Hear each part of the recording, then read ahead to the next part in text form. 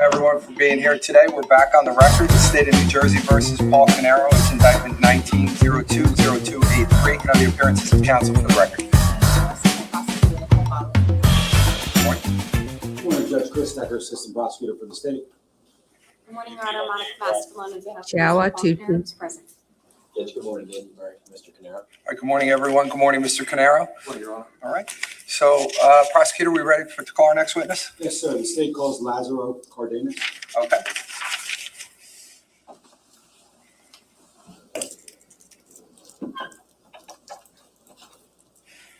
So just watch Here your we step. go. If you could just put your left hand on the Bible and raise your right hand for me. Do you solemnly swear or affirm to tell the truth, the whole truth, and nothing but the truth, so help you God? I do. Okay. Once you sit down and you're comfortable, can you state your full name for the record and spell your last name, please? Lazaro Cardenas, Cardenas. All right. Thank you so much. Prosecutor, when you're ready. Thank you. Good morning, sir. Good morning. Can you tell us what you do for a living? I'm a chosen state's attorney. Okay. Are you licensed to practice law in the state of New Jersey? I am. Okay. Any other states? No. Now, before we get too far into this, I just want to ask the court for permission to approach. You can. Just show it. 24. For identification. Sir, I'm going to ask you, do you recognize what that is? Yes, What is it? it's my CV, my resume. Okay. CV, resume, two different ways to say the same thing? Mhm. Okay. Now, does that document your work experience? Yes, Does it document your education, yes, both in the legal field and also previous to that? correct. Okay. And does it fairly and accurately capture, your career specifically? And your work career capture? and education? Huh. Yes, Now, can I ask you, what year did you graduate law school? Rutgers Law in Newark, What year? 2013. Now, did you have any work experience prior to going to law school? Yes, And what was that generally? I was working at Prudential Insurance for the prior and during law school for 18 years, 18 plus years. Now, your experience at Prudential, did that relate to what you do now for a living? It really doesn't. Okay, what did you do at Prudential? At Just so we Prudential, I understand. was in corporate technologies. I was a director of technologies. When you started at Prudential, did you have a college degree? I did not. Okay. Was there a point in time that you decided to further your education? Yes, a few years into my life at Prudential, I decided to go back to college. And where did you go to college? Went to Brookdale first and then Rutgers Newark undergrad, Okay, what year did you graduate? 2008. And what kind of degree did you get? I have a degree in business and a degree in political science. Now, once you graduated college, did you continue to work at Prudential? I did. Now, how long did you work at Prudential or continue to work at Prudential until you decided that you might want to pursue a career in law? About 4 years. Okay. And how did you go about applying to law school? Once I graduated from undergrad, I already had an idea I wanted to go to law school. So I had applied to law school during my last year at Rutgers undergrad and then decided to go to law school. So I had applied, taken the LSAT, and just delayed the admission for a year until 2009. Okay. So when did you start law school? 2009. Okay. And what type of program did you do at law school? Was it traditional 3-year or was it something else? No, it's an evening program, which it's 4 years. Okay. And did you continue to work while you went to law school? I did. Okay. And Prudential's where? Prudential is about a block and a half, 2 blocks from law school. And they're both in what city? Newark. Okay. Now, as a result of the 4 years of study at Rutgers Law School in Newark, did you ultimately obtain a degree? Yes, And what type of degree is that? Just so we understand. Juris Doctor. Did you have to thereafter take and pass a bar exam? Yes, I did. Okay. Did you pass the New Jersey bar exam? Yes, I did. Okay. Now, did you start practicing law right away? I didn't start practicing law right away after I finished law school. No. Did you continue to work at Prudential? I did. Okay. At some point thereafter, did you do anything in furtherance of working as an attorney? So yeah, my partner and I decided to open our own law practice, which is why it took us a little longer. We were trying to establish our finances before we jumped out of our full-time jobs. Okay. And ultimately, did you establish a law practice? We did. And when was that? 2017. Okay. And since 2017, have you continuously practiced law Yes. in the state of New Jersey? Yes. Okay. And the name of your law firm is what? Patel and Cardenas LLC. Okay. And do you have one office or more than one office? We have two offices, one here in Freehold Borough and one in Jersey City. Now, how many attorneys practice there, to be clear? We have 3 attorneys, including myself, and 5 paralegals. Okay. Now, do you have a specific role in the firm? Yes, What's that? I'm the managing partner for trust and estates and probate. Okay. What does that entail, being the managing partner? That entails getting involved with the day-to-day operations, managing the attorneys and paralegals in the team, and getting involved in the litigation that's held or that's going on with cases. Now, on your CV that you described earlier, I believe it's S24 in front of you, is that correct? Does that document the type of work that you do on a daily basis? Yes, And do you talk about on that CV your areas of trust and estate practice? yes, Okay, and did you divide it up into kind of like 2 subcategories? I did. And what are those? So that's trust law and administration and estate planning and probate. Can you first just tell us a little bit about what trust law and administration is and how you practice in that regard? So trust law and administration has to do with the creation of the trust and assisting people in understanding whether they need it or not, depending on if they need it, and assisting them in creating that trust that is going to reflect what they want to happen to their assets after they pass or even during their lifetime. Before I ask you what a trust is when someone comes in and attempts to retain you as an attorney in this area, is their intent something that's important to you? Absolutely. It's almost the first thing that's important. Now, you talked about a trust. Can you just tell us, first of all, kind of generally what a trust is legally? So trust is a legal entity where a trustor, the person creating it, transfer assets for the benefit of the beneficiaries that he would like to benefit from those assets, either during their lifetime or after death. Now, have you been involved in establishing trusts for clients in the past? Yes, I have Could you approximate how many times? dozens, if not hundreds. Now, you also talked about estate planning and probate. Can you tell us what that entails? Yes, estate planning encompasses a lot more than trust. Trust is one component of the estate plan. So typically we meet with the client, we ascertain what assets they have and how do they want those assets to pass to their heirs. And probate is the court supervised process of transferring assets once a person passes.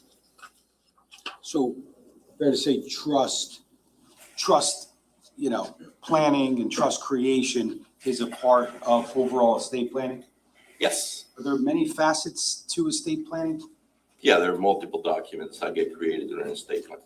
What types of documents? This could be a will, power of attorney, healthcare directive, And sometimes a trust a part of trust, something that gets created. revocable or irrevocable trust, multiple different trusts. You talked about revocable and irrevocable trusts. Can you tell us what those are and how they might be different? So a revocable trust, the trustor, the person creating the trust, maintains controls of the assets and usually is the trustee of the trust and sometimes even the beneficiary of the trust. In an irrevocable trust, the trustor relinquishes that control to a third-party trustee, typically a family member, but it could be an entity as well, that could manage those assets that are in the trust for the beneficiary of the beneficiaries, for the benefit of the beneficiaries. Now, based upon your work as an attorney who practices with estate planning and trust creation and the like, are there like typically reasons why someone would decide upon, or you would assist them with deciding upon a revocable trust versus an irrevocable trust, age, other factors? Yes, typically people do a revocable trust to avoid probate is one of the reasons they do it, to create a form for multiple beneficiaries to continue to operate or own those assets beyond the death of the trustor. Irrevocable trust, often done for tax planning purposes, for Medicaid planning purposes, and it's also done to reduce the taxable estate of the trustor when they die. Now, you talked a little bit about tax implications, correct? Yes. Is that something that plays an important role in estate planning? Yes, absolutely. Now, are you an accountant? I am not, and we do not do tax advice, but we work closely with tax professionals. Okay, so is it fair to say that your practice can sometimes be collaborative? Yes. And does that, I guess you've already said that includes tax professionals? Is that a yes? Yes. Yes. That's a yes. Just for the record. Does that also include any other like professional advisors? Yes. So we work closely with either accountants, CPAs, financial planners. We often meet with them because our clients ask us to in creating an estate plan. Okay. Are there times when someone might come to you without an accountant or without a financial advisor, and you would then suggest involving those types of professionals in the process? Yes. Now, just for purposes of the record, over the course of your legal career, you mentioned wills. Have you drafted wills? Yes. Could you approximately how many you've drafted? Of wills. Excuse me? Hundreds of wills. Okay. Now, power of attorney documents. Have you been engaged in creating those? Yes. And again, just so we understand, what's the purpose of a power of attorney document? Power of attorney gives a person the ability to represent you in financial matters and court matters should you become incapacitated, but you're not dead. Now, have you engaged over the course of the last, 8 or so years in overall comprehensive estate planning for clients? Yes. And that includes, you said trust, correct? Yes. And have you created for clients both revocable and irrevocable trust? I have. Okay.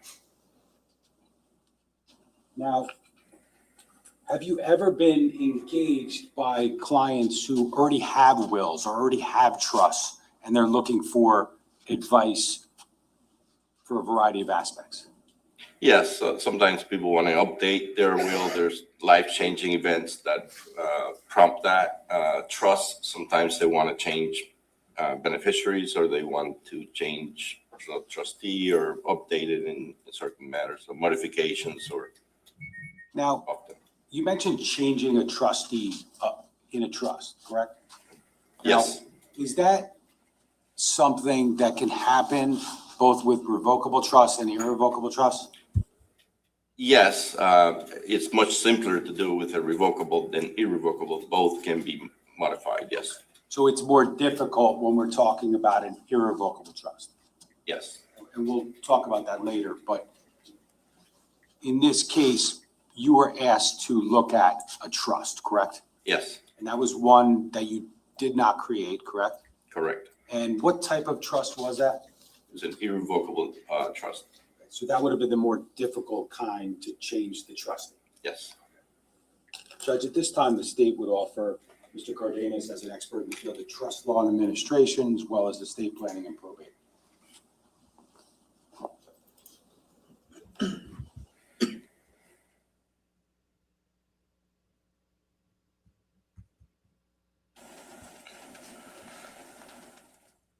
Any voir dire on this? No, Judge, we're satisfied with Mr. Cardenas's experience and expertise. Okay. Ladies and gentlemen, I gave you this charge before. I'm going to give it to you, though, again. As a general rule, witnesses can only testify to facts known by them. This rule ordinarily does not permit to be received as evidence the opinion of a witness who is not testifying as an expert. However, an exception to this rule exists in the case of an expert witness who may give their opinion as to any matter in which they are versed, which is material to this case. In legal terminology, an expert witness is a witness who has some special knowledge, skill, experience, or training that is not possessed by the ordinary juror, and who thus may be able to provide assistance to you in understanding the evidence presented and determining the facts in this case. You are not bound by such expert's opinion, but you should consider each opinion and give it the weight to which you deem it is entitled, whether that be great or slight, or you may reject it. In examining this opinion, you may consider the reasons given for it, if any, and you may also consider the qualifications and credibility of this expert. It is always within the special function of the jury to determine whether the facts on which the answer or testimony of this expert is based actually exists. The value or weight of the opinion of the expert is dependent upon and is no stronger than the facts on which it is based. In other words, the probative value of the opinion will depend upon whether, from all of the evidence in the case, you find that those facts are true. You may, in fact, determine from the evidence in this case that the facts that form the basis of the opinion are true, are not true, or are true in only part. And in light of such findings, you should decide what effect such determination has upon the weight to be given to the opinion of the expert. Your acceptance or rejection of the expert's opinion will depend, therefore, to some extent on your findings as to the truth of the facts relied upon. You and you alone are the sole fact finders in this case. You must be persuaded solely by the evidence presented at trial when determining whether the state has satisfied its burden. As the sole judges of the facts, you are to determine the credibility of the various witnesses, as well as the weight to be afforded to their testimony to determine whether the state has proven beyond a reasonable doubt all of the crimes charged. Everybody understand that charge? Yes. Thank you. That's He's the now standard qualified in the experts in field New of Jersey. trust law and administration and estate planning and probate. Go ahead. Thank you, Judge. Very Mr. long Cardenas, I instruction. wanted to ask you a little bit about what specifically you were asked to do in this case, okay? Yes, I was given a irrevocable trust to analyze and provide guidance as to the law and trust in New Jersey. Okay. Now, as a result of that, we'll probably get there in a moment, but were you provided with a physical, actual trust agreement? Yes, electronically. Okay. Now, were you provided with significant factual details about this case? I was not. Okay.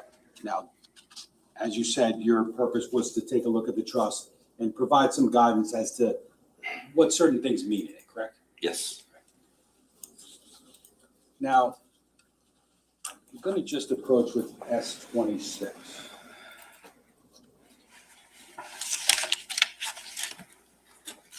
Do you recognize that? Yes. And what is that? It's a Keith Caneiro irrevocable trust agreement.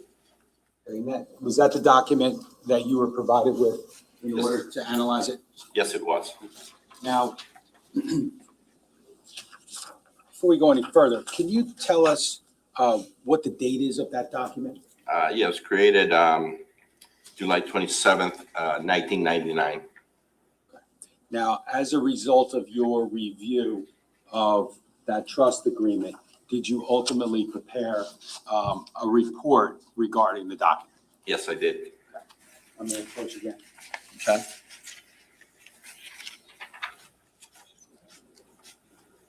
Just going going to show you what's been marked as S25 for identification. Do you recognize that? I do. And what is it? This is the 24-page report I created once I analyzed the trust. Okay. And obviously, like you said, that's a document that you created, correct? Yes, And what's the date of that? that is July 28th, 2025. Okay. Now, I'm going to leave that up here, but I would just say if you do need to refer to it at any point, just in case, just please indicate that you would need to refer to that so we know, okay? Yes. Now, we talked about previously what a trust is, so I'm not going to ask you that specifically. I think you explained it. You mentioned earlier terms like, you said settler or trustor. What does that mean? Settler or trustor is the person that creates the trust. Okay. And does the trust ultimately have something called a trustee? Yes. And what is a trustee? Trustee is the person charged with managing the assets in the trust for the benefit of the beneficiaries. And based upon your review of this particular trust that was created in 1999, who was the settler or the trustor of this? It was Keith Caneiro. And who was the trustee designated in the trust agreement? The primary was Paul Caneiro. Now, the document, the trust agreement, which I provided to you, which is S26, correct? The actual trust agreement? Yes, It's S26, right? yes, it is. Now, was that document signed by anyone? Yes, And who was it signed by? it was signed by the trustor, the creator, and also by the trustee. Okay, no, that would be which people? So signed by Keith Caneiro and Paul Caneiro. Okay. Now, was it like notarized or anything like that? Yeah, it was notarized with witnesses. Now, is it customary in the state of New Jersey for the trustor and the trustee to both sign the document? Yes, Would that be the way that you would do it? absolutely. Now,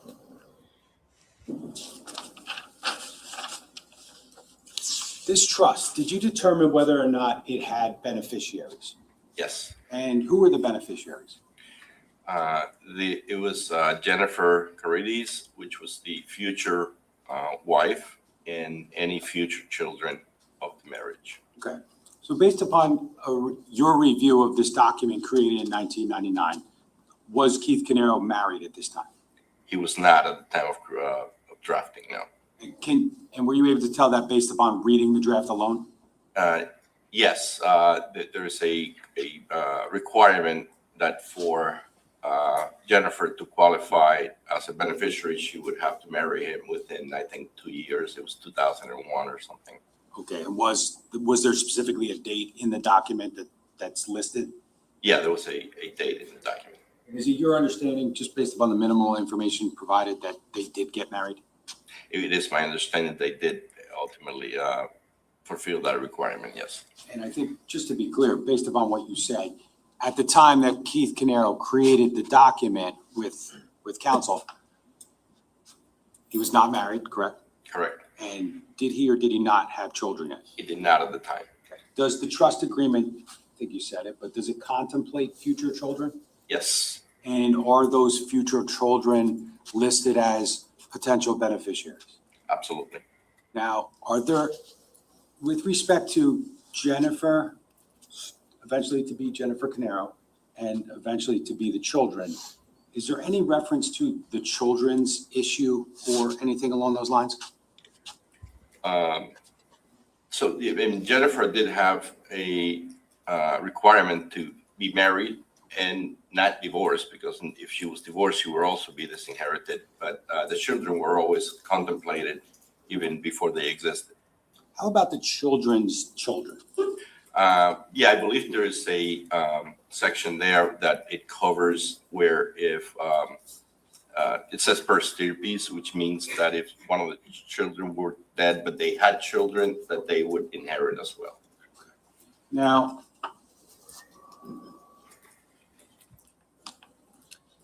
With respect to your review of this trust, did you kind of come up with like an overall theme based upon a reading of the document as to the settler's intent? Yes, yeah, it was clear from the drafting that he intended to benefit his wife, but definitely his children that didn't exist at the time, but he intended for his children to be the definitely benefit by this trust. There was no conditions for the children that he would have to take from this trust. Okay. Were there contingent beneficiaries? There were. Okay, what is a contingent beneficiary? A contingent beneficiary takes based on a trigger set in the drafting of the trust. So something has to happen for that person to take this after the primaries. And who are those people? So that's Corey Caneiro and Paul Caneiro, the alternate beneficiary. Okay, so Paul Caneiro and Corey Caneiro. Yes, Were they 50-50 contingent beneficiaries or something else? they are 50-50. Now, assuming that Mr. Caneiro married Jennifer Caneiro and they had 2 children, if Keith Caneiro were to pass away, who would benefit? The widow and the children.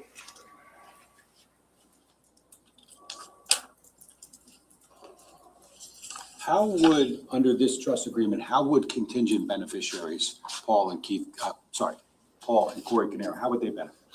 The only time they would benefit from the trust would be if or the children and the widow would also be deceased.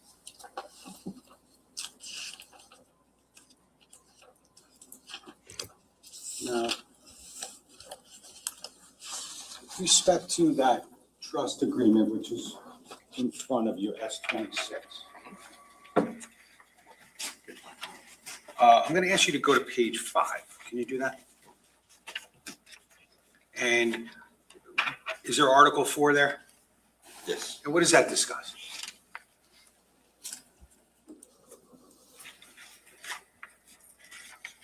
It discusses the death of the settler Okay. and who would take. Now, are there provisions that start on page 6 regarding what you just discussed about contingent beneficiaries? Yes, Is that subsection A and subsection B? correct. Can we have the back computer, please?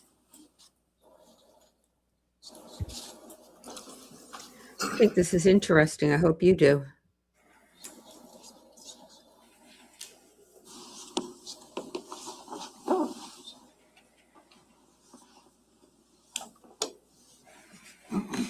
It confirms what we On knew. the screen in front of you.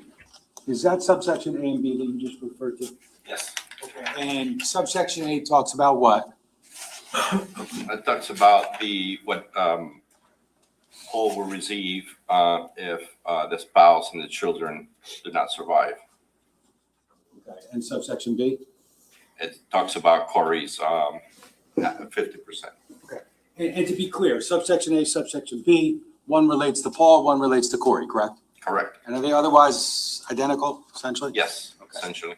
So they're 50-50, correct? Yes. Now, as a contingent beneficiary, did Corey Caneiro sign this document? No, beneficiaries usually don't. Did Jennifer Caneiro sign it? No, And obviously the kids didn't because they weren't born yet, right? correct.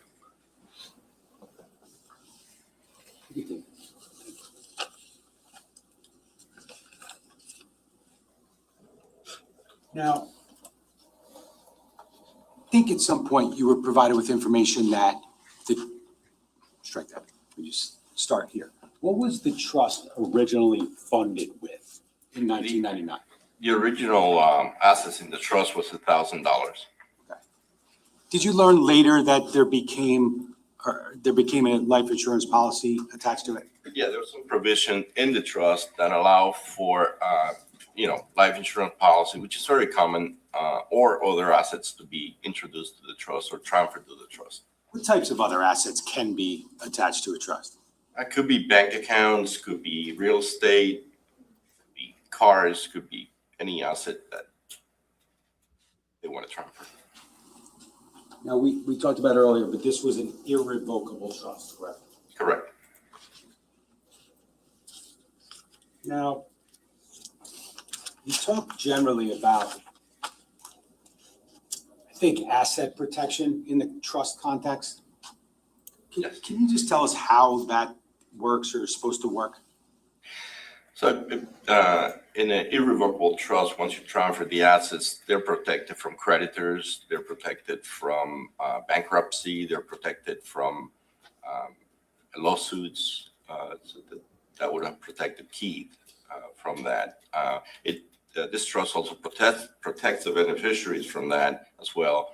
There's a spendthrift clause that does that. What's a spendthrift clause? It's a clause that you typically put in trust that does not allow the beneficiaries to be sued for future benefits that they might receive from the trust. So they don't have that, what's in the trust, they can't pledge that for future, so they can't be sued under that for the benefit they have for the trust, on the trust. Now, ultimately, the property that's covered by the trust agreement, if someone passes away, does it become part of taxable estate at that point? It does not. Okay, and is that part of the point of creating a trust? That is part of it, yes. Now, that specific idea, is that codified in the IRS code? Yes, So that's just part of laws here in the United States. yes. I think he's giving you a really good Now, picture. going back to like 1999, obviously you were the not trust. there when this trust was created, correct? Correct. Now, but are you able to tell us, once Keith Caneiro created this irrevocable trust, what happens? So once he created it, there was an insurance policy. I understand he also created at some point after that was the beneficiary was the trust, and he was through this trust. There was a bank account as well that was he was putting money into to pay for that the fees for the life insurance. So there's a bank account that is designed to fund the life insurance. Yes, it's attached to the trust. You weren't asked to look at the life insurance, though, correct? I did not look at the life insurance, no. Now, as far as Keith Caneiro's control of the trust, once it's created, how does that work? He does not maintain any control over the assets in the trust or the trust itself. He relinquishes all control to the trustee, And the trustee being who? Paul. Now, we mentioned it briefly, but if Keith Caneiro or any trustee in a document like this, irrevocable trust, decides that he wants to change the trustee, how does that work? The only people who have power to change the trustee in an irrevocable trust are the beneficiaries. So the beneficiaries could either request for the trustee to step down and name someone else. There was a provision in there. Or go to court and have a judge remove the trustee. But a trustee can decide, okay, I'll step down? Yes, there was a provision in this trust for that as well. And Corey would have been the alternate. Okay.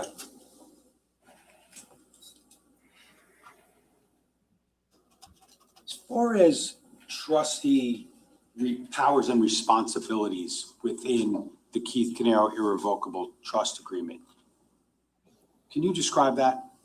Yes, I mean, the trustee in this trust had wide latitude, a lot of power and a lot of leeway. It was drafted with that in mind, no question about it. So it grants the trustee, Paul Caneiro, broad powers. over the Broad trust. powers, yes. Now, the idea that the trustee has exceptionally broad powers, is there any sort of flip side to that? Yes, I mean, the trustee's primary responsibility is to manage the assets in the trust for the benefit of the beneficiaries. That's the top priority. But as more latitude and more broad powers are given to that trustee, that responsibility increases as well. Power, responsibility kind of thing? Yes. Now, administrative powers to the trustee in this trust, are they discussed? Yes. Okay, and what types of things are discussed in that regard? Well, they have the power to hire professionals like accountants, make sure they file taxes, make sure they can hire financial advisors if there was accounts there that needed that, attorneys if they needed to do any modifications. So there's wide latitude. Okay, so the trustee can hire qualified professionals for advice and things like that? Yes. Now, I'm not saying that happened, but if it were to happen, who pays for that? Typically, the trust would have some funding for that, but it would be the trust money would be used for that. Okay. So it wouldn't have to come out of the trustee's pocket? No. Now, under the terms of this trust agreement and potentially others, is the trustee entitled to compensation? Yes. Okay, is that discussed specifically in the trust agreement? Yeah, there is a paragraph that talks about that. It leaves it up to the statute. There's a New Jersey statute that defines trustee compensation. Okay. Is that a statute that you're familiar with? Yes. Is that something that you use in your daily practice? Yes. Okay. Can I just draw your attention to page 10 of the trust agreement, S26?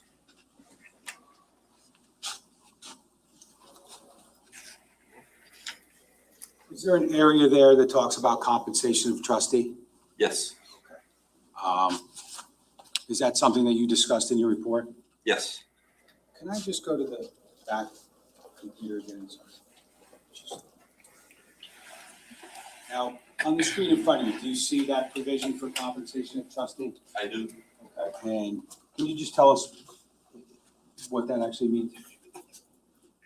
It means that the settlor did contemplate the trustee being compensated for his work as a trustee, and that he left it up to the laws of New Jersey, which would fall on the statute to define what that compensation is.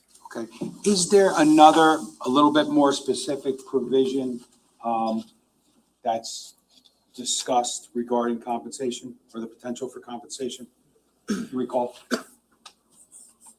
As to the requirement, if they receive the compensations, or? Sure. Yes, I mean, there's another section that talks about what's required if the trustee receives any funds from the trust. Okay. Just going to show you that trust agreement for one moment. You're on page 10. I'm going to ask you, sorry, I just shocked you. That's right. Turn to page 10. Yep. Okay, so page 11, I'm going to draw your attention to subsection J. Just, if you could just read it to yourself.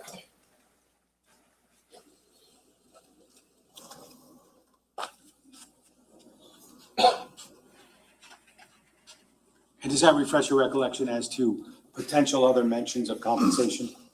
Yeah, it just mentions that, reserve funds to pay for any expenses, including compensation of the trustee. Okay. Yes. Now, is trustee compensation, is it defined or like mathematically in any way in New Jersey statutes? Yeah, the statute does have a formula for compensation, and it's a percentage of the corpus or the income. Okay. Now, how is compensation balanced with, the context of fiduciary obligations to beneficiaries in a trust? Compensation, it could be reduced from what the formula or the statute says, depending on the level of involvement of the trustee. If the trustee does all the work himself, he's doing the taxes, doing the investment, doing the research, and investing and managing the assets himself or herself, then they might require a higher level of compensation. If they are hiring professionals, attorneys, or CPAs, or then that compensation could be reduced because they're not using their own expertise. They're using someone else and using trust funds to pay for that. Now, So it could be flexible. under New Jersey statutes relating to this type of procedures, does compensation have to be reasonable? Yes. Okay. Now, how's reasonableness defined generally? Well, reasonable is depending on the level of involvement you have in the trust. The statute does have percentages, so it's a mathematical formula. But within that mathematical formula, there is leeway to take more, not more than the statute says, but more up to the statute number or less if they're hiring other professionals. Does compensation that is taken or received by a trustee, does it have to be transparent? Yes, the trustee has a duty to inform, and this trust has a provision for that, the beneficiaries of any monies that is dispersed to him or her.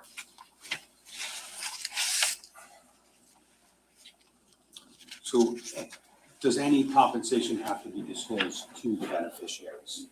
Yes. Just going to draw your attention to page 3, section 2.3C of the trust. Yes.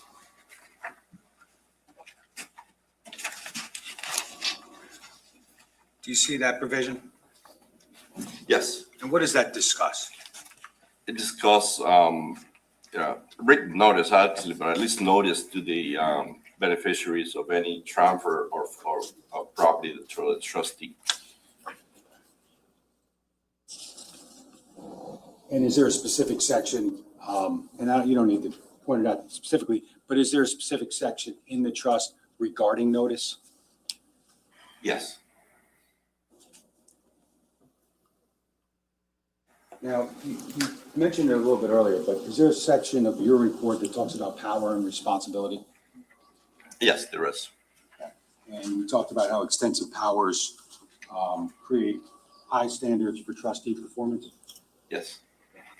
Now, can you talk about what these high standards would mean? What does the trustee have to do? Yeah, the trustee has various duties when they manage the trust. They have a duty of transparency with the beneficiaries. They have a duty to not commingle funds with their own. They have a duty to act in the best interest of the beneficiaries.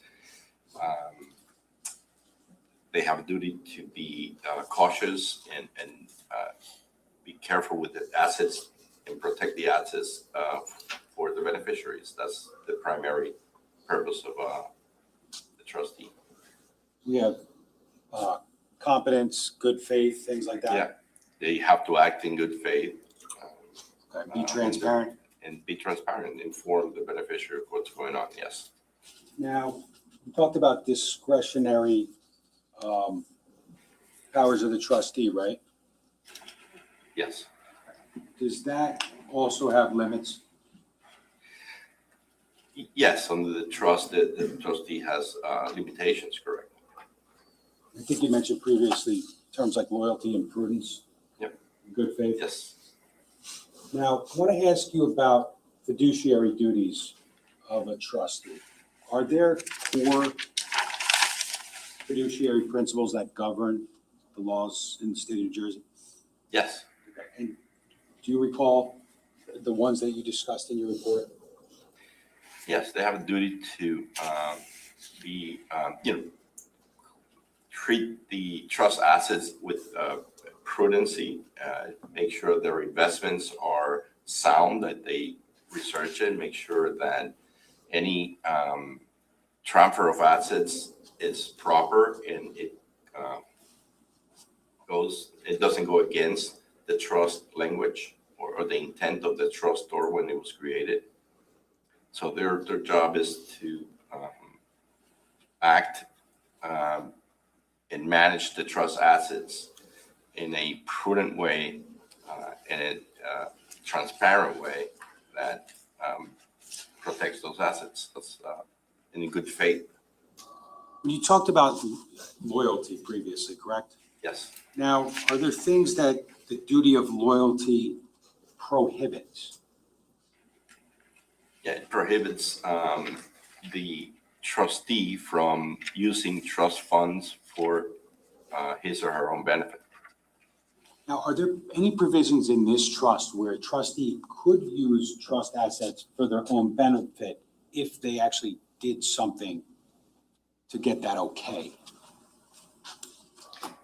Yes, I believe on this trust and the amount of leeway and flexibility that it offered, the trustee could have informed the beneficiaries if he wanted to use funds from the trust. So just a loan or just plain use it, yes. Okay, but that requires the assent or permission of whom? Of the trust, of the beneficiaries. That would be whom in this case? In this case, it would be the spouse, because the children were minor and under her care. Yeah, I think only the spouse would have sufficed. Does the trust agreement, does it discuss avoiding conflicts of interest? Yes, And I think you just talked about self-dealing, correct? correct. Can a trustee benefit personally from the trust? No, not other than the customary fee, that statute fee.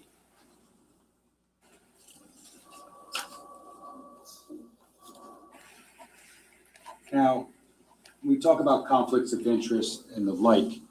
Is there a section in the trust called trustee restriction? You Yes, recall? there is. I just want to draw your attention to page 10 of the trust, section 6.2.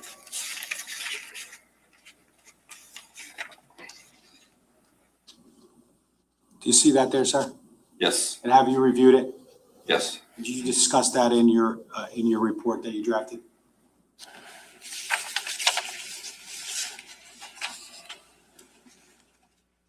Yeah, this allows the trustee to distribute income or make payments from the income or principal for the beneficiaries, but not to himself or herself.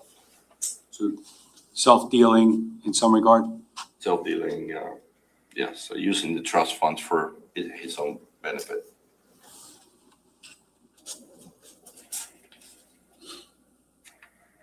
Yeah, I think, I'm not going to go back to it, but I think you discussed page 3, section C of the trust agreement as well, correct? Providing prompt written notice to the beneficiaries? Yes, Okay. Is that consistent with this principle regarding trustee restrictions? yes. Can a trustee participate in decisions to distribute trust property to himself? I think under this trust, he could participate in that decision, but there was a requirement to disclose to the beneficiaries that action. Okay.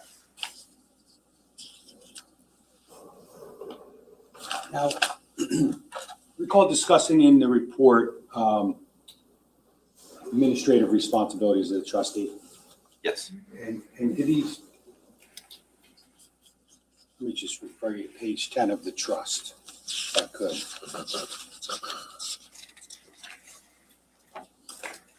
Do you see that, sir, that page? yes, And we talked about trustee restriction already, correct?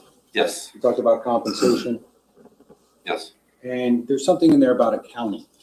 What does that represent? So typically, a trustee is required, or at least should, on a yearly basis or a regular basis, doesn't have to be yearly, but a regular basis, depending on the assets in the trust and how much they change, to provide the beneficiaries with an accounting of the trust and what has transpired in that trust during that period of time. Could be every 6 months, every year and a half, but in a regular basis to provide that update to the beneficiaries. Does this trust and trust law generally, does it talk about tax compliance? Yes, there's a section about taxes. And what does that mean? So the trust requires that taxes be filed if there was income in the trust on a yearly basis, And who would be responsible for that? the trustee.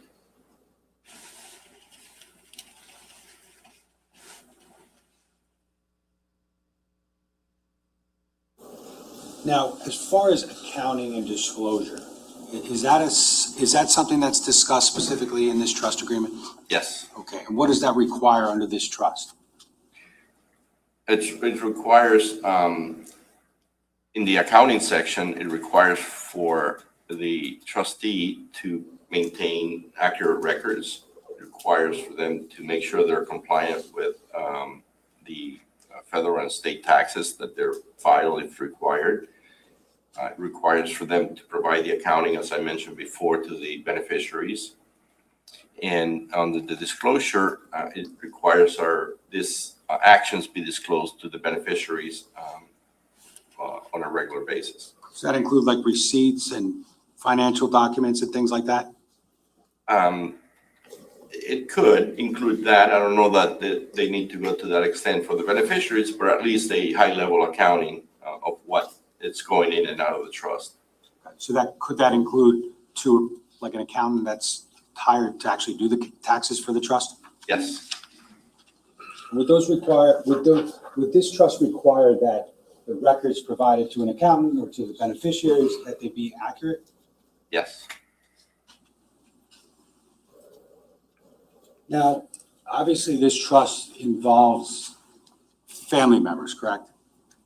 yes, Okay, so we got Keith Caneiro and his brother, Paul Caneiro, being the trustee, right? correct. Now, does the law in the state of New Jersey regarding, trust requirements and the like, does it do anything to heighten restrictions and or powers or anything along those lines because there's a relation there?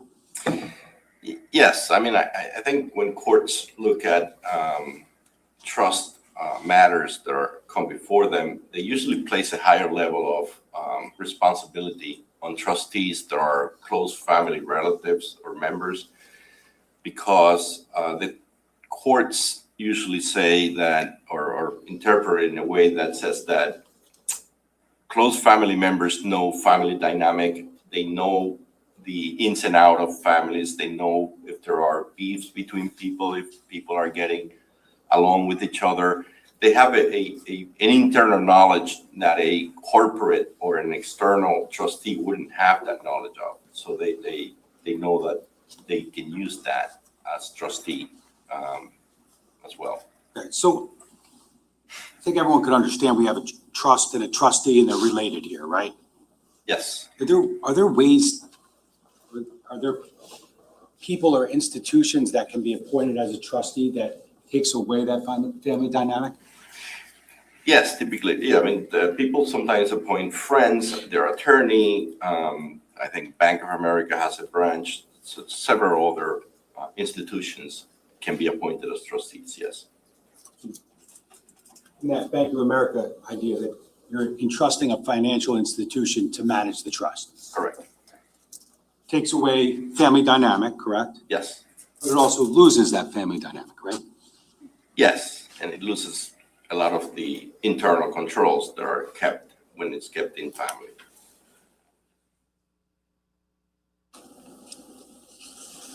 Now, you may have mentioned it, but did you talk about trust property and segregation requirements in your report? I did talk about that. Is that something that's based on plain reading of this trust?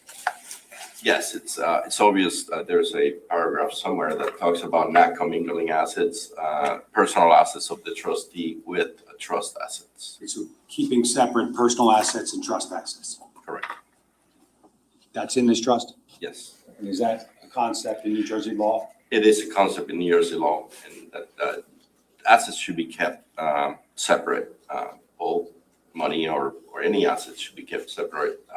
The trustee own assets from the trust assets should not be commingled with trust, bank accounts or any other asset. Okay.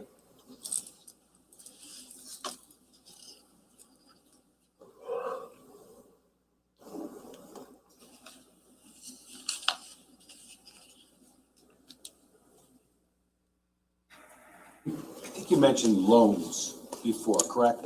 Yes. Okay. We talk about loans from the trust to the trustee and whether those are permissible. Can you explain? Under this trust, I believe that there was enough, there was some broad of discretion that they were permissible. If the trustee wanted to get a loan, I think he could have asked the beneficiaries for it, yes. So in this document, it's your reading of it that there is a potential that the trustee could take a loan from the trust. Yes, if there were funds in the trust, there's potential there, yes. But it would require him to ask permission, correct? Yes. Now, you talk about, towards the end, misappropriation. Can you tell us what that means? That is using trust funds for a purpose that wasn't intended and using the powers of the trustee to do that.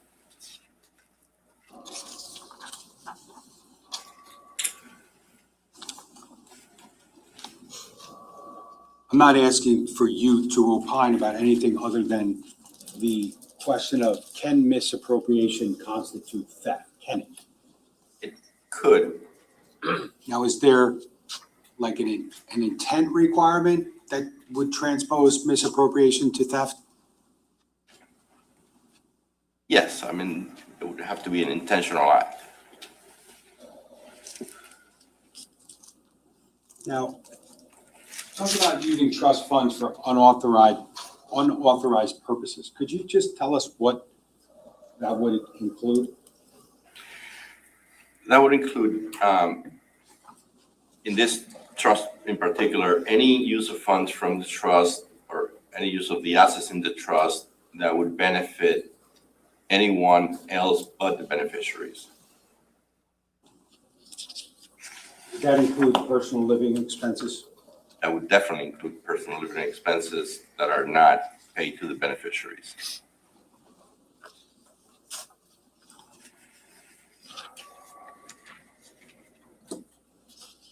When we talk about bad faith or deceptive practices in your report, would editing or altering records relating to the trust be a breach there? Yes, if done for the purpose of hiding some misuse of funds, yes, or property. Now, almost done here. Just a couple more questions. Now, to be clear, I think you've testified that the trustee, Mr. Paul Caneiro, in this case, was given broad powers under this trust. Fair? Fair. Now, but with those broad powers, you discussed limitations, correct? Yes. And those limitations generally are what? Are they the laws of the state of New Jersey, the trust language itself, or both? They're both. They're in the trust language, and they're also statutes to that effect. You talked about fiduciary obligations, correct? Yes. Is that a requirement to act according to fiduciary duties of trustees generally and what's in this trust? Yes. Does the trustee have to act in good faith? Yes. They have to be transparent? Yes. Do they have to act with loyalty to the beneficiaries? Yes. Because that's really what it's about, right? The beneficiaries. That is 100% what it's about. Yes. When Keith Caneiro gave Paul Caneiro the authority to be the trustee of this trust, it really wasn't about Keith Caneiro, correct? Objection. This witness doesn't know what it was about. To rephrase. Yeah, rephrase the question. Sustained. Legally, from a legal concept and based upon a fair reading of the trust, did Keith Caneiro's thoughts matter anymore at that point? When the trust was created, Sure. yes. I think I talked to this. The main intent of Keith, from my reading of the trust, was to benefit his children. And obviously, his wife, should she married him.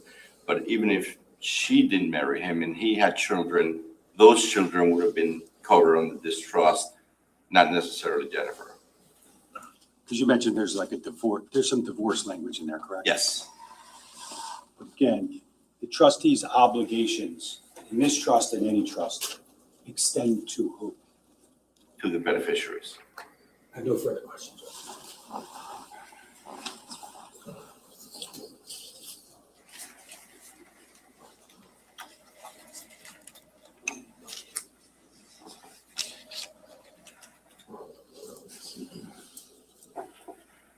Ross? Thank you. Good morning, Mr. Cardenas. Good morning. So during the one-year component of your testimony, you mentioned how even though you're an attorney working in trust and estates law on a very regular basis, you still bring in other professionals to help assist you and your clients in your work, right? Yes, And that would include tax professionals, right, and CPAs. that's correct, because I'm not qualified for tax advice. This is a pretty complicated area of law, right? Yes, I mean, it involves issues about probate, about contracts, about tax. And all these different areas kind of converge when we're talking about trust and estate planning, right? yes, So even though you're a legal expert, that may not be enough to fully advise and inform your clients about what is in their best interest. as it relates to trust drafting, yes. As it relates to how to maximize tax savings, probably not. That's why we bring in other professionals. I think the point I'm trying to make is just that this is complicated, right? Yes, And to be a trustee, a person does not need to be a lawyer, right? there's no qualification for a trustee. There's no requirement that they be an accountant or have a finance background, right? Correct, There's no requirement that they take a test to demonstrate that they're qualified to be a trustee, right? correct, There is no assessment to confirm that they are aware of the applicable laws of the state of New Jersey regarding trust administration, right? correct. There's, a person doesn't need to know or demonstrate they know New Jersey law or anything about the Uniform Trust Code to be a trustee, right? Correct.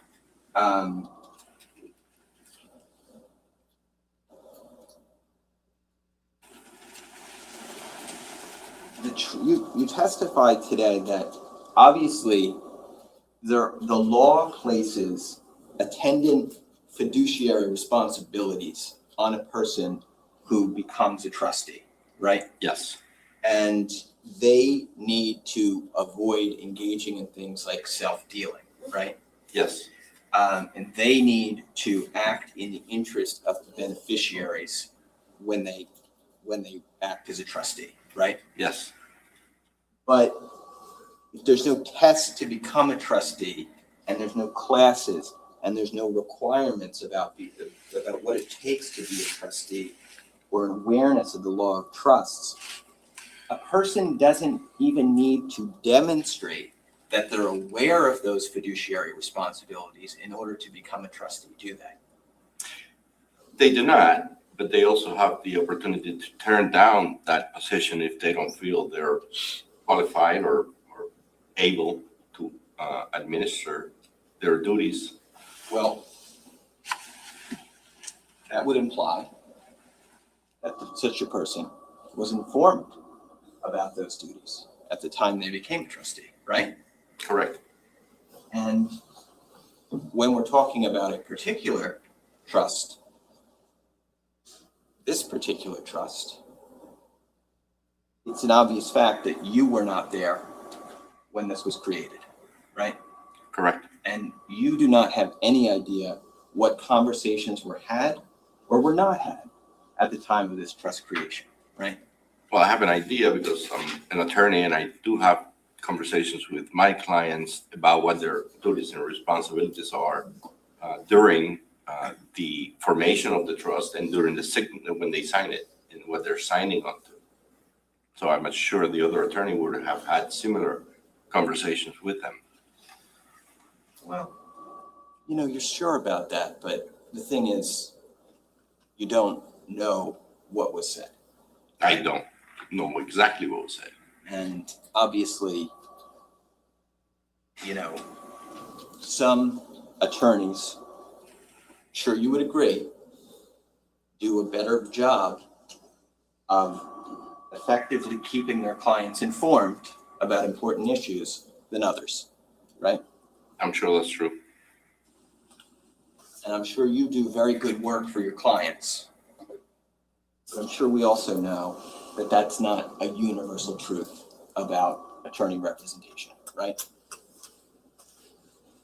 I don't know what was discussed in that room, but most attorneys will have a discussion about it. Well, let's talk about people who create trusts as far as the settler of trust for a second. So Keith, in this case, was the settler of the trust, right? Correct. Because it was him creating it for the purpose of benefiting the beneficiaries. Yes.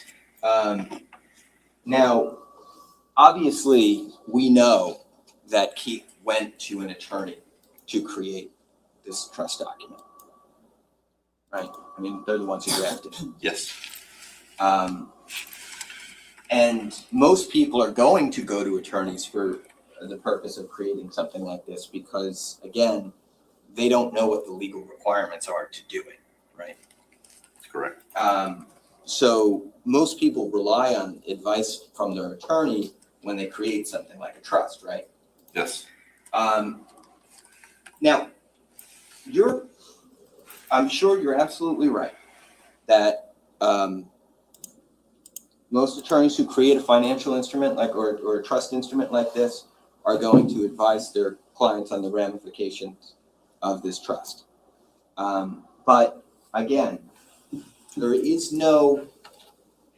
just like there were no requirements on the trustee to become a trustee, there's no requirement other than competency that the settler must meet to demonstrate they understand the full ramifications of what they're creating, right? Yes, for the most part, that's true.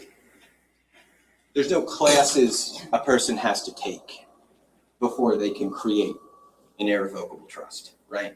No. They don't have to demonstrate knowledge about the laws of irrevocable trust in order to become a settler, right? No. We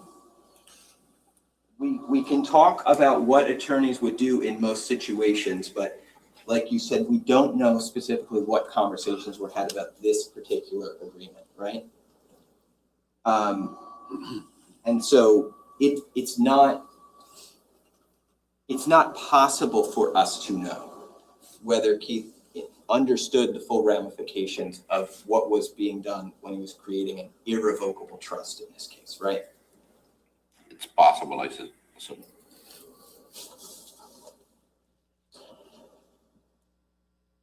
It would be fair to say, though, that the thing with an irrevocable trust is that the settler, the person who creates it, it's irrevocable because once it's created, they lose all control over it, right? For the most part, that's true. Like, they don't get to direct what happens with the money in the trust anymore. Not the day-to-day, correct. They can express an intent in things like the trust documents, right? To say, this is the purpose for which I'd like you to use this money, right? Correct. But the idea is that in an irrevocable trust, the property that gets transferred into it no longer belongs to the settler, right? That's correct. I mean, and that it's that kind of like legal fiction that allows this to be a device for certain tax avoidance, right? Yes, Because if that settler maintained control over the property in any way, there would be different tax implications for that, right? correct. So what this really is, in terms of in the irrevocable nature of a trust, is it is a way to do estate planning, but also in conjunction with that, a way to do tax planning and tax avoidance, right? It's part of it, yes. It would be fair to say, given those facts, that a settler who created an irrevocable trust, but was under the impression that he was going to be able to direct the trustee as to what to do with the funds afterwards, would be under a misapprehension about the legal instrument he was Judge, I'm creating. gonna object to Keith Caneiro's. Yeah, I'm going to sustain the objection to that, to the form of that question. It's way too much. You got to unpack it.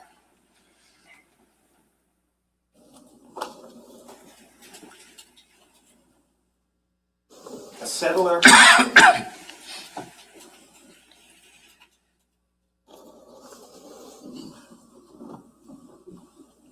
it's established, though, that a settler of an irrevocable trust, once it's created, cannot continue to maintain control over trust assets. That's a true statement. And cannot, based on what we have here, direct a trustee in terms of how to disperse trust assets after the creation of the trust. No, correct. That goes against the trust. I mean, he did direct it when he first created the trust. Right. But after it's created and it's signed and it's in place, right? That settler no longer gets to direct the trustee as to how to disperse assets, right? As long as the trustee is acting within the law, correct. The trustee, and so a settler, I guess my question is this. If a settler, under those conditions, right, if a settler of an irrevocable trust was under the impression that they could continue to exercise control after the creation of the trust instrument, they would be under a misapprehension about what their abilities were. Yes,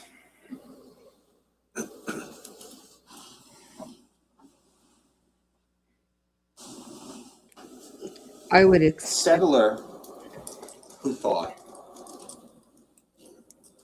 they could terminate an irrevocable trust after its creation I would expect this to be would be redirected. mistaken about that. yes, And a settler who thought they could terminate an irrevocable trust for the purpose of, say, taking the money to pay off their mortgage would be under misapprehension about the amount of control they had. Judge, I'm gonna object. Have you heard three? You have it?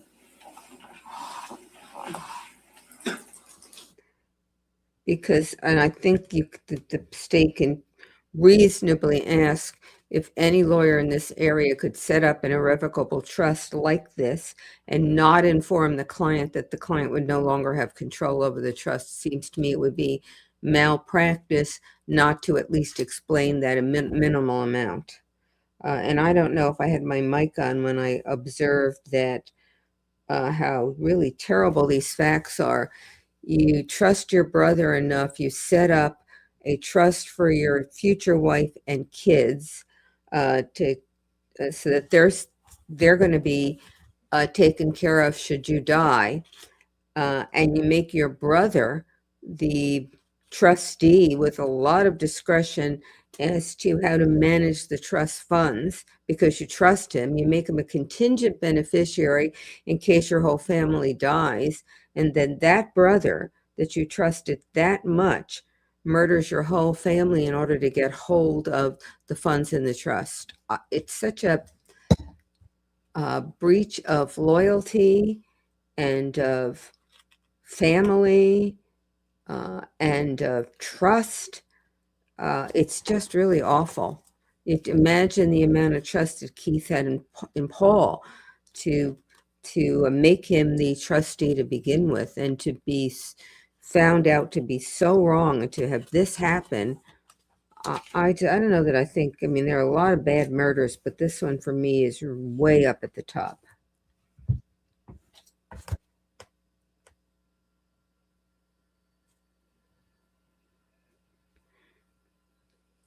And I do believe, as I said, with regard to redirect, that the prosecutor will, or at least should, go into the minimal requirements that a lawyer I would. sustain the objection to that Mhm. question, but I'm going to allow counsel to ask a different question. Thank you, Judge. Sure. So we heard you say before that a trust can hold many different types of property, right? Yes, And it could hold, stocks, it could hold cars, it could hold, other personal property. It could also hold insurance policies, right? yes, And when the trust holds an insurance policy, when it's within the trust, that's the property of the trust, right? yes. So if a settler creates an insurance policy and says, I'm going to gift this to my irrevocable trust, that insurance policy becomes the property of the trust, right? No, not at that moment. So if the settler creates an insurance policy himself or herself and adds the trust as a beneficiary, the trust wouldn't get that policy until the settler dies. So the settler will still keep control of that policy. They can go and change the beneficiary anytime. Everybody Well, follow if the that? trust became, if the trust in the insurance policy documents, right? Wouldn't they have to be changed to reflect the fact that the insurance policy was now within the trust? So the owner of the policy and the beneficiary of the policy do not have to be the same person or the same entity. So the trust, I didn't review the insurance policy in this particular case, but Keith could have been the owner of the policy and have the trust as the beneficiary. So he would still own and be responsible for that policy. And you could change the I don't beneficiary. know who owned the policy in this case. You don't know if the policy was owned by Keith originally and transferred to the trust, or if Keith owned it the entire time. Correct. That's what you're saying. If the policy was transferred to the trust, who would the owner of the policy be? I don't think it gets Trust. transferred. Okay. So then the beneficiary would stay the same, obviously, with the insurance policy, right? Provided it did, yes. But the owner would be different if that policy was transferred in ownership to the trust, is what you're saying. Yes. And you didn't review the insurance policy in this case? I did not. Okay. Now,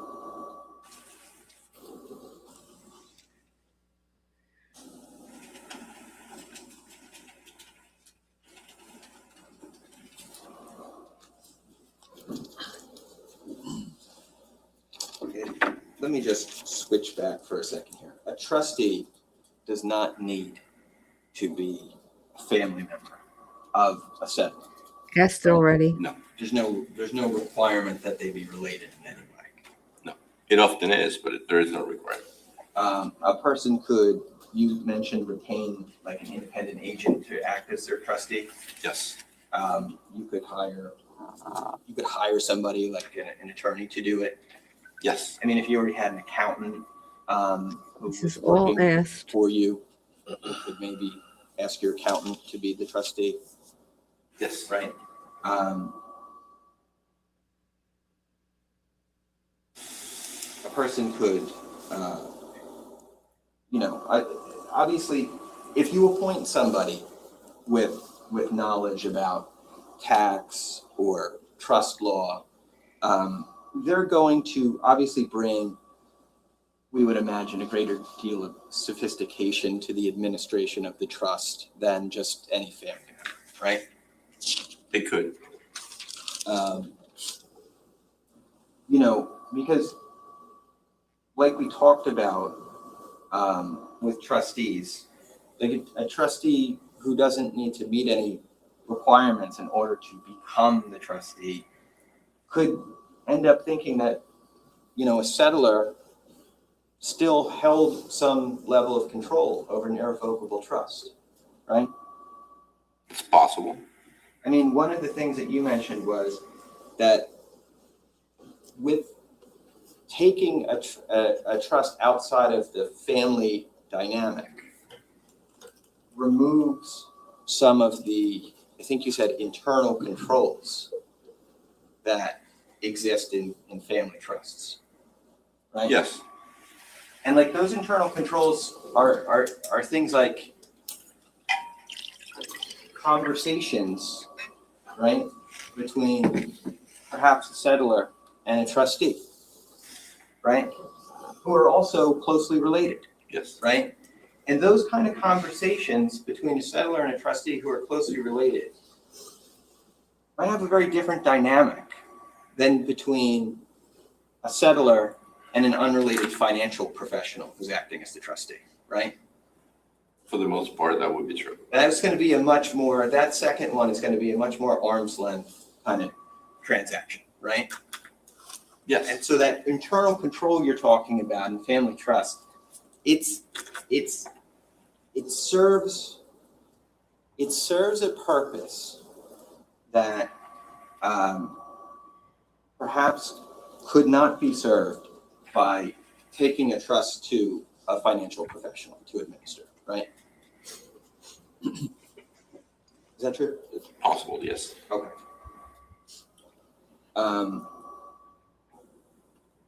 A family member who's acting as trustee could obviously think it was okay to borrow money from the trust and repay them. Objection, Judge, you can't answer that. Sustained. You mentioned loans from the trust Yes, when you were testifying before. And you said that under this particular agreement, the trustee would be able to take loans, but the issue I think you raised with that was notice to beneficiaries that the trustee was doing so. the requirement would be noticed. Now, in this case, we do have the situation where we have a closely held family trust. The trustee is the brother of the settler, right?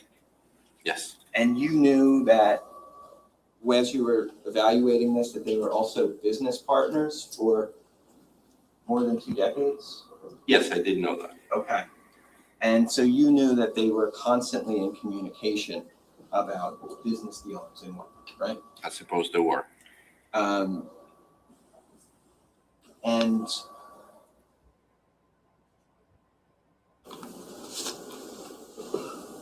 if the trustee and the settler are in that relationship, right? And the settler is the parent of the beneficiaries, it's reasonable to imagine that the trustee might think effective notice to the beneficiaries is beneficiary to Objection. Sustained. There's Speculation. a lot of speculation in there. You cannot guess that. I cannot allow you to ask that question in the form you're asking it. If you found another way to ask it, maybe I'll allow it, but not that way. We know the settler here, Keith, is the parent of the minor beneficiaries in the trust, right? Yes, And we know that notice in various respects about trust administration is required to be given to the beneficiaries, right? yes, We also know that obviously minor children need to have some sort of guardian making these decisions about whether trust administration is appropriate, right? yes, Because minor children are not old enough to make those determinations themselves. yes, So they need a parent or a guardian to make those determinations for them, right? yes, And in this case, Keith was their parent, right?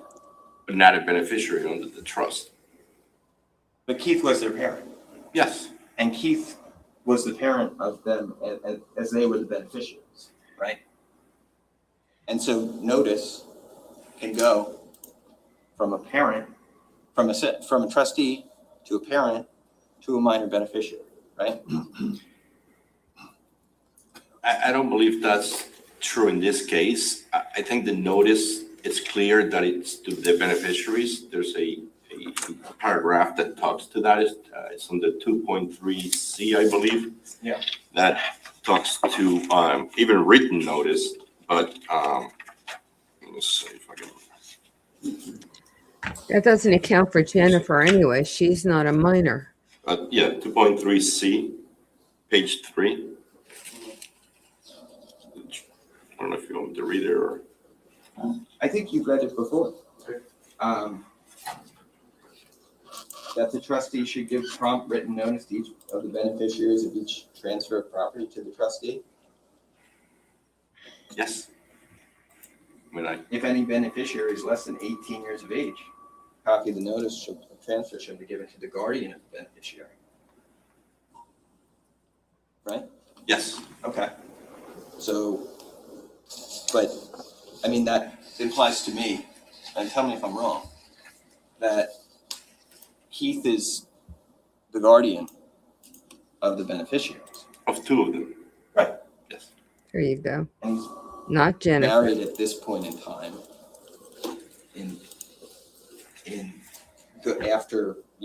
After this is created, he's been married to the other beneficiary, Jennifer, right? yes. And the other guardian. So Another place where they can go to on the point is redirect. just this. Obviously, we see language in this actual trust document, right? That talks about keeping beneficiaries informed of what's happening with the trust, right? Yes,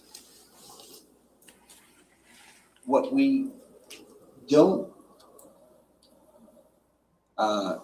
as clearly see is whether keeping the settlor informed, right, could be viewed as equivalent notice based on the very closely held nature of this agreement. there was definitely a dual role there, yes.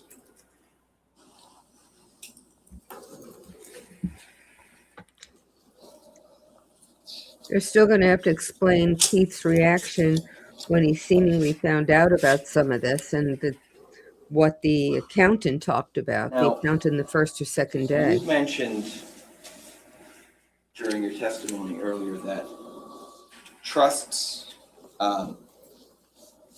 don't have to be extremely broad in terms of their intentions. A trust can be very specific as to how monies can be allocated and for what purposes, right?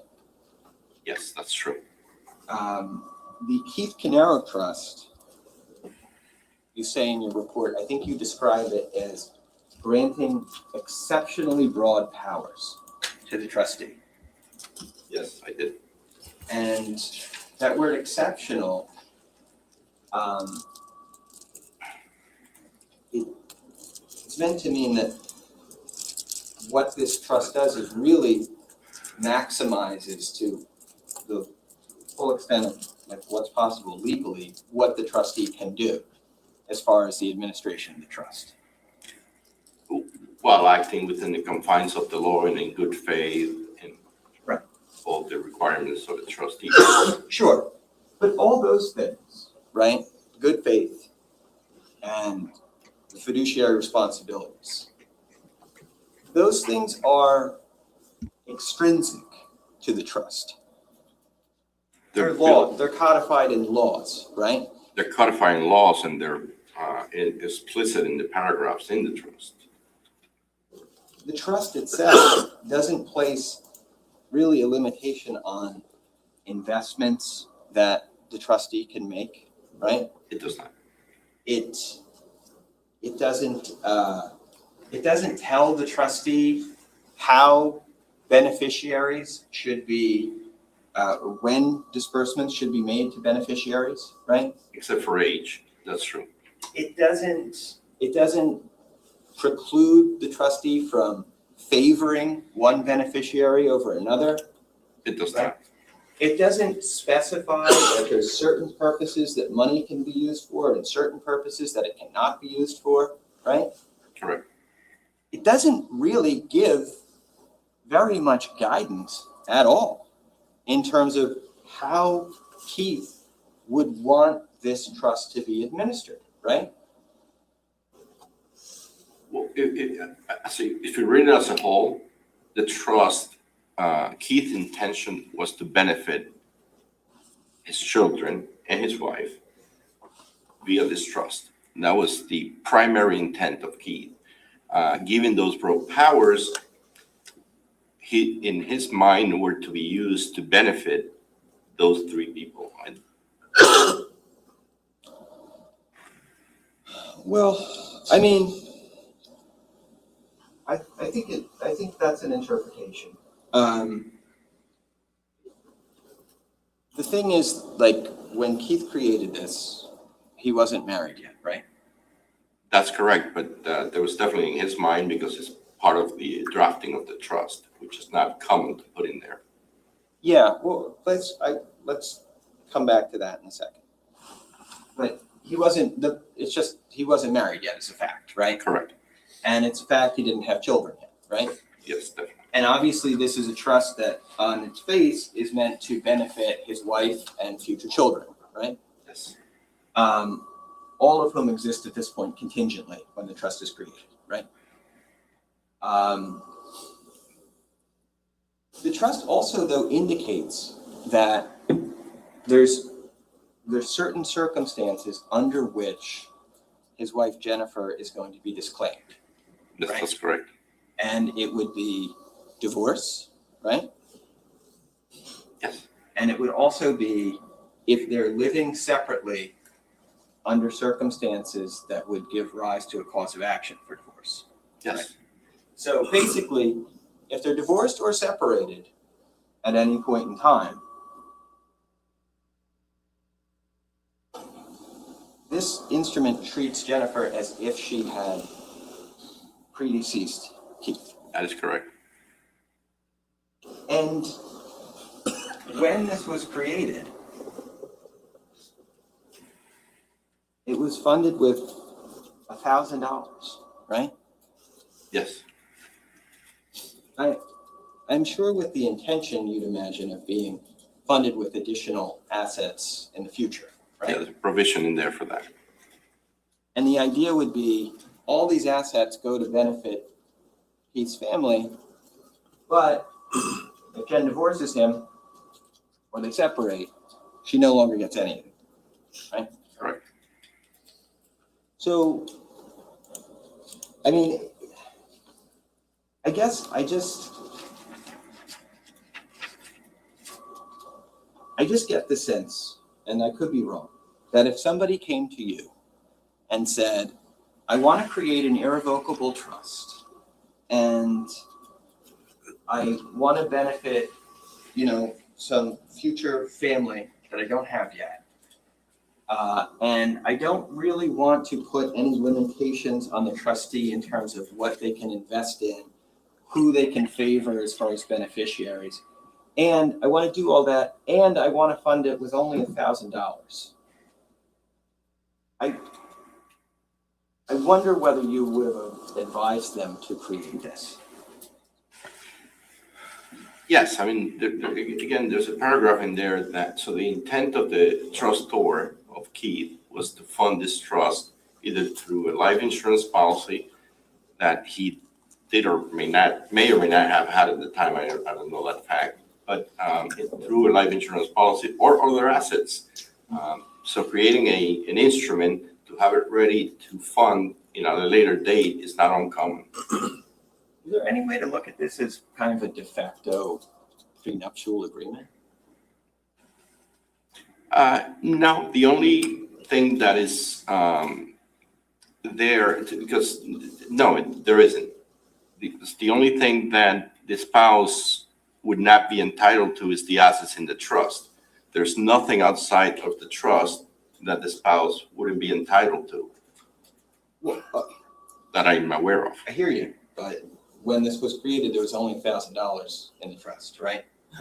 And when it was created in 1999, we didn't know what was going to be put or not put into the trust, right? We have an idea, but we don't know for a fact what, people sometimes create a trust and may not be able to fund it depending on their financial situation, but. So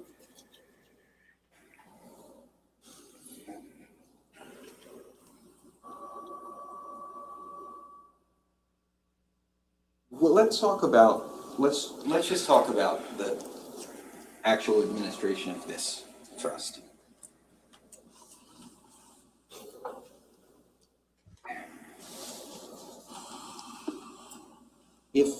So you're aware, obviously, that Keith and Paul owned businesses together, right? Yes, I'm at a very high level. I'm aware of that, yes. Okay. Like you don't have the financial records from the businesses or anything like that. Or the knowledge of the actual business or any of that. Okay. But the trust, if you know also though that like there's this insurance policy and then there's a trust account, right, for the trust. Yes, typically that people do that. And that the trust account in this case was used to pay premiums to the insurance policy. Yes. And would it be correct to say that transfers,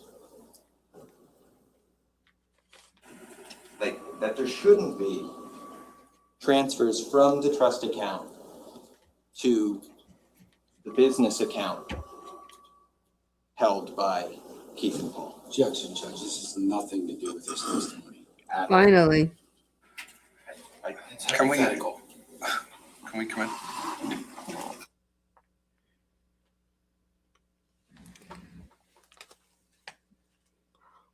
I think I know what he wants to do, but he's taking a long time to get there.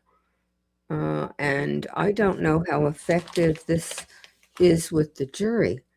I mean, one thing I keep thinking is, I get that it's a personal relationship, that it's his brother who's setting up the trust, that they're talking all the time, that the trustee, Paul, might think that if he told the settlor, Keith, that he was keeping everyone informed, and it's possible that the lawyer who set all this up didn't explain it well. I certainly get that Paul might have misunderstood and thought that he could then tell Keith, don't do this, even though he was told he didn't have control anymore. But I don't see, and I will be surprised if the jury disagrees, that the trustee who doesn't know the particulars of his obligations would think that he could take money out of the trust for his own benefit and still exercise fiduciary responsibility under the trust. That to me is a bridge way too far. Paul has to know that the trust is being set up for Jennifer and the kids. So if he's taking money out of the trust, and we don't know what the facts are here, but if he's taking money out of the trust or and using it to fund his debts, he has to know that it's not permitted under the trust. I don't see how we could possibly not know that. Karen Laughlin wants to know my opinion on the defense attorney's questioning of this witness with respect to helping his client. Well, he's making some points here. The one that I just gave, that Paul might think that telling Paul what he was doing satisfied the notice requirement under the trust. I can understand that happening. We don't know what the lawyer who set up the trust told Paul about what was happening. I can understand that, so that I can understand. I think the point he's making that Paul had broad discretion is a good point. I think the point he's making that Paul could invest in one thing and not another, might have decided to give all the money if Keith died to the 8-year-old, to the girl, and none to the son. That all makes sense to me, and I think that makes points with the jury. What I think he's trying to do is not helping Paul, and I don't think it's working with the jury, and that's this notion that Paul could do whatever he wanted with the money or his responsibility under the trust and might think that was okay. That, to me, I just don't buy. I just don't buy it. Now, on the other hand, he's got to deal with the facts he has. So he's doing the best with the facts he has, and I think on the general proposition, I think he's doing a really good job. Okay. Maureen Conray says, I keep thinking Keith wasn't Keith checking in on the trust and the management of it. Well, he had no right to do it. Ladies and gentlemen, I'm going to sustain the objections. You guys were smiling. I make you laugh. You can't give me one right back to me? Nothing? Because he gave them, it's like giving All them right, money. so what we're going to do is we're going to take our 15-minute break. Why don't you go in, take a break, do what you need to do. If you're running 5 minutes behind, we got you. But otherwise, we'll be back out somewhere in the area of 10:25, 10:30. The point of an irrevocable trust is the money is no longer yours and it's no longer your control. It would be like taking the money and donating it to a charity and then wanting to know what the charity was doing with the money. You can ask, but you've not got no right to direct or no right to be informed. Now, in this close relationship, that's why I think the defense lawyer is making some points here. You would expect that Paul might tell Keith. And as I said, Paul might think that telling Keith was enough. The bridge too far for me is one, that the notion that if the facts play out, that Paul could think that he could use the money for whatever he wanted and still come within the broad discretion of the trust seems to me to be ludicrous, because the broad discretion of the trust is within the confines of the intent to benefit the kids and the wife. So that seems to me to be ludicrous. The other thing that I think the defense lawyer can't get over is Keith's reaction when he learned that the insurance payments weren't being made and whatever was happening with the trust. Remember that accountant the first day or the second day testified about their reaction and what they thought they needed to do.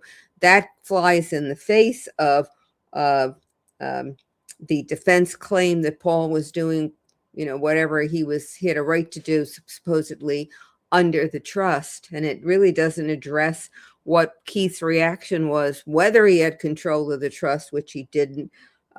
His reaction when he found out. Now he's, he is the guardian of the kids who are the beneficiaries under the trust. He certainly can talk to Jennifer about what they need to do. So in that respect, I don't think he's making points. But again, he's dealing with the facts he has. Okay. Why would anybody want an irrevocable trust? It's the tax benefits. It's no longer your money. So, you set up an irrevocable trust and you put $1 million in it. You don't have to pay tax on that money anymore because it's no longer your money. That's why you set up the irrevocable trust.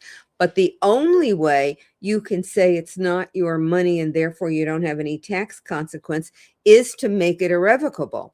If you still have control over the money, the revocable trust, then it's still your money and you still have the tax consequence of the money.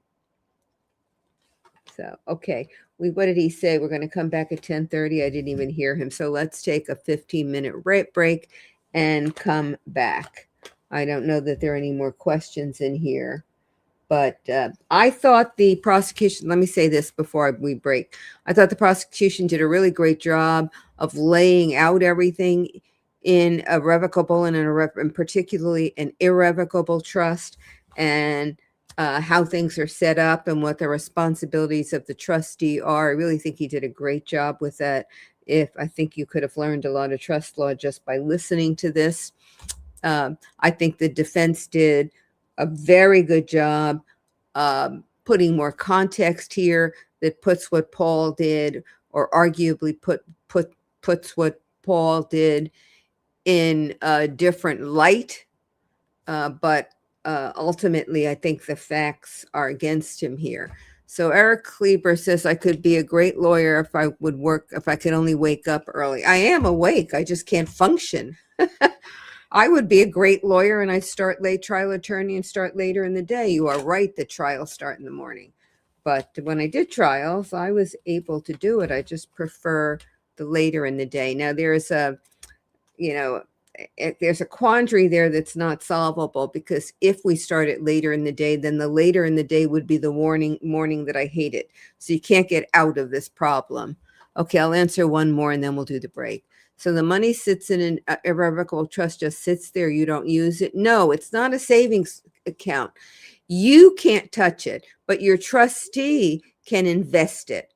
Your trustee's obligation is to act to the benefit of the beneficiaries. So just letting it sit there is not really necessarily acting to their benefit. If there are ways that you can make money off the money in the irrevocable trust, that's why you might hire an accountant or a financial planner to help say, well, invest in A, not B. Maybe you should take it out of bonds and put it into money market. Can't imagine anybody would do that, but that sort of thing. So the trustee is acting with regard to that money the way you would act with regard to your money if you had money, enough money to worry about it, as to how to best use it. Do you invest in stocks? Do you keep it in a bank account? That's what the trustee is doing. The point is, you're not doing it anymore because it's not your money anymore. But the trustee has the obligation to act in a way that protects the trust money, the race, and also grows it for the benefit of the beneficiaries. So Taterbug said, thank you. Well, I thank you too for thanking me. Hit like if you think that was good, please hit like. And if you haven't subscribed, please subscribe. And now let's just take a little break and come back at 10:30.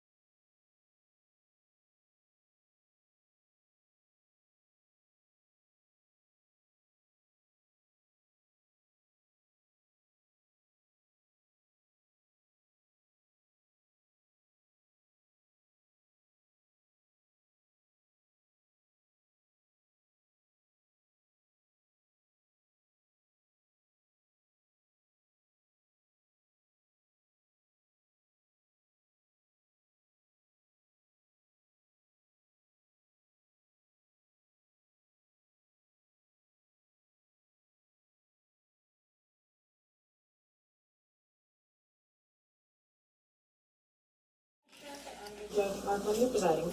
Okay, please be seated. Okay, we'll continue with the cross-examination. Mr. Murray. Thank you. Okay, Mr. Cardenas, I think we left off talking about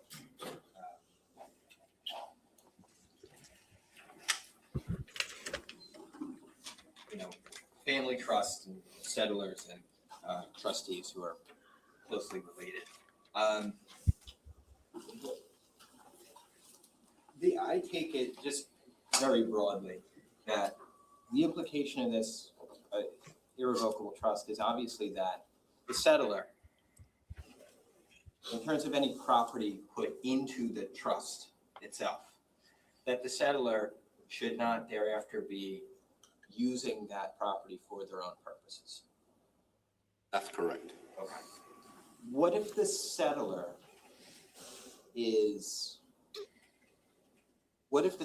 though is the parent of beneficiaries of the trust? So the beneficiaries of the trust will still be entitled to trust property as per the language of the trust, but not to benefit their parent per se or their guardian. Is there a way that the settler could access funds for the benefit of the children who are beneficiaries? There's a way the beneficiary can access it, school, medical, college. All right, so it sounds like you're saying the settler really can't have any kind of hands on the property once it goes into the trust. For the irrevocable trust like this one, correct? Right. And the reason why, again, is because of the tax implications of them coming into possession of that property, right? That is one reason, yes. But obviously, just because something goes into a trust, it doesn't mean like a force field comes up around it that prevents the settler from ever touching or accessing it, right? There's a legal field that comes up and prevents that. Sure, but the legal field is just a fiction of our society. It's not a physical barrier that the settler has to cross to get the money, right? Correct. I mean, one of the things you were talking about with family trusts is that there's internal controls, right? And one of the things about internal controls is they can allow settlers to work with trustees to control funds that on paper they no longer have access to, right? Not legally, but I suppose there could be conversations. Oh, it's not that it's legal, right? It's that a thing that people might do with a closely held family trust, right? Possible, I guess. It's possible, you guess, and it's probably something that you've heard about before or seen before, right? Sustained. That question had a lot in it. You can ask it a different way again, but that one was a little too much. You wouldn't advise your clients to act in a fashion that was illegal, right? No. But that doesn't mean that people in these kind of situations might not enter into such agreements between settlers and trustees, right? I have no idea what could have happened. Now,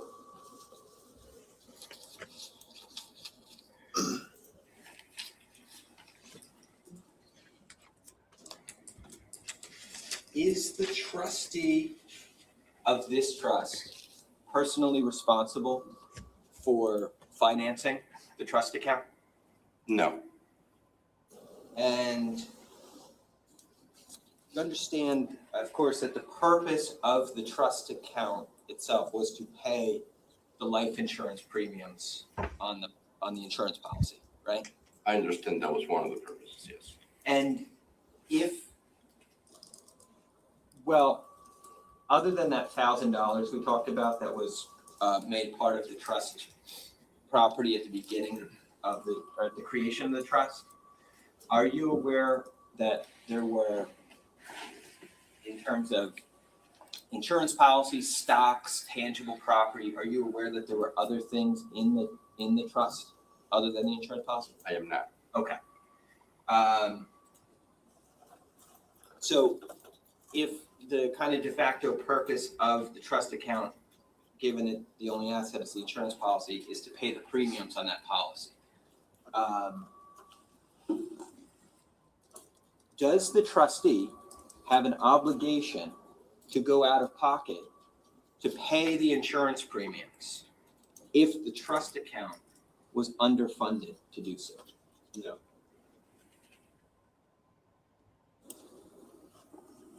If there were times that the trust account was underfunded to adequately pay the insurance premiums, would there be any legal requirement on the trustee to personally pay the premiums? No.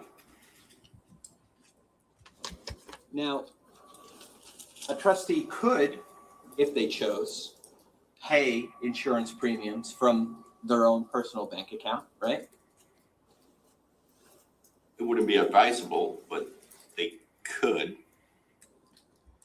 It wouldn't be a breach of the trust to do so, right? I would consider that commingling of funds. So unless they're informing the beneficiaries that they're doing this and, being as a loan to the trust, which would be uncommon, yes, I would consider that to be a breach. Even benefiting the trust could be a breach. Well, benefiting the trust can be a breach, but beneficiaries can acquiesce to breaches of the trust by the trustee, right? If done with transparency and yes, Yeah, I mean, with transparency, it wouldn't be a breach. it would be a breach, but beneficiaries can agree to things that might otherwise be considered a breach of the trust. Well, there wouldn't be a breach if the beneficiaries are consenting to it or are informed about it. Sure, but if there is knowledge, right? And the beneficiary has capacity and consents to conduct constituting the breach, that releases the trustee from liability for the breach. We just right? explained it's not a Again, it breach. wouldn't be a breach. There It would you just go. be an action that the trustee took in the best interest of the beneficiaries. Okay. Just be heard for a moment. He means outside the technical or formal terms of the trust, not that it's a breach. Because it can be outside the written formal terms, but if the beneficiaries agree, then you've essentially amended or expanded the terms of the trust. I should stay here, by the way, that I'm not an expert in this area by any means. This area is very complicated. You heard this trust estates lawyer who seems very good, that he talks to financial planners and tax lawyers when he's advising clients at times. And I'm not a financial planner, nor am I a CPA or any kind of accountant. So I'm giving you a sort of a bird's eye view of the general views of how the irrevocable trust works. And now Zoe wants to know if the trustee has a duty to notify the beneficiaries that the trust is underfunded and unable to pay the insurance premiums. Now you've hit where even my general bird's eye view knowledge ends. I don't know. I could guess, but I'm not going to. I don't know the answer to that. By the way, I had an email to Ask Prof Joe from Carol Tobin last night about why the close friend or very close friend of Paul testified yesterday. Remember, I said I just didn't see what she added. And Carol Tobin had a guess that witness talked about Paul's guns and that they went to the shooting range. And so that may be part of the process. Okay, there was no specific objection, so nothing to rule on. Mr. Murray, go ahead. Thank you, Jeff. Are you familiar with New Jersey Statute 3B:31-78 entitled Consent, Release, or Ratification by Beneficiary? I've read it before, yes. Okay. And you know, it says a trustee is not liable to a beneficiary for breach of trust if the beneficiary, while having capacity, consented to the conduct constituting the breach, released the trustee from liability for the breach, or ratified transactions constituting the breach. Right? That provided it that the beneficiary was informed and they consented to it. Right, yeah. What it implies actually is that there is a breach. Why does There he are want that ways- language? A trustee can breach obligations, right? But released from liability for doing so by a beneficiary, That's correct. right? It doesn't mean there was never a breach. It means that the breach having taken place under certain circumstances does not constitute liability for I the don't trustee. understand why he's It's an fighting. act that goes against the trust, but the trustee acquiesced to or Right. agreed to. Right. And a trustee and the beneficiary, you mean acquiesce to, right? Correct. Okay. And the beneficiary can be a child, right? And a child can't acquiesce to breach, right? Correct. But a parent can Correct. The on guardian, their behalf. guardian or guardian. Right. Yes. I don't know why he's fighting about that language. I think the witness is correct in that You that mentioned opinion not. previously that when you're creating a trust document, you would want the settlor to be present and any trustees to be present, right? Yes, at least the primary trustee. And you're going to want the trust document to be signed by the settlor and the primary trustee. Yes. And you're going to want their signatures on that trust to be witnessed by someone. 2 witnesses and a notary. And a notary, the purpose of the notary is that the notary has a seal that they can place on the document, right?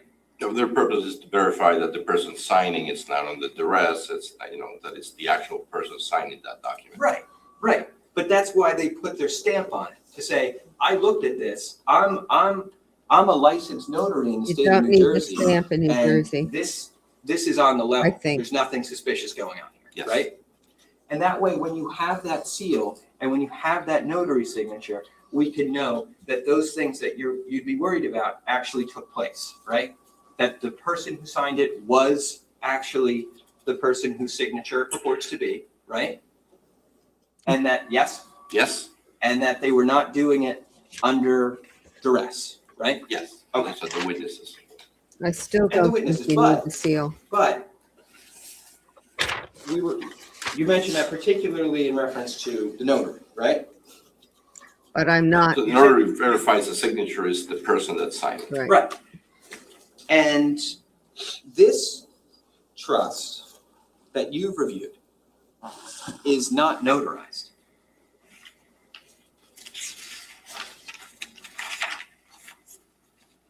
There's no notary there, no.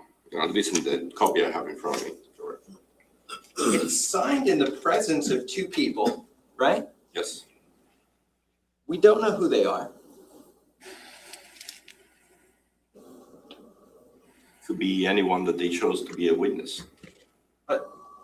Below them, when you sign something, right? You're going to put your name and then put attorney of law in the state of New Jersey, right? Yes. And we know you're an attorney. And if a notary signs something, they're going to put notary of the state of New Jersey and when their commission expires, right? Yes, that's correct. These people didn't put anything under their signature. So, They did not, other than witnesses. the notary says he's a notary because he's certifying. And this trust document does not explain who these people are. He's got a function. They don't have to be related to the person. They just could be anyone. Typically, attorneys use their admins or someone in their office. for that. Yeah, right, but do you know, you're saying typically again, or usually, but like, do you know if these people were employees of this law firm, or do you know if there's some other people? I don't know there.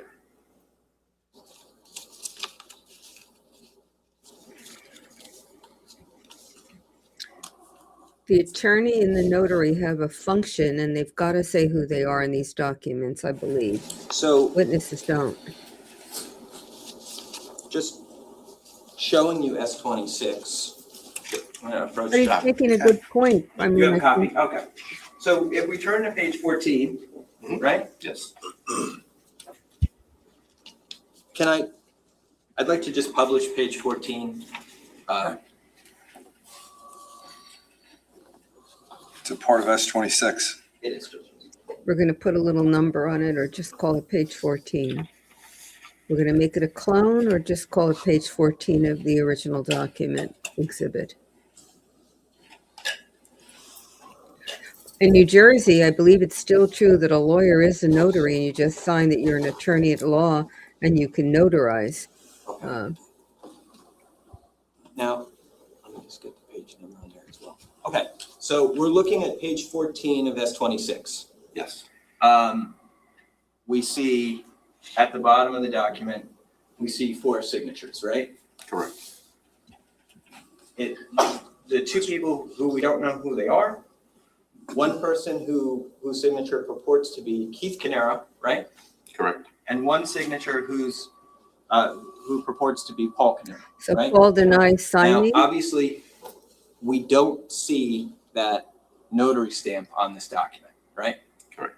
And we don't see a signature from anybody describing themselves as a notary on this document, right? Correct. And so that purpose of a notary being present to make sure the people signing are who they say they are, we don't know if a person like that was even at this event, do we? They don't need a notary. Not, The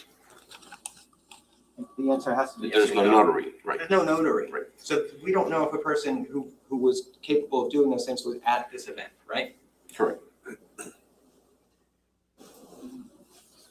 And obviously, you and everybody else in this room, we weren't there either, right? That's correct. So once again, we don't know what happened with the creation of this document, right? We don't. All right, thank you. It's a nice point, but it only matters if Paul's contesting the signature, contesting that he signed the document. And he operated as the trustee, as though the trust was formed and that he was the trustee. So the idea that he's now saying he didn't sign the document is at least curious to me. But in New Jersey, the attorney, I think it's still true, you don't need to be a notary and you don't need the seal. The seal for a notary, Just to circle pay back for to it. one thing that we were talking about before. We were talking about whether the trust was the owner of the insurance policy or whether it's possible that Keith could have retained ownership of the policy. Yes. If the policy documents such as the annual reports from the insurance policy were being sent care of Paul Caneiro, trustee, Keith Caneiro, irrevocable trust, dated July 27th, 1999. That would be an indication that the insurance policy is held by the trust, right? Yes.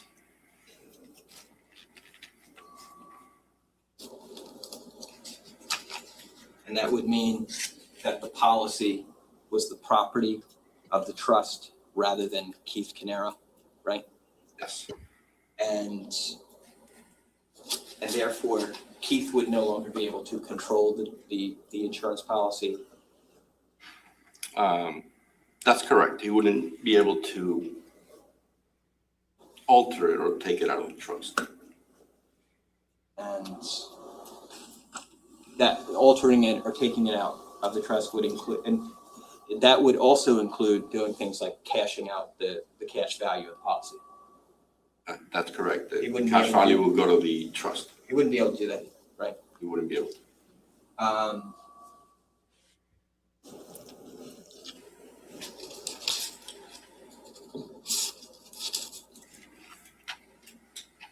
there are ways to assign administrative duties regarding trust activities without changing a trustee, right? Yes, the trustee can hire professionals to do administrative duties. Well, like in a closely held family trust, one thing that people could do, right, is Keith could have Paul be the trustee, right? And he could have his wife, Jennifer, be responsible for administrative duties like mailing checks to the insurance company, right? I suppose that's true. Like there'd be nothing to prohibit that from happening, right? Nothing's stopping it now. And so the insurance company, they're not going to care, right, who they're getting the check from. They just want to make sure they're getting the quarterly premiums on the policy, right? Right. And you don't have to be the trustee to pay the premiums on the policy. Like you said, those responsibilities, those admin responsibilities can be farmed out to others, right? The actual act of sending the check. Yeah. Sure. Right. And if a trustee wanted to make another person responsible for giving notice to beneficiaries, they could do that as well. Yes.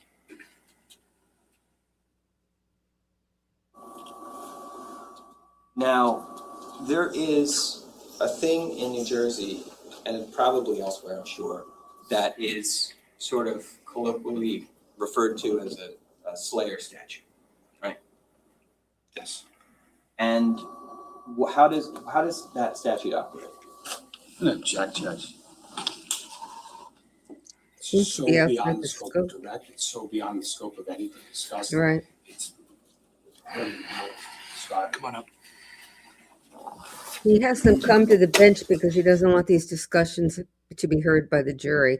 And the Slayer statute was what I talked about yesterday. I think I might even have mentioned Son of Sam, that if you are responsible, intentionally responsible for the death of someone, you can't profit from the death. So if you're a beneficiary on an insurance policy, you can't get the proceeds from the policy, as an example. And I was finishing up with the very good friend yesterday who testified about guns in the shooting range, and the suggestion from Carol Tobin was maybe that's why the prosecutor had her on the stand, to show Paul's familiarity with guns. And I think that's not a bad guess, although then I wonder why the prosecutor didn't ask her whether he hit the target at the shooting range. But in any event, that's a better guess than I had. So I thought I'd at least share that with you. And we'll see what they do. I do think this defense lawyer, my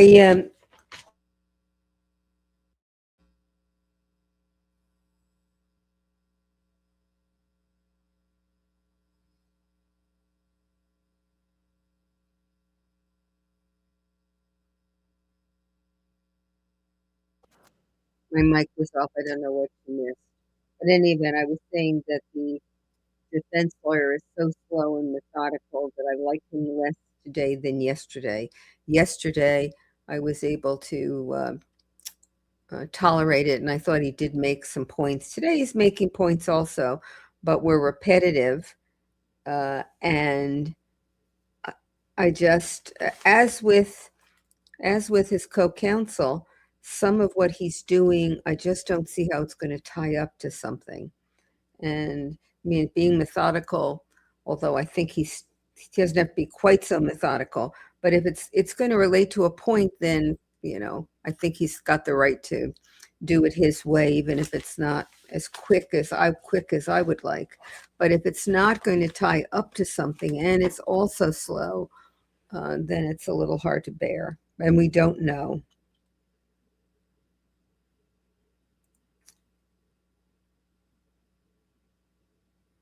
Okay. We had the names of the attorneys before, and I wrote it down, but I don't have them now. But I think Murray may be right. If I could find my sheet, I have a little crib sheet where I put all the names. so that I can refer to it, but I've got so many papers on my desk right now that I can't find my crib sheet. I should do it in another color, actually. Next time, that's what I will do so that I can find it quickly in all the white paper on my desk. Because I just don't see it here. But anybody who has ChatGPT, all you need to do is ask ChatGPT the names of the two defense lawyers, and ChatGPT will share with you. And ChatGPT is sometimes wrong, but we can check and see if our memories coincide with what ChatGPT tells us. I am in love with ChatGPT. Often wrong. I often have to ask GPT 4 or 5 times and tell ChatGPT that I don't think the information is correct. But if you keep doing it, in my experience, ChatGPT regularly finally comes through. Yeah, I don't see my page, and I don't want to move the pages on my desk to find it.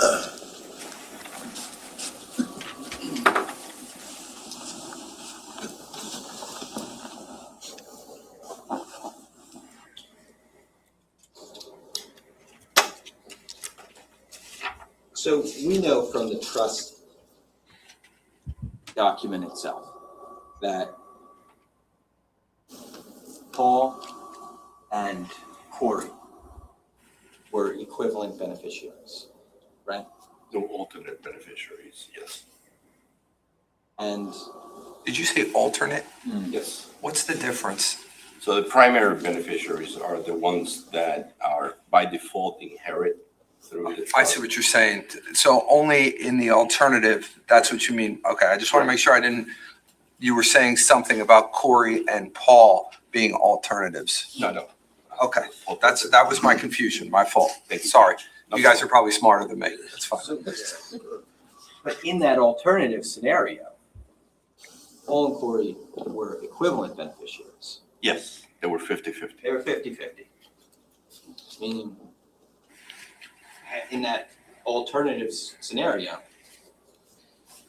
half would go to Paul and half would go to Corey, right? If none of the beneficiaries were alive, or in this case, I guess divorced. Now, there's a section of the New Jersey statutes, 3B:7-1.1. And it's titled Effective Intentional Killing on Intestate Succession. You're familiar with that? Yes. That's the Slayer statute. What is the purpose of that statute? Purpose is to prevent someone from benefiting who have committed a killing to benefit themselves from that. It's to inherit. usually an intentional killing. So essentially, an individual who's responsible for an intentional killing There you under go. the statute would be disclaimed from any testamentary gifts or any trust proceeds or anything like that, right? That's true. Okay.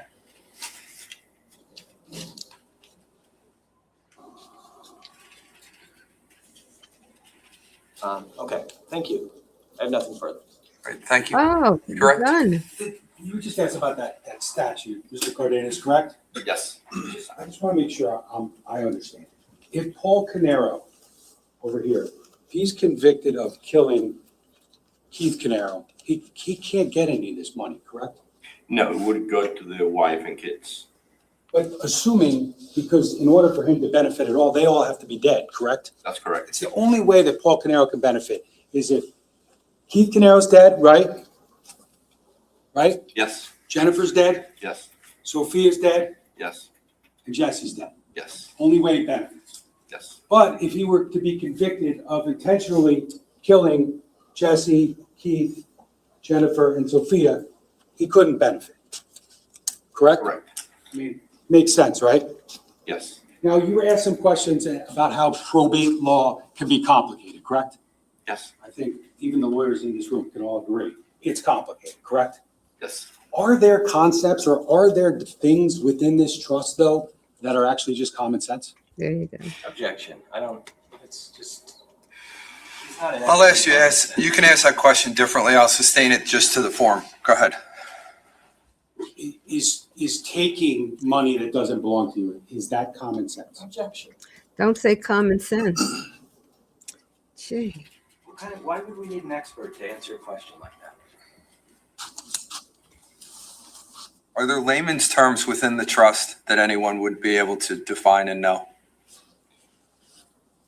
Yes, I mean, I think there are good faith and acting in the best interest are terms that most people would say what is good faith, and it's doing things that are consistent with the intent of the person who asked you to do it.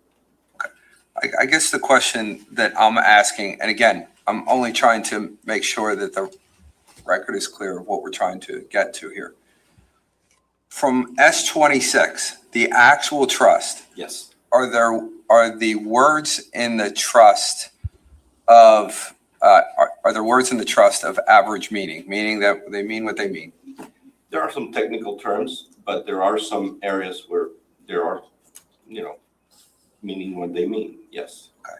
And are there areas within the trust that define the terms? Yes, there's the definitions area. Okay. But there's also, when we talk about statutes, that a trustee or a settlor would have to abide by, those statutes are not located within the trust. They are not located within the trust. Okay.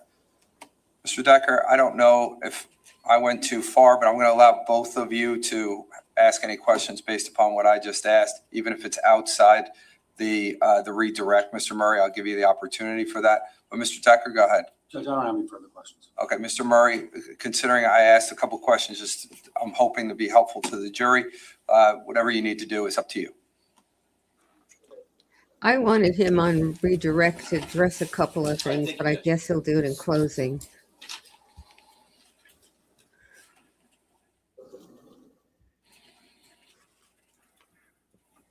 But the point that's being made is what I noted before, that you don't have to know the technical stuff to know you can't take money out of the trust for your own benefit and act in a way I want to ask, that you're a trustee, acting in good I faith. want to ask also that obviously this, just based on Mr. Decker's questions to you at the end there, obviously that flare statute, the purpose of it is to make sure that a person who commits an intentional killing doesn't benefit in any way from I wouldn't a emphasize testament or intent. gift they would have otherwise been entitled to, right?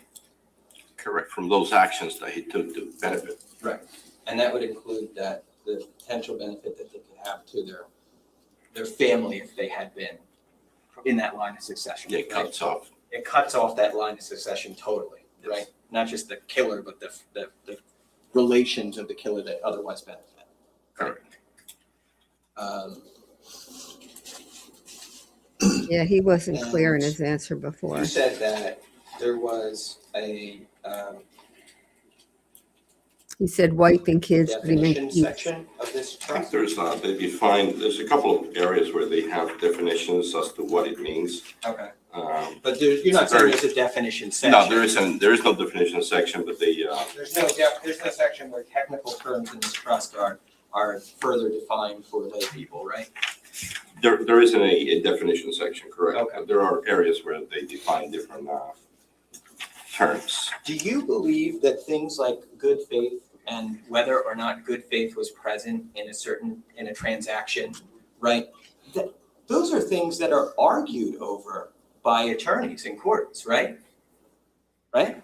Yes, I mean, they are. And so in a legal context. Sure, but like attorneys on opposing sides can both have reasonable, meritorious arguments about whether good faith was present or not present in a particular situation, right?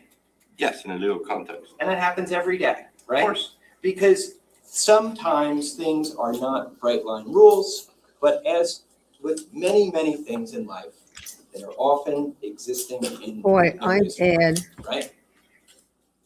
not For the most theft. part. Okay. Yeah. He's not, he could be a better witness. He could have said, Ms. Murray, you're all done. Oh, Yes. sorry, yes, Jeff. but Nothing there else, is a Mr. bright Decker? line. Sir, you can step down. Thank you. you. Appreciate your time. You can just leave everything up there. Mr. Decker will clean it up. He could have, Jeffrey's gonna clean that. He could have said it is a bright line when you're stealing from the trust. Or you're not making payments that need to be made when there's money to make. Prosecutors, you want to call your next witness? Yes, Judge, state calls Dennis Lepore. We're getting the guy I said yesterday I thought we were gonna get. This is the person who heard the the shots, the neighbor, Dennis Lepora. And I said you could go after me if I guessed wrong. I did not guess wrong. I figured that he was going to come in. Remember, the police officers was asked, well,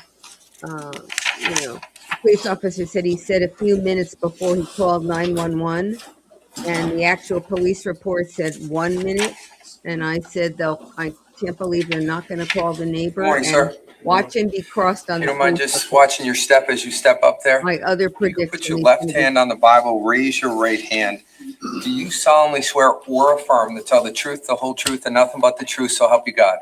I do. Okay, can you please sit down, get comfortable, and then state your full name for the record and spell your last name, please?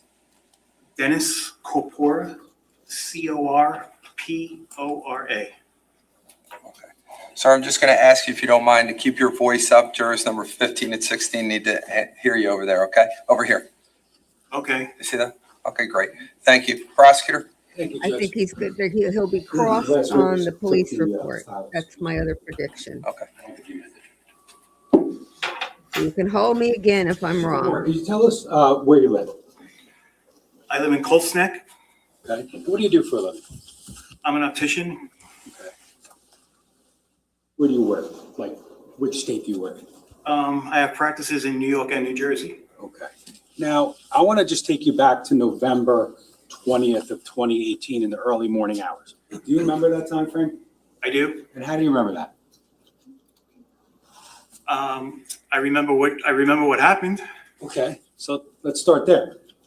Did something happen in the early morning hours that required you to make a phone call? Yes. Okay, tell us about that, please. I was lying in bed. I'm a very light sleeper. I seem to hear things all the time if there's a deer out there or something like that.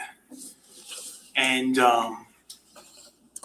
I heard gunshots that were very concerning, and that's what woke me up. So you're lying in bed, you heard gunshots, and based upon that, did you immediately call 911? No. Okay, talk about what happened. So when I heard the gunshots, living in Colts Neck, you do hear gunshots sometimes, but they're not like this. I woke up, I heard the gunshots, and I listened a little bit longer, and I said to myself, can I say what I said to myself? That's up to the judge. I talk to myself all the time. I don't know if that's the right thing to do or not. But all kidding aside, whatever you did, very serious. Yeah, whatever you did, then go ahead. I woke up, I heard the shots, and I said, someone just got whacked. Those are the words I said to myself, those exact words. Okay. Now, you didn't see anything, correct? No, I was laying in bed. Okay. Approximately how long did you wait before you called 911? Well, I heard the shots. We're doing this again. I remember listening to hear if I heard any screaming after that. My cell phone was on the side, on my nightstand right next to me, on my right-hand side. I screenshot, just the cell phone shows a time. I screenshot it, and then I went back to rest my eyes, and I said to myself, something happened at this exact time. Tomorrow morning, that's why you're taking the screenshot. I waited a little while. I just couldn't go back to sleep. I made a phone call to Cold Neck Police Department. I'm not sure if it was Cold Neck Police Department or 911. I was on my phone. And I explained to them I heard gunshots. I didn't want to say exactly what I was thinking. So I kind of went around the bush and said, do we allow hunting in the middle of the night? Meanwhile, I knew that wasn't what it is. I could tell the difference in the shots. And I called it in and I went back to bed. I couldn't sleep. I called them back again because it was bothering me that something happened at this exact time. And they said, we didn't find anything. So fair to say you just described making 2 separate phone calls? Yeah, there were 2. I just knew something happened. I just had that feeling something happened. So I called back again because I was interested what happened. Okay. Now, do you recall approximately what time you heard the shots and/or what time you called 911? It has the screenshot. I tried to look through my phone for the last few. I can't find my screenshot, but it was 3:20 something as I remember it. I heard the gunshots. I sat for a while. Laid down for a while. I waited. I took the screenshot. I went back to closing my eyes, and then I called 911. Now, prior to testifying in court today, did you review the 911 calls with us? Yes. And when you listened to those 911 calls, did they fairly and accurately capture your recollection of the phone conversation with 911? It was definitely me speaking the 911 call, and I heard what I said. That was me speaking on the phone. Okay, so that was you on both phone calls. That was me on both phone calls, yes. Now, I just want to approach with S-256. Just going to show you what's been marked as an S-256 for identification. Do you recognize that? I mean, it's just my name and 911 call. Okay. Now, have you reviewed, as we said, the 911 calls that you made on November 20th of 2018? Have you reviewed them prior to today? Oh, yes. I know I asked you that already. I'm sorry. I was in a room where they were playing to me, yes. I don't have a copy of them. Okay. Now, Judge, I would just ask for permission to publish, play the 911 call, the first one first. Just give me the number one more time. I'm sorry, S-256. S-256. Would be A and then B. Any objection? Okay, go ahead.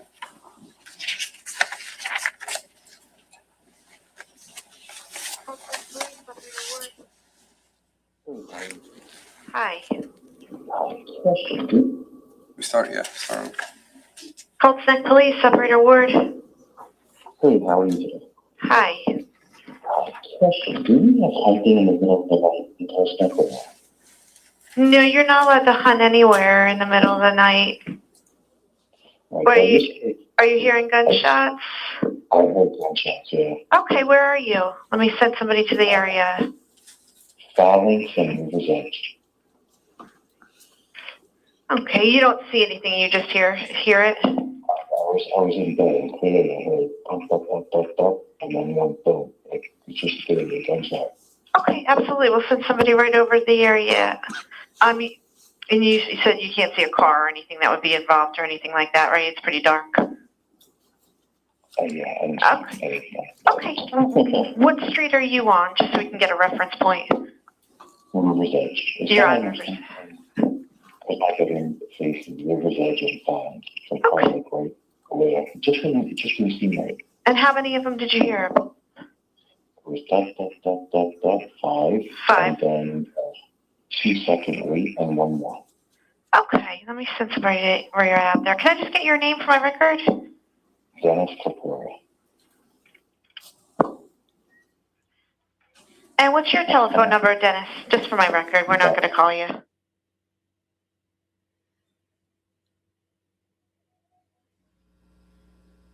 Okay, and you don't want to speak to an officer, you just wanted the area checked, right? Yeah, I don't care how it's, I would think it would be, if it was hunting and they took out a deer, still put it for it's 5 million. I just don't want anyone else getting shot. Yeah, let me just double check and make sure. No, I don't think if it was an officer putting down a deer, it would go off that much. And I don't see them doing anything right now. Yeah, so it's not an officer putting a deer down. All right, we'll send somebody right out. Thanks so much for reporting it, Dennis. Have a good morning. Have a great day. You too. Thanks. Bye-bye. So was that you on the call? That was me on the call. Okay.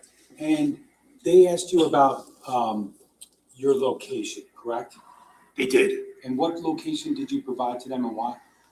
I said Rivers Edge Drive and Phalanx, because that's pretty much where I live. I gave them like cross streets. Now, was it fair to say on that call that you were asked to describe like what you heard and like how many shots you heard? She did say, "What did you hear?" Okay. And did you describe the succession of shots on that call? I've heard that I did describe it. Okay. Now, after you made the call right here, did you have any contact with police officers? Like, did they come directly to your house? 2 officers came to my house. Okay. Now, did you get any information at that time, or did you have to call 911 back to find out what ultimately happened? Oh, excuse me. Okay. I So didn't you're talking understand. about- I didn't understand the question. Okay. Let me just talk to you about November 20th, 2018. You called 911, correct? Yes, We just listened to it, right? yes. Right after you called 911, did a police officer come to your house? No, Okay. Because you didn't see any police officers, did you later call back to try to find out what happened? I tried to find out what happened. Okay. And have you reviewed that second call?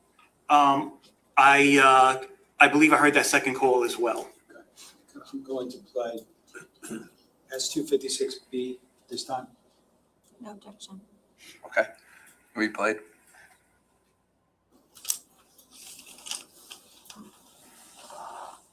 Colesec Police Operator 185. Hi, it's actually Dennis DePore again, but I called you gunshots before. Okay. Was everything okay? And you said, what was the address that you were calling for? I called from Rivers Edge and Phalanx about the gunshots that I heard. Yeah, what was the address that you put? It was just Phalanx? It was Phalanx and Rivers Edge Drive. I heard gunshots. I called in like maybe around 20 minutes ago. Yeah, I'm just seeing if there's a disposition they wrote or not. Oh, okay. So I heard sirens now, and I'm like, oh my god, I'm nervous.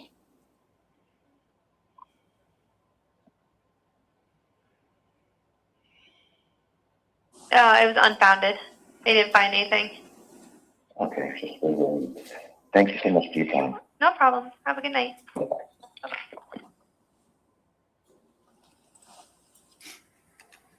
Mr. Kapoor, was that you again on the 911 call? That was me. Okay. And at the end of that call, did they tell you the disposition of your 911 call? They said unfounded.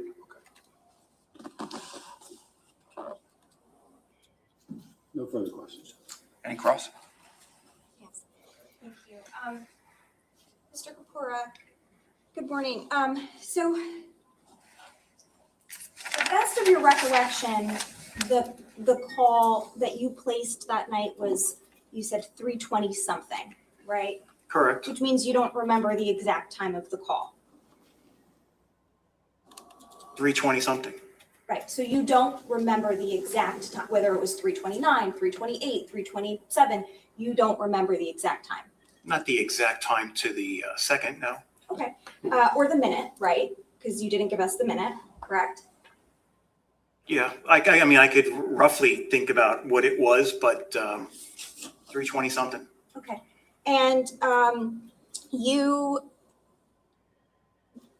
But you did speak with a 911 operator, correct? I did. Okay. And that person was taking down the information that you were giving them, correct? I would imagine so, yes. Okay. And now you met with the prosecutors in this case, correct?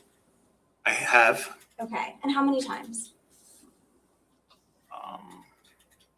Just once. Once. And Once that I could remember. and was there another occasion where officers or detectives came to your house to speak with you as well? There was a night where two detectives, I don't remember their name, came to the house. Okay. And they wanted to talk to you about this case, right? Correct, And yes. specifically, they wanted to talk to you about the time of the call. That was part of the conversation.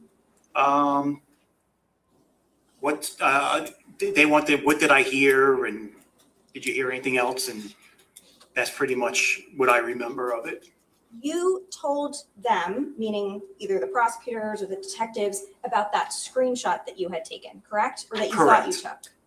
No, I know I took the screenshot. Okay, you told them about the screenshot, correct? I did. And that was in the context of the time of the call, correct? It was after the call because when I heard the gunshots, I remember waiting to hear if I hear anything else like screaming or there was going to be more gunshots. You know, again, I was sleeping, so it takes a little bit of time to process this out of the sleep. And then I took the screenshot, went back to bed. When you say went back to bed, when rest my eyes, and I'm staring up at the ceiling. And I knew something happened. I said, I have to call 911. So then I called 911. Okay, here's the question again, sir. When you spoke with the prosecutors, you discussed the screenshot that you had taken. And the point of you identifying the fact that you took a screenshot was to try to pinpoint the relevant time frame that you had made the call. Is that fair to say? Yes. Okay. And did they show you the CAD report in this case that indicates the record by dispatch when they received the call? Did they show that to you?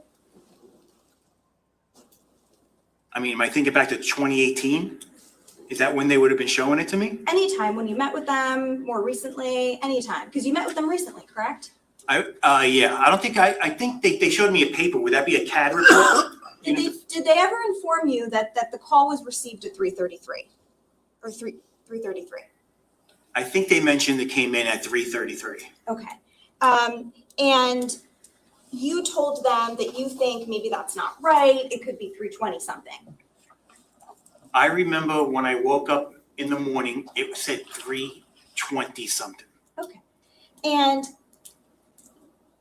then do you recall telling a detective that you spoke with, we heard from him yesterday, that you waited 1 minute before calling?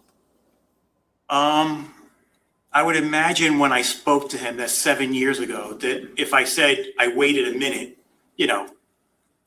waiting a minute, like I'll be there in a minute. Like I don't know, I didn't have a time stamp of how long I waited. I'll be there in a minute. I waited a minute, so I waited, and it just didn't feel right. So I made that phone call to 911. But when you spoke to the detective in this case, you already knew that something did happen, right? When you said you waited a minute, this was part of the investigation of the aftermath, right? That wasn't the night of the call, correct?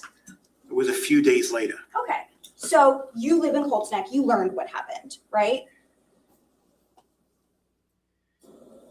I can't, I don't remember when I learned of what happened. I would imagine by the second day, I would imagine I knew everything about it. Okay, so when you say that that when you heard the gunshots, it was very concerning and that someone had just got whacked, right? Correct. Is it fair to say that when you're giving information to the detective, you're going to try to be as accurate as possible?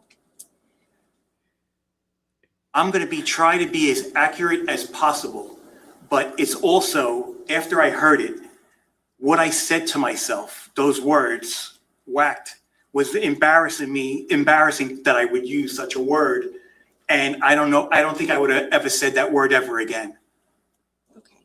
So my point is this. Your memory of what happened is obviously much better back then than it is today, correct? Correct. Because back then it was only a day or two later, maybe 3 days, Okay, Whereas today it's been over 7 years, correct? correct, but I still remember it pretty well. Okay, so if you told the detective, I waited a minute, right, and you were giving him that information to help his investigation, that's probably a little bit more accurate than what you remember today, right?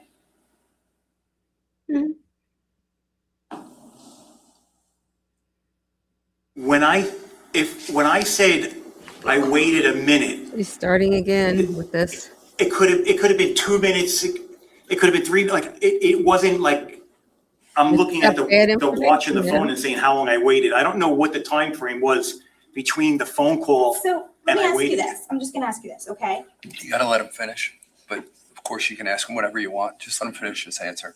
Go ahead. I am finished.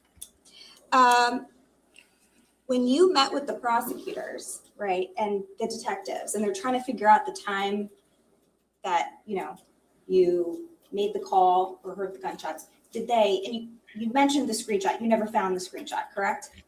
I looked endlessly through my phone and I could not come up with it. Okay, so the answer is no, you couldn't find it, right? Correct. Okay, what about your phone records? Did anyone ask you to just check your phone records?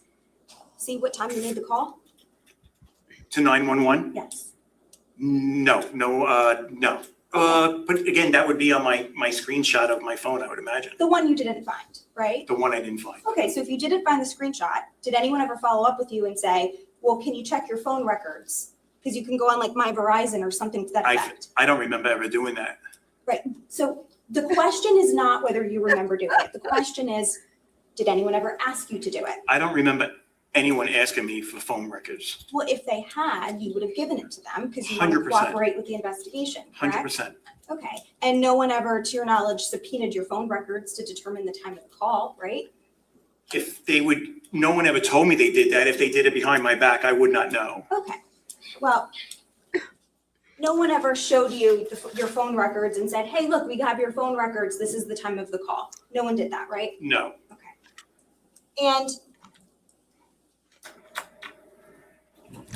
when you originally called 911, you didn't tell them at that time, I heard the shots 5 minutes ago, 10 minutes ago, 2 minutes ago. You didn't give a time frame when you spoke to 911, correct? I did not. I think I just said I heard shots. Right. Would you agree that it was implied that you had just heard them? Implied to who? To the 911 dispatcher who's getting the information. I would imagine they would imply that I heard gunshots and, it was, pretty imminent that I heard them. Right, okay. And you also said that you heard bump, bump, bump, bump, and then boom. Do you recall saying that on the call just now? I recall that. Okay, why is it bump, bump, bump, bump? Was there something different about the boom? Did it sound different? No, the shots came out. Do you want me to say how I recall them coming out? Well, Do you want me to play you in my mind how those gunshots came out? what I'm asking you, sir, is was there anything different between the bump, bump, bump, bump and the boom as far as did it sound like a different sound? Yes or no? No, the sound was the same, Okay. And but there was a pause. there was a pause between the bump, bump, bump, bump, bump, and then a pause, and then There was boom. there was a good pause, and then there was a next shot coming out. okay. And when you spoke to the 911 dispatcher and they asked for your location, you said a cross section that's near where you live, correct? My street corner and the main street that passed there, And you said it's River's Edge and Phalanx. okay. But you didn't say to the 911 operator, like, I heard the shots, they sound a couple miles away, did you? No. Did they sound far away? I heard them clearly. Okay, so does that mean they sounded close? Close enough that I heard them distinctively well. Okay. Were you made aware that you're approximately 2 to 3 miles away from where this? It could be, but again, you're in the dead of the night in Colts Neck. Mhm. and where we live is very, very quiet. It was distinctive. Okay. So when you spoke to the 911 operator, you just said, I heard these shots, and you assumed they were in the nearby vicinity of where you live. Yes. Why does she want to emphasize that he's 2 miles away? Does she want to use this information to help or not? And you told the 911 operator that you asked if it was hunting, right? You're like, is someone hunting? Right? That was your question? Yeah, Yes or no? yes. Okay. And so here's my next question. Did it sound like a rifle or a shotgun? Absolutely not. It was a pistol. Okay. Why did you not tell the 911 operator that when you spoke Oh, with her? God. Let me ask you this. She never asked me to define what kind of gun it was. I could only go with my opinion, what it sounded like. Okay. So you didn't here's yes or no question. You did not inform the 911 operator that it did not sound like an actual hunting gun. They never asked me that question. No, and you never gave that information. They didn't ask. I didn't answer. I don't know why she cares about this. And she got bad information again because she wanted him to say a minute was 1 minute. And so she pushed him. You can step down. Thank you, sir. 1 minute, 2 minutes, 3 minutes. I even think he said or more.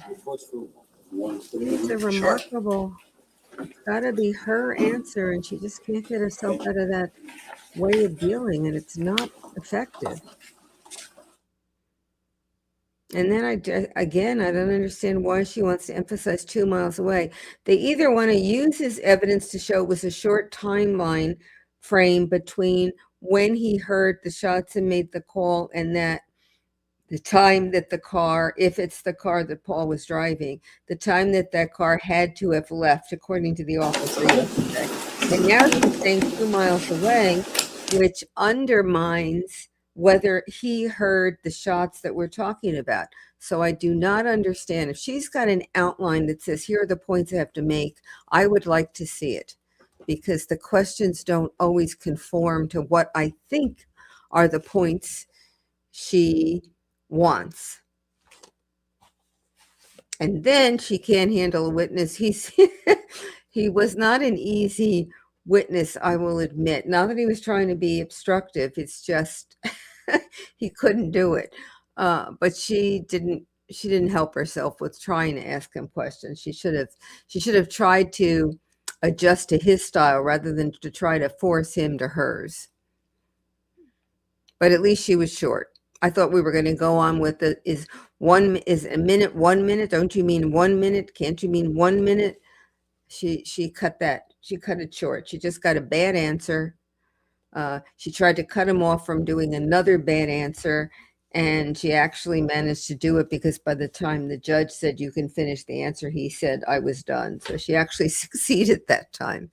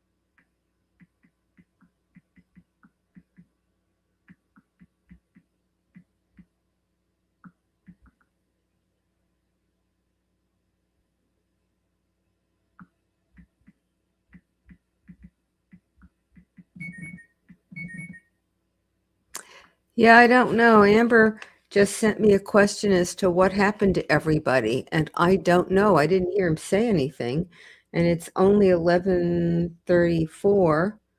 So I have no idea what happened. Does anybody in the chat, did anybody in the chat hear something?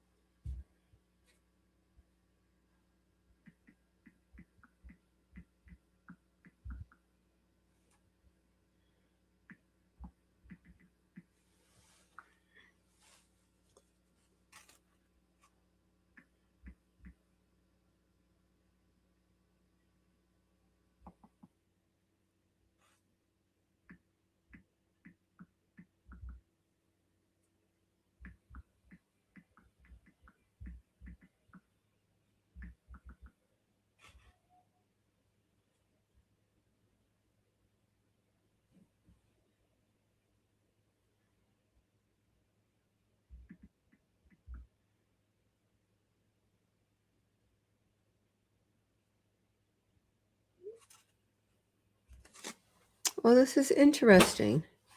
Oh, okay. Thank you, Jeremiah McGee. I was looking at the chat on the phones. They went sidebar and then he excused the jury. Okay, so they're either still sidebar or maybe they went into chambers. If he excused the jury, it sounds like it's going to be a little longer discussion. And I don't know what it would be. There was nothing at the end of that cross-examination of the witness that could have provoked a sidebar, at least that I heard.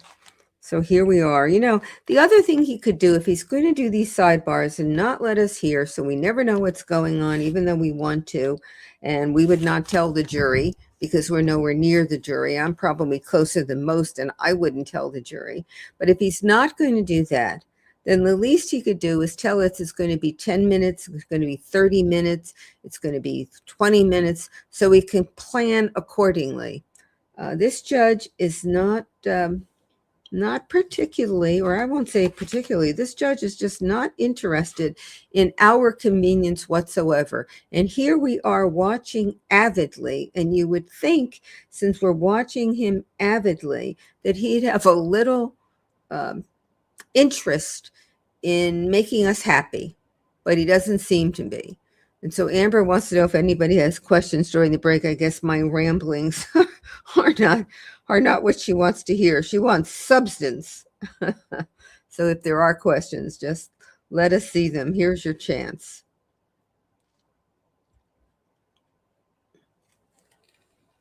Oh, Zoe B says that the judge asked if they had another witness to call when that witness was, so here it is, stepping down. The prosecutor asked to approach. And so it's maybe, yeah, I think you're right then, Zoe. It's a scheduling delay with a witness. So we will see. But if it's that, it's a surprise that the prosecutor didn't alert the judge to it right at the beginning of the day, at the morning. I wonder if he thought that, yeah, you love my ramblings. And she put it in full caps. But anyway, I wonder if if the prosecutor thought the last witness was going to go a little longer and they would come up against the lunch break. Given how the defense lawyer has operated in cross, that might have been a reasonable guess by the prosecutor. Everybody can be seated. Thank you. Prosecutor? Thank you. Please call Captain Brian Weisbrot. Well, either the jury never went anywhere, or they were able to alert the jury to come back. Good morning, sir. Can you put your left hand on the Bible, raise your right hand for me? You Do you didn't tell solemnly us to be swear or careful. affirm to tell the truth, the whole truth, and nothing but the truth, so help you God? I do. Can you state your full name for the record and spell your last name, please? Sure. Brian Weisbrot, Weisbrot. Okay, if you can make yourself comfortable. Just please make sure you speak up so juror number 15 and 16 can hear you, okay? All right, You- thank you. Prosecutor, go There's a ahead. normal thing about Can you tell us where you work? careful. Sure. I'm employed with the Monmouth County Prosecutor's Office, Okay. Approximately how long you've been employed with the Monmouth County Prosecutor's Office? approximately 13 years. Now, did you have any prior law enforcement experience when you came to the prosecutor's office? I did. Prior to coming to Monmouth County, I was a detective in the Burlington County Prosecutor's Office for approximately 10 years. Prior to that, I worked as a police officer with the U.S. Capitol Police Department in Washington, D.C. And I also served as a Class 2 Special Police Officer for the City of Long Branch Police Department and the Avon Police Department. So you started with Long Branch Police Department as a Class 2 Special, I did, yes. and then you went to Capitol Police in DC, Avon Police Avon? first? and the Capitol Police? Correct. Okay. Avalon You came and back to Long New Branch Jersey, are correct? beach areas. Now, I want to draw your attention back to November 20th of 2018. Do you recall that day? I do. Where were you assigned at that point in time in your career? I was assigned as a detective in our Major Crimes Bureau, and I was working out of our Asbury Park satellite office. Okay, and the Asbury Park Satellite Office of the Prosecutor's Office does what? The primary function is to investigate crimes that occur within the Asbury Park and surrounding areas. Neptune Township, Ocean Township is one of those towns, and a lot of the shore communities as well. Mhm. Now, on November 20th, 2018 in the morning, did you receive a call and ask to respond to a location? Yes, I did. I received a call at approximately 7:30 in the morning from Sergeant Michael Magliozzo, who was the supervisor at the prosecutor's office, requesting that I respond to assist the Ocean Township Police Department with the fire investigation. Okay, and did you ultimately respond there? I did, yes. Do you recall approximately what time you got there? 8:30 a.m.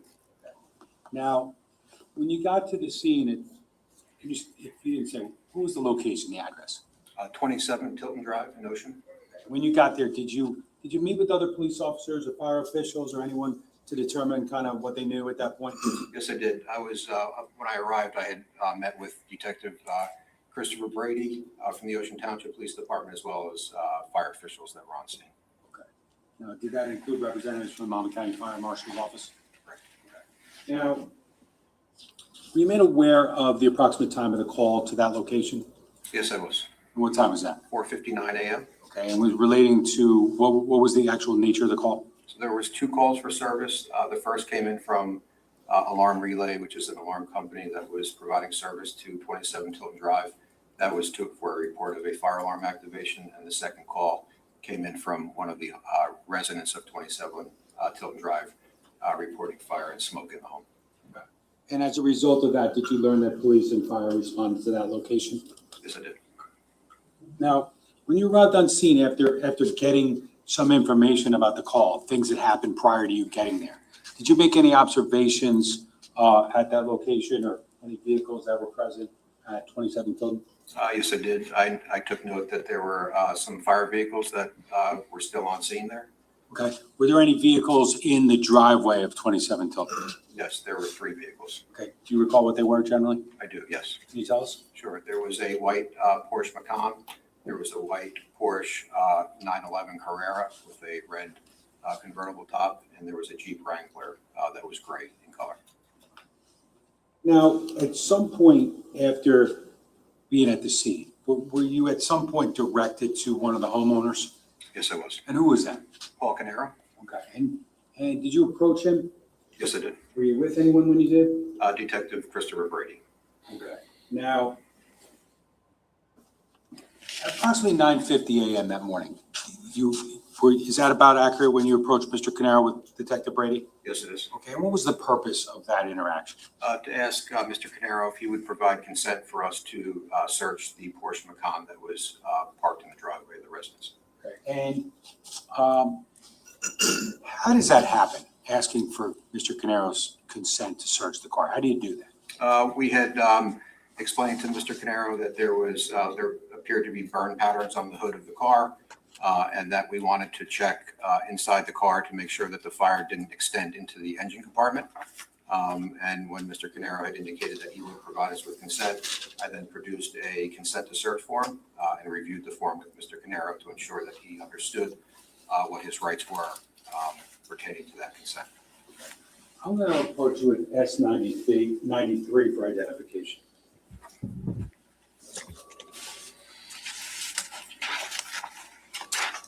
You recognize that? Yes, I do. What's that? This is the consent to search form that I had reviewed with Mr. Paul Caneiro. Okay. And is that actually read to Mr. Caneiro? How does that work? Yes, it is. I produced the form. I wrote on the form Paul Caneiro's name. And I also wrote on the form that we were requesting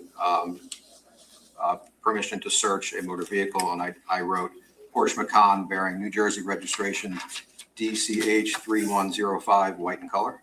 Okay. Now, underneath the description of that vehicle you just described, it says, I've been advised of and understand the following, correct? Correct. Can you read what you read to him? Sure. I have been advised of and understand the following. And I read, I have the right to refuse to allow police to conduct a search. After I read that right, I asked Mr. Caneiro to place his initials next to that line. Once he did that, I read line number 2. I have the right to revoke my consent to search at any time and may stop the search at any time. After I read that line to Mr. Caneiro, I had him place his initials on the line, which he did. I then proceeded to read line 3. I have the right to be present while the search is conducted. And there's an option to circle either I waive or do not waive this right. And I explained to Mr. Caneiro what waive versus do not waive means. Waiving the right would mean that he wouldn't necessarily have to be present for the search. If he did not waive, he was basically advising that he wanted to be present while the search took place. I explained that to Mr. Caneiro and asked him to circle on the form whether he waives or does not waive. He circled I waive, and then he was requested to place his initials on that line as well, which he did. Now, getting back to that waive versus not waive, and I don't want to overcomplicate this, but is that circled correctly on that form or is it circled in error? It was circled in error by Mr. Caneiro. Okay, and so what was Mr. Caneiro's statement to you regarding whether or not he wanted to be present versus not wanting to be present? He had told us that he wanted to be present for the search. Okay, of the Macan, correct? Correct. Okay. Now, it then goes on to say what? I authorize the police officers and retain any items of evidential value which they consider pertinent to their investigation. I understand that I will be given a receipt of anything which is taken as evidence by the police.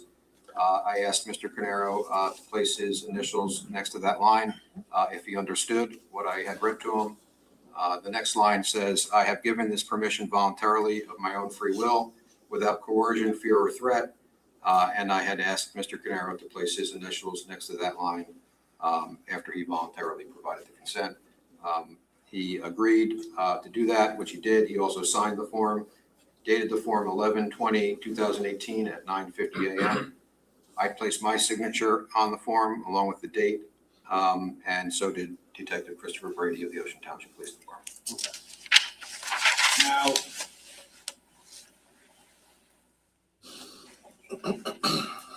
Now, can you tell us who actually conducted the search on November 20th, 2018 of the Porsche Macan? Detective Nicholas Catalona, he works in the prosecutor's office in the Forensic Bureau. Okay, were you present? Yes, I was. Was Detective Brady present? Yes, he was. And what did this search, what was the search of the Macan? Can you tell us what happened? Sure. The primary reason for the search was to determine whether or not fire had extended and damaged inside the engine compartment of the vehicle. As I previously explained, there were burn patterns on the outside of the car. So if you're looking at the car on the hood area, there appeared to be like brown colored staining, which was indicative that there could have been something poured on the vehicle. We wanted to make sure nothing burned into the engine compartment. The vehicle The engine compartment was examined and also photographed by Detective Catalone. Was anything taken from the vehicle that day, November 20th, 2018? No. Was anything later taken from that vehicle? Yes. Now, at some point in time, were you made aware that Ocean Township police officers prior to your arrival had identified a DVR at Mr. Caneiro's residence? Yes, I was. Now, as a result of that, did you, at some point that morning, did you and Detective Brady, did you approach Mr. Caneiro again about the potential for consent to the search of the DVR? Yes, we did. Okay. And where did that conversation occur? In front of his home. I want to show you what's been marked as S94 for identification.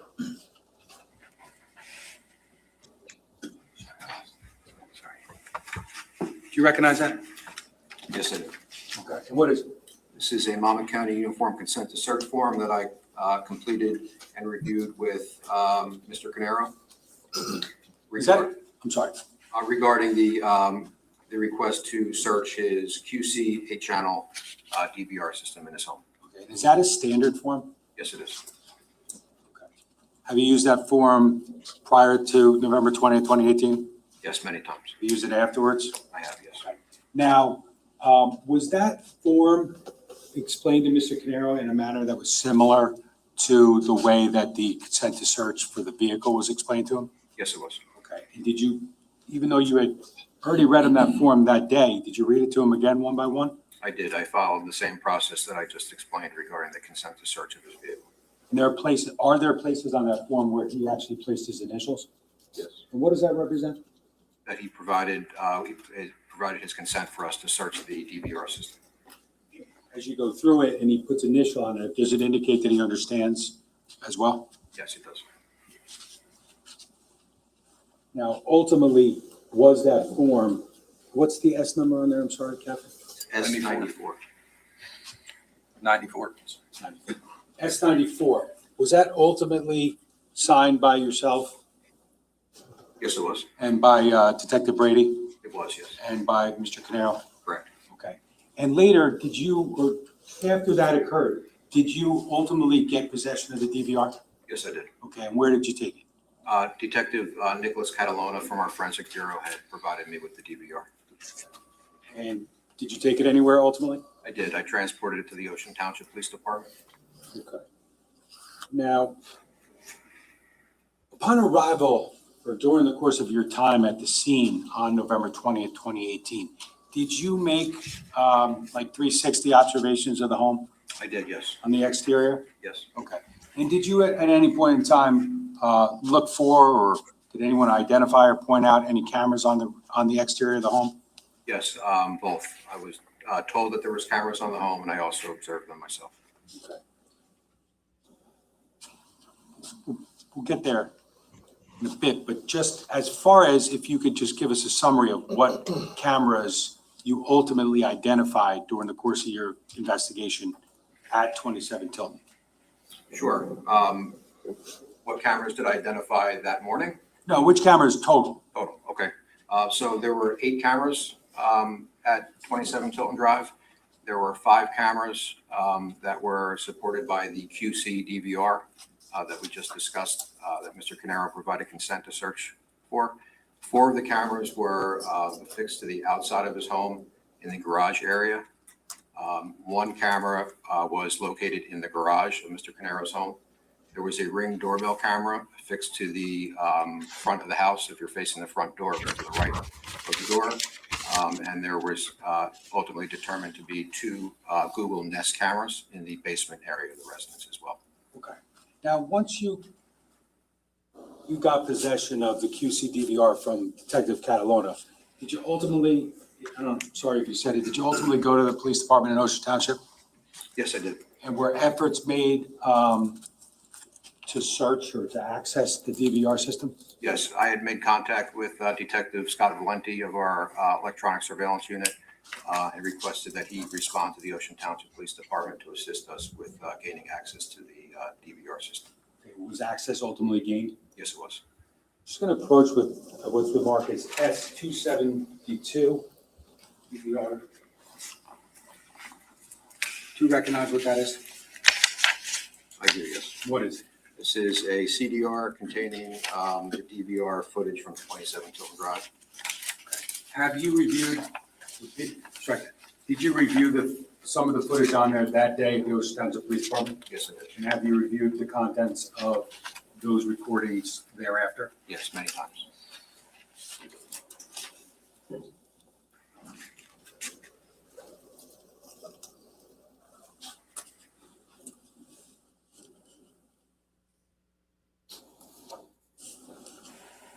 Now, if I could go to the back table computer.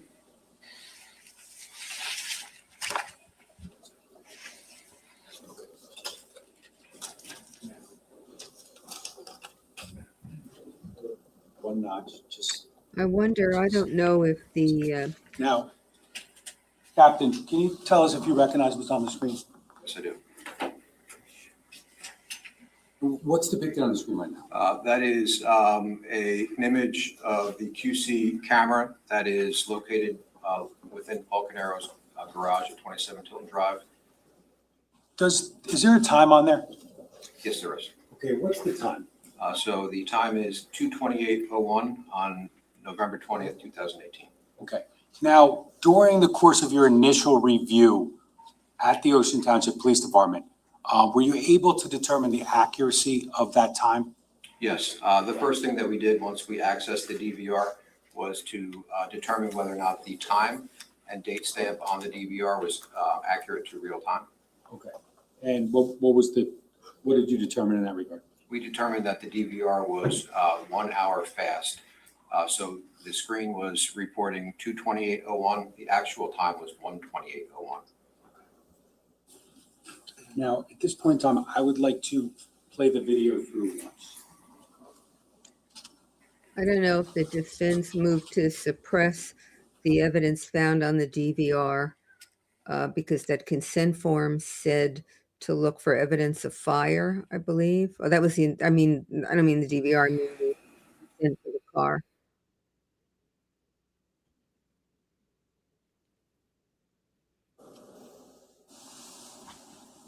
At least we can see what's going on here. Those photos yesterday or the videos yesterday, all I could see was a dark screen and little dots most of the time. Ah, there's Paul. I believe that was Paul.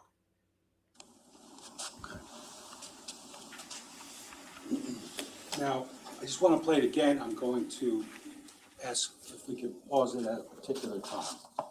So if we play that again, we're going to pause at 2:28:20 approximately.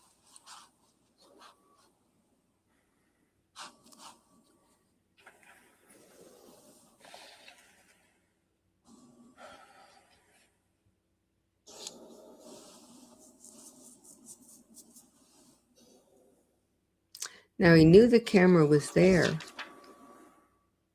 Detective, is there a change in the video right now?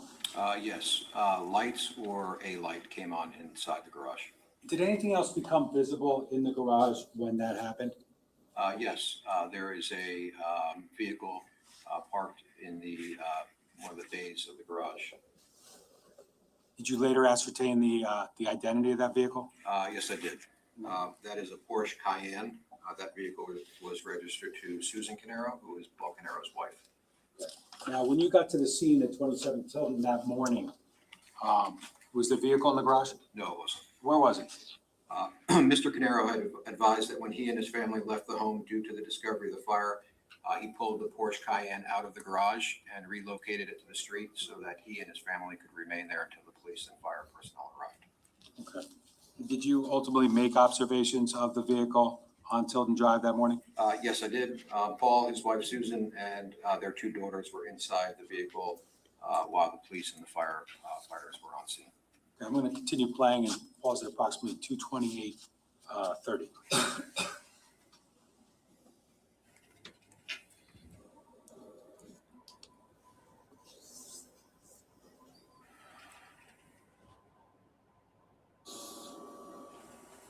What happened there, Detective? An individual appears on the lower portion of the camera frame. Now, You can continue playing to the end.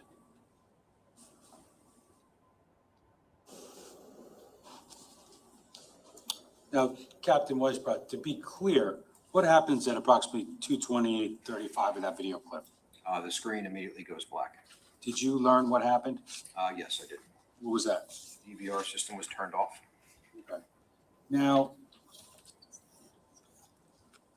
at any point during your review on November 20th, 2018, did you determine whether the DVR was operational for a period of time prior to the fire being reported? Yes, while reviewing the data contained on the DVR that was stored on the device, we determined that the DVR was operational without interruption dating back to October 27th of 2018. Now, I just wanted to ask you a couple of questions regarding the layout of the video. Now, that garage at 27 Tilton, is it attached or detached? It's an attached garage. Now, do you recall whether or not the inside of that garage was photographed by the forensics unit during the investigation into the fire? Yes, it was.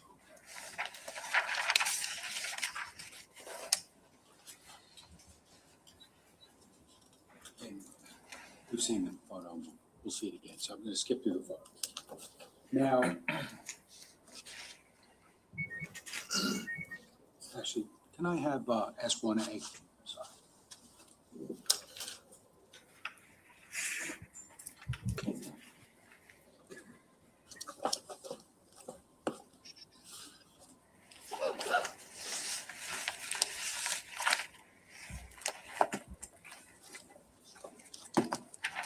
Could I have slide 120, please? Of S1A.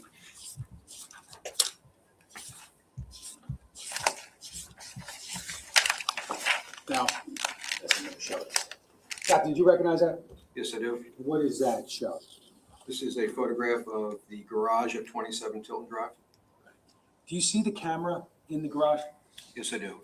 Yeah, where is it? It's mounted on the wall, so it would be the far back wall that's adjacent to the interior of the home. It's mounted above Gladiator metal storage cabinets, just above and to the right of the refrigerator. There's a stylus up there. Could you just circle where the camera is? Sure. Please. Okay. Can we preserve that, please? This will be 120.1.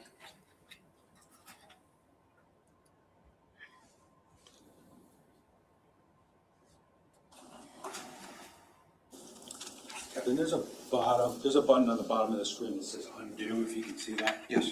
Can you just hit that until the circle goes away? Okay. Can I have slide 62, please? Do you recognize that picture? Yes, I do. What is it? This is a photograph of the kitchen area inside 27 Tilton Drive. And you can see the camera angle is facing towards the north. So through that open door is a mudroom. And then you can see there's another open door that leads into the garage area of the residence. Okay, can I have slide 63 of S1A? Recognize that? Yes, I do. What is it? This is a piece of furniture with some clothing and shoes inside the mudroom area of the residence at 27 Tilton Drive. Okay. And can I have slide 64, please? Do you recognize that? Yes, this is also a photograph of the mudroom. To the left is the left door. You can see the kitchen area. That right door, which is white in color, leads to the garage, and obviously straight ahead is the bathroom. Okay. So if you basically to the right of where we see that door is the garage. That's correct. Now, you testified a little bit earlier about the home also having some Nest cameras. Yes. Now, that Nest is a brand, correct? Yeah. Google Nest. Sorry? Google Nest. Now, were you able during the course of your investigation to determine whether those cameras continued to be operational after the time of the fire or after the time frame of the video we just watched? Bad question. The way you're looking at me, I'm going to ask you again. Did you have the opportunity to determine whether or not the Nest cameras in the house were operational after the time frame of the video we just watched from the garage. So they were not operational at the time of the fire. Now, I would like to show you what has been marked as S274 for identification.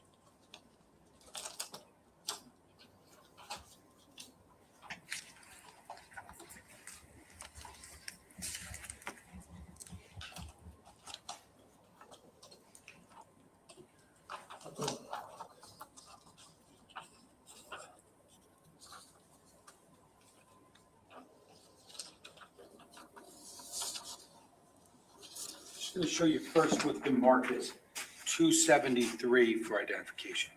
If you need a little light, I can. Do you want some light? I can see, I'm fine, thank you. Okay, and what is that? This is an email that we had recovered. It's dated November 20th, 2018 at 1:42 a.m. Okay. And where does it come from? The email arrived from notifications@nest.com and was delivered via email to pcaneiro@me.com. Does that fairly inaccurately depict the email that you ultimately located during the course of this investigation? Yes, it does.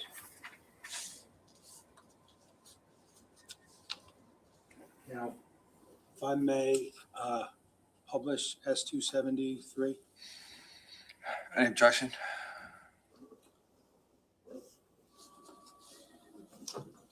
Can we just approach quickly? Sure.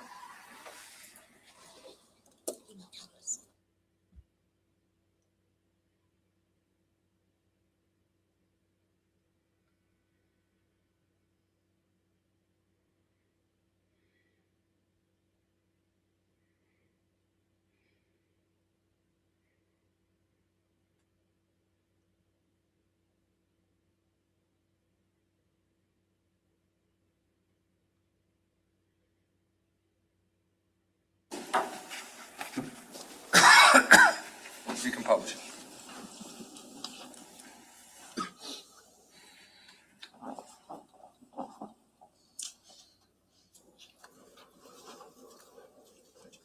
So do you see on the screen that email? I do. Okay. Now, you read where it came from and where it went to already, correct? Yes, that what's published is a different email than the one that I have up here. Oh. I'm sorry. I read 273 because I'm holding it. Can I have S274 on the screen? So we're going to start here. Okay. Sorry. Is what you have in front of you the same as what's on the screen? Yes, it is. Okay. Now, what does the body of the email say? Heads up, your basement, parentheses, work area, camera in 27 Tilton Drive is offline. It disconnected at 1:31 a.m. It might be because of an electrical outage, someone unplugging the camera, or a bad internet connection. Here's the last thing your camera saw. And is there a photo there? Yes, there is. Oh, for heaven's sakes.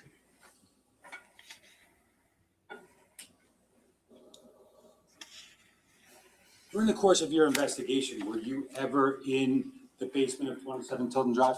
Yes, I was. Okay, so did you make observations of the entirety of the basement? Yes, I did.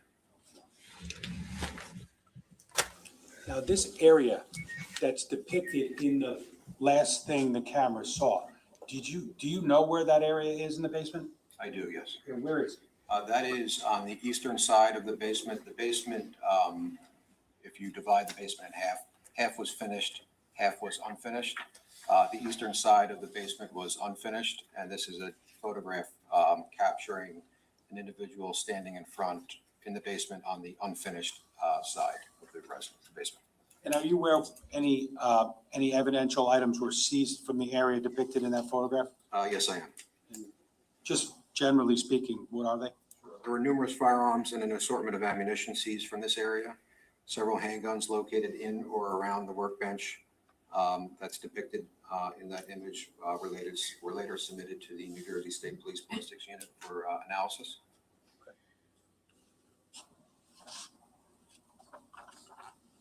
Just one quick question, then approach issue of question.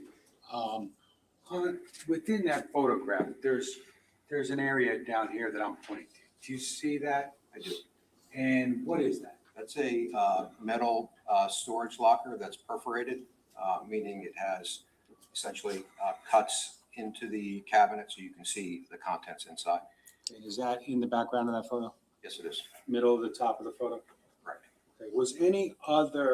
Was there another Nest camera that went offline in the basement that morning? Yes, there was. Do you know where that was generally? Yes, that was also in the basement. Okay. Now I'm going to show you what's been marked as S273 this time. The other one was 274? Yes, Judge, I'm sorry. That's okay, 274. Now this is 273. Okay. Do you recognize that? I do, yes. And what is it? This is a image captured from the Nest camera, the second Nest camera that's in the basement. This camera is also located in the unfinished area of the basement, so that would be the east side of the basement. Could I have S273, please, published? If there's. Okay, so on the screen right now, is that what you're looking at? Yes, it is. Okay, is that the same email? Yes, it is. And what does that email say in the body? So this email was received from notifications@nest.com. It was sent to pcaneiro@me.com. And the email states, heads up, your basement, parentheses, entry and doors to work area, camera in 27 Tilton Drive is offline. It disconnected at 1:31 a.m. It might be because of an electrical outage, someone unplugging the camera, or a bad internet connection. Here's the last thing your camera saw. Is there a photo there? There is, yes. Now that photo, do you know where that's from, that area? Yes, I do. That's from the unfinished section of the basement. If you look to the right of that photograph, you'll see a set of doors. If you make a right through those doors, that brings you to the finished section of the basement.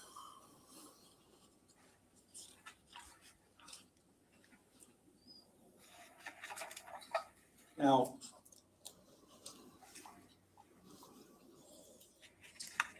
just want to show you from S1A slide 91.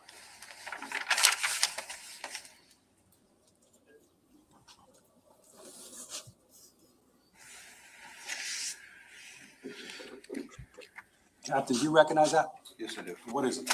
This is the unfinished section of the basement that we What a just discussed, obviously post-fire. Okay. Now, you Oh. talked about a storage locker earlier, correct? I did, yes. Do you see it in that photograph? I do. It's essentially in the center of the photograph. It's perforated so you can see through it and has a padlock. It's gray in color. The view that we're looking at here, is that the same or substantially similar to the view that is depicted in the email from S274? That is essentially the same view. The workbench that I had mentioned earlier is to the left, and that photograph is essentially pointing to the north if you're in the basement.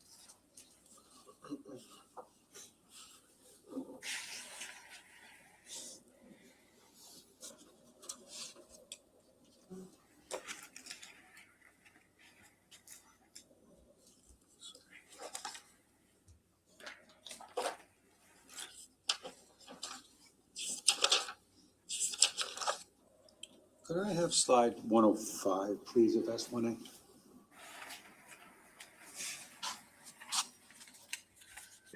Captain, do you recognize that, what's depicted in that photo? Yes, I do. What is it? This is a photograph from the unfinished side of the basement area of 27 Tilton Drive. In this photograph, you can see a large metal storage shelving unit. Next to that shelving unit is a wood dresser that sustained fire damage. Above that is a window well leading to the outside backyard area of 27 Tilton Drive. And on the floor area, there is a pile of debris. Obviously, this photo is post-fire. Were you present in this area during the course of your investigation? I was, yes. Does that accurately depict the way it looked on November 20th and ensuing days? Yes, it does. Now, can I have slide 109 of S1A, please? Is that essentially the same area, different, a little bit closer up, I guess? Yes. I have slide 110. Do you recognize that? Yes, I do. What's that? This is also a photograph from the unfinished section of the basement. It's just taken from a different angle. If you look to the top left, you'll see that window well that I just mentioned. You can see the fire debris on the floor and the fire hoses, obviously, that are draped coming from the outside of the home into the basement. And the doors to the right would lead to the finished section of the basement.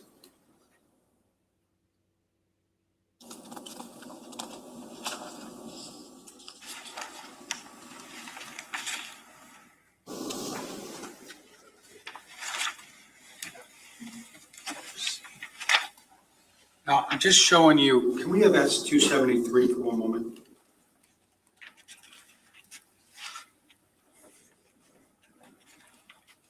Captain, what's on your screen and on the large screen? That photograph, is that the same area that you just discussed in the photos from 27 Tilton? Yes, it is. Now, during the course of your investigation, was any evidence seized from this area here? Yes. What was that generally? In that debris pile that I had explained, there was evidence that was collected and sent to the New Jersey State Police Forensic Laboratory for analysis.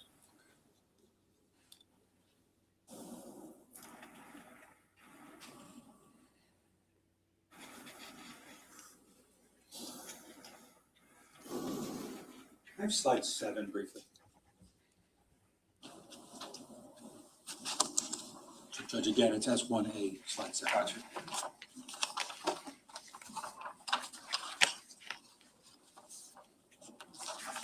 Captain, do you recognize that? Yes, I do. I don't want to belabor it, but what's that show? Driveway, the upper driveway area of 27 Tilton Drive, depicting two vehicles. Okay. And one of those vehicles, a Macan? Yes, the vehicle, the white SUV vehicle is a Porsche Macan parked furthest away from the individual taking the photograph. Okay. Are there any other homes depicted in that photograph? Yes, behind you can see a home that is 19 Oxford Drive. That is a street and a house that's directly behind 27 Tilton.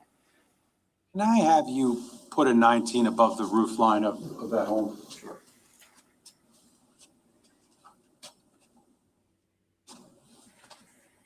Can you preserve that, please? That'll be 7.1.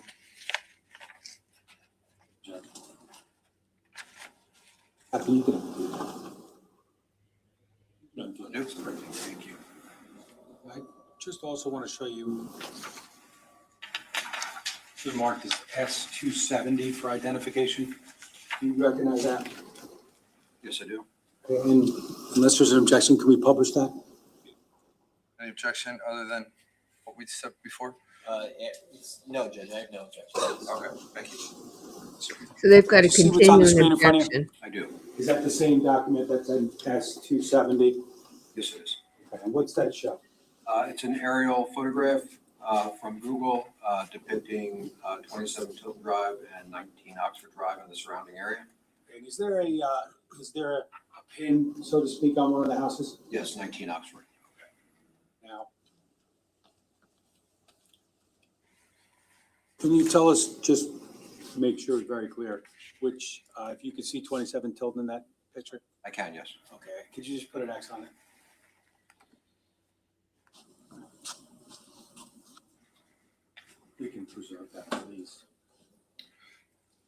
70.1. Thank you. Now, as far as 27 Tilden goes, Captain, did you identify any cameras affixed to the home at 19 Oxford in Ocean Township? And ultimately, was camera footage seized from 19 Oxford in Yes. Ocean Township? Yes, the home had 8 cameras, 2 of which were affixed to the rear of the residence facing 27 Tilton Drive. And we had secured those recordings. Do you recall, all right, so there's 2 cameras on the rear of the home? Yes. Now,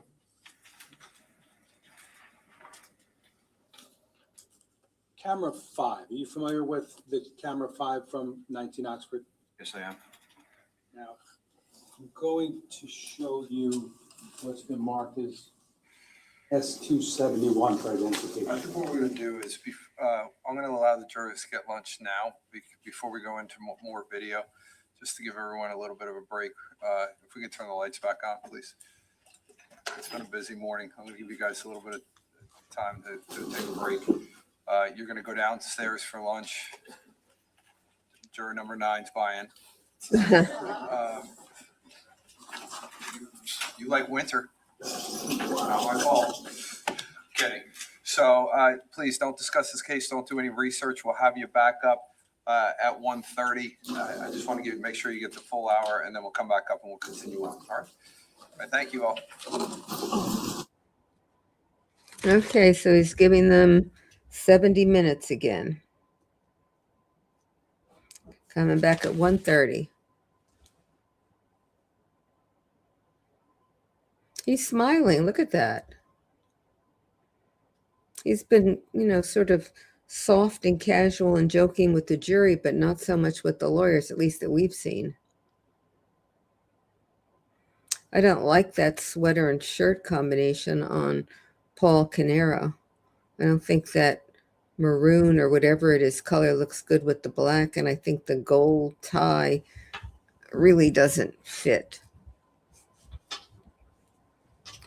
This is not his young preppy look. Yesterday, I think it was a light blue, was a young preppy look. This isn't.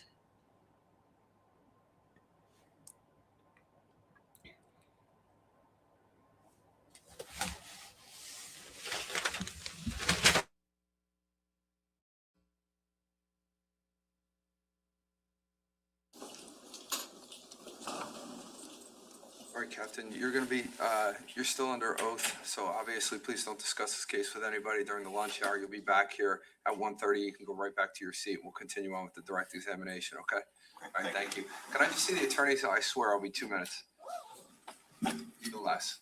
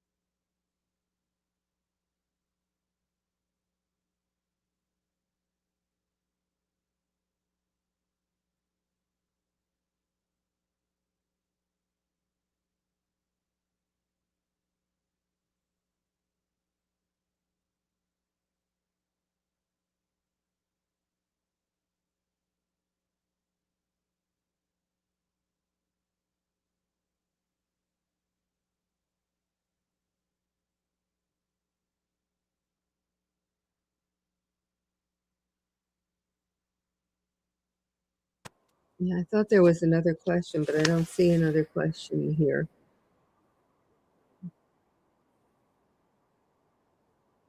I don't see anything else.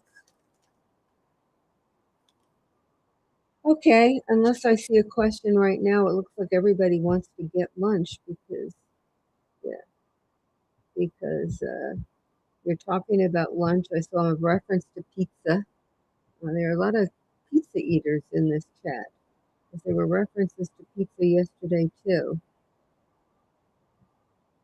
Okay, I don't see anything else. Okay, well then let's take a break and we will be back at 1:30 to hear the rest of this witness's testimony. And I don't know whether there were motions to suppress made on the consent to look in the car or on the cameras. They've got a continuing motion because you heard the judge say that he, when the defense got up, when he said, "Are there any objections?" and he said, "Other than what you said before," or something like that. The lawyers can do a continuing objection, which means you're objecting to a certain kind of evidence that's coming in more than once, and rather than have to get up and make an objection each time, which leads the jury to think that you're trying to keep something from them, the judges can allow a continuing objection so that each time that the evidence that's coming in that relates to that objection, you don't have to make it again. Uh, the continuing objection is noted. Sometimes it's noted by the judge acknowledging, sometimes not, but it is considered that you're making the objection without getting up to do it. So that was what that reference was to. Are there police, only 1951, are there police interviews with Paul that we will see? I don't know. There certainly were, we certainly heard police officers talking about the brief interviews in the car. Remember, one of them asked about his hand and the injury or the injury to his hand. So they did a couple of discussions with him, quick discussions at the car. Then they arrested him relatively quickly in here. So I do not know whether there was another interview with him thereafter. I believe that they've got some objection to impeachment on the basis of silence that may be coming. I think I read that somewhere, but I don't know. In any event, I don't know whether they did an interview. Somebody in the chat who may have been following this all along may know whether there was an interview and whether that interview is going to be, was the subject of an investigation or not. Okay, let's turn off and all have lunch. Okay, we'll start back up at 1:30.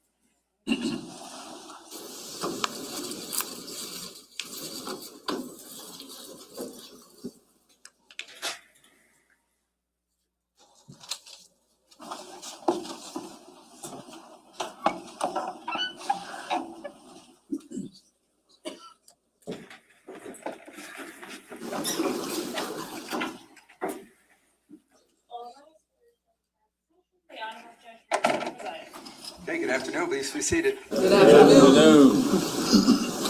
Ciao, everyone. Did you pick it up? Yes, yes. His own. We got time. We got time for this all. Pizza party. We're back on the record, State of New Jersey versus Paul Caneiro. It's indictment 19-020283. Can I have the appearances of counsel for the record? Good afternoon, Your Honor. Assistant Prosecutor Nicole Wallace on behalf of the state.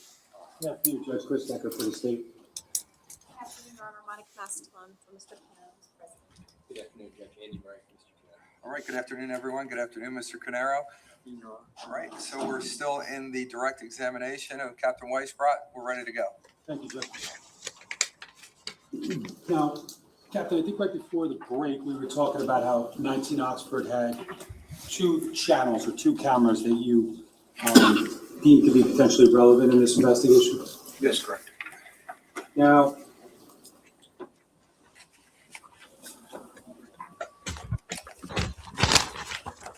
can I have S271A?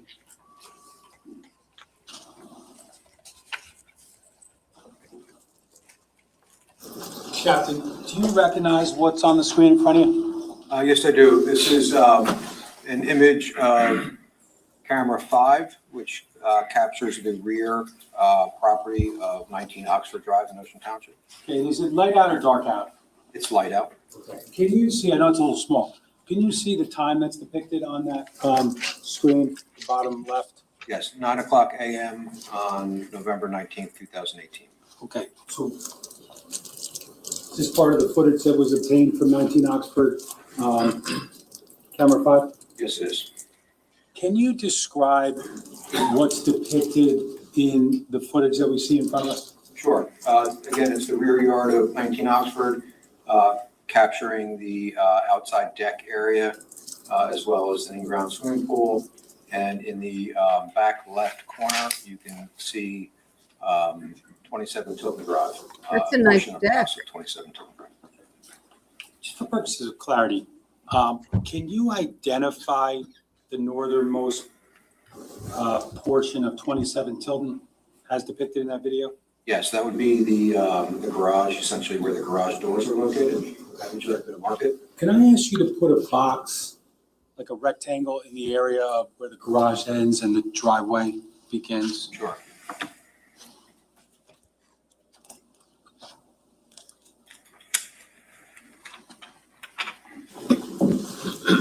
The left line would be where the garage ends, and then the driveway would extend north.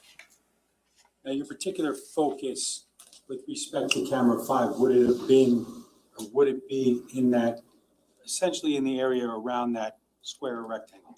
Yes, it would. Can you preserve that? Mr. Decker, this is S271. Is this part of A, B, or C? I'm sorry, Judge. This is S271. It contains clips of footage from cameras 5 and camera 7 from 19 Oxford. This is A, what's on the screen. So A, so if I'm going to say S271 A1.1, we're good? Yes, Okay. correct. All right. Captain, can you undo that? Sure. Can we run that clip through once?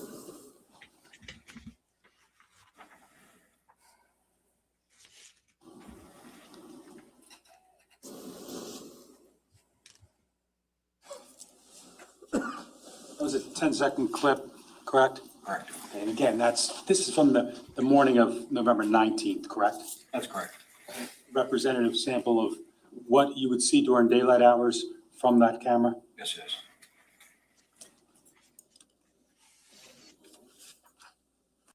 Now, if I could have S271B, this is a clip from 19 Oxford, camera 5, clip with the word leaving in it. Now, I'm going to ask you if you recognize what that depicts. Yes, I can tell you that this is a nighttime image of the video from 19 Oxford. And if you look at the top left corner of the screen, you will see the area where 27 Tilton Drive is captured. Okay. And is there a date and time on that footage at the beginning? Yes, the date is November 20th, 2018, and the time is 2:05:50 a.m. We play that through once, please.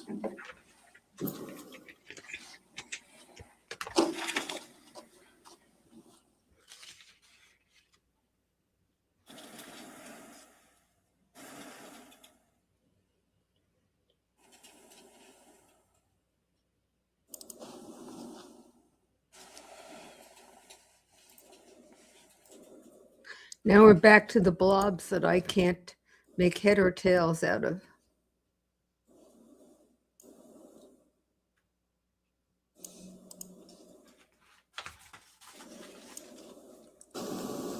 I prefer the messy garage. At least I can tell what it is. Oh, here we go. Now I see. I don't know what I see. I see movement.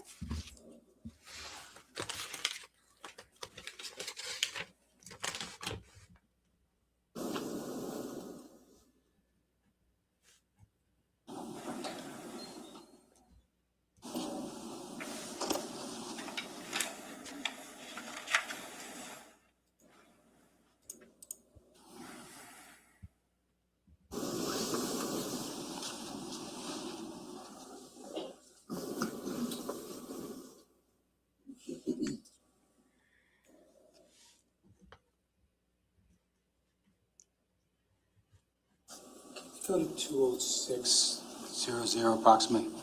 I may ask you to pause it. We can play that.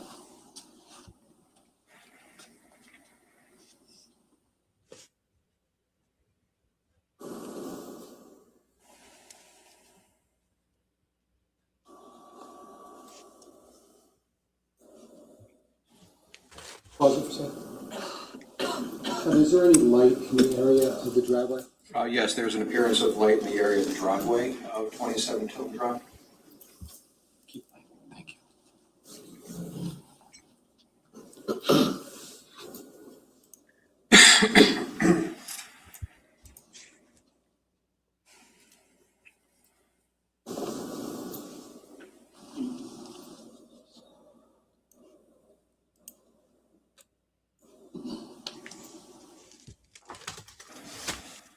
Pause it, please. Did you see anything there, Captain? Yes, there was additional light that illuminated in the area of the garage of 27 Tilton Drive. Go. What time did we stop it at? Sorry, Judge, it was 206:41.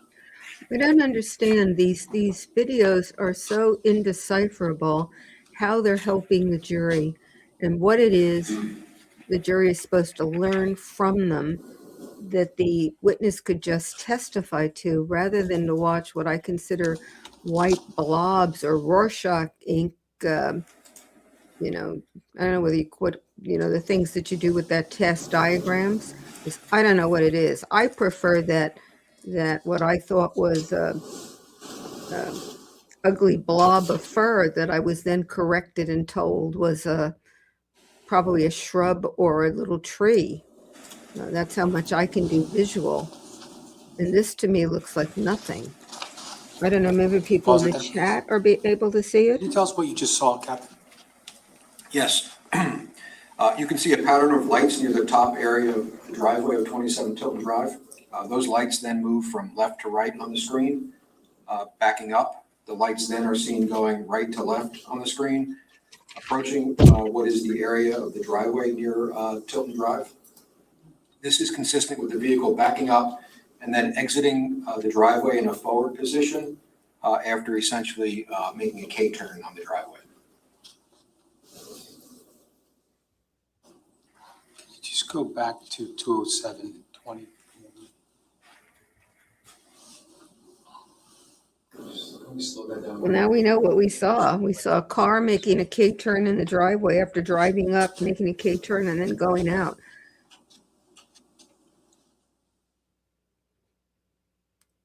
This is like modern art, because if that's what he sees, I think I and the jury are going to be in the same place. We don't see anything. We'll pause at 207-28. Can you tell us what you just saw happen with respect to the lights? Sure. A vehicle was observed driving down the driveway of 27 Tilton Drive, Did the lights just disappear? and the lights disappeared, yes. Just going to, in a moment, we'll start it. I'm just going to ask you to let us know if the lights reappear. It makes me feel so inadequate that I see nothing.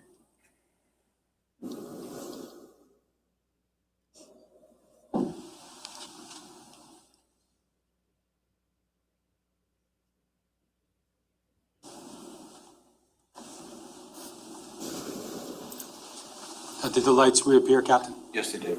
And did they then disappear again? Yes, they did. Okay.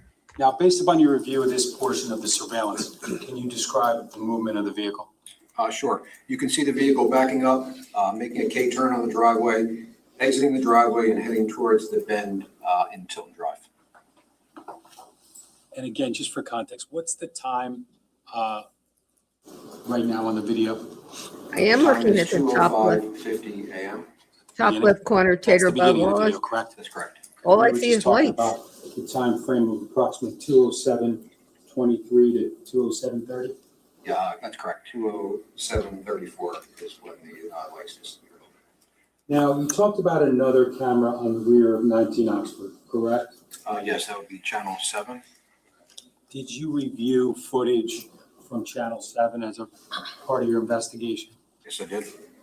Now, I want to show first S271C. Now, before we play that, can you tell us what the date and time is on there? Sure. The date is November 19th, 2018, and the time is 09. This I recognize. This is a So deck. November 19th at 9 a.m. Correct. Can you tell us what's depicted in what's on the screen right now? Sure. This is an image depicting, again, the rear of 19 Oxford Drive in Ocean Township, covering the back deck area of that home, and behind this home, or essentially in front of here, you can see in the background a larger portion of 27 Tilton Drive. Okay. Now, anywhere in what's on the screen right now, does it depict the end of the garage and kind of the driveway area? Yes, it does. Can you just put a rectangle or square around that area? Sure. The garage area and the driveway area would be this area here. Can we preserve that, please? 271C1. We cloned the photo again. Once that prints, you can undo that.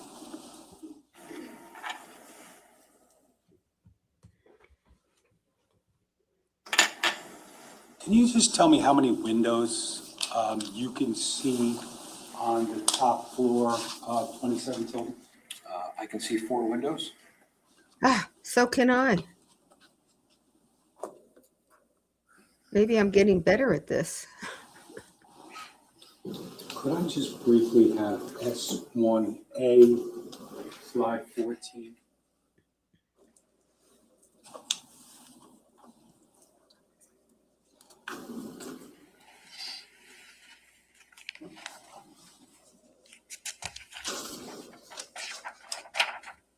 Sorry, Joe.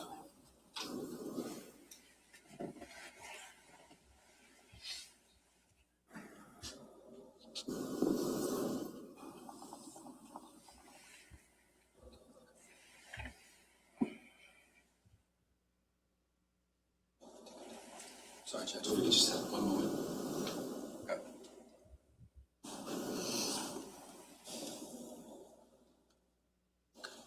Captain, you recognize what's depicted in S1A, slide 14? Yes, I do. It's the rear side of 27 Tilton Drive, showing the fire damage that was sustained to the home. Can you see the 4 top windows that you described just a moment ago? Yes, you'll see on the second floor of that house, the upper windows. There's 4 of them that I just previously identified. Please take that down, please. Can I have, I'm going to ask for S271D at this point. Before we play that, do you recognize what that is? Yes, I do. What is it? This is a image still of 19 Oxford Drive, camera 7, which captures the rear of 19 Oxford and the rear of 27 Tilton as well. Again, I'm just going to play that video fully through. It's approximately 7.5 minutes. Is that accurate? That's correct.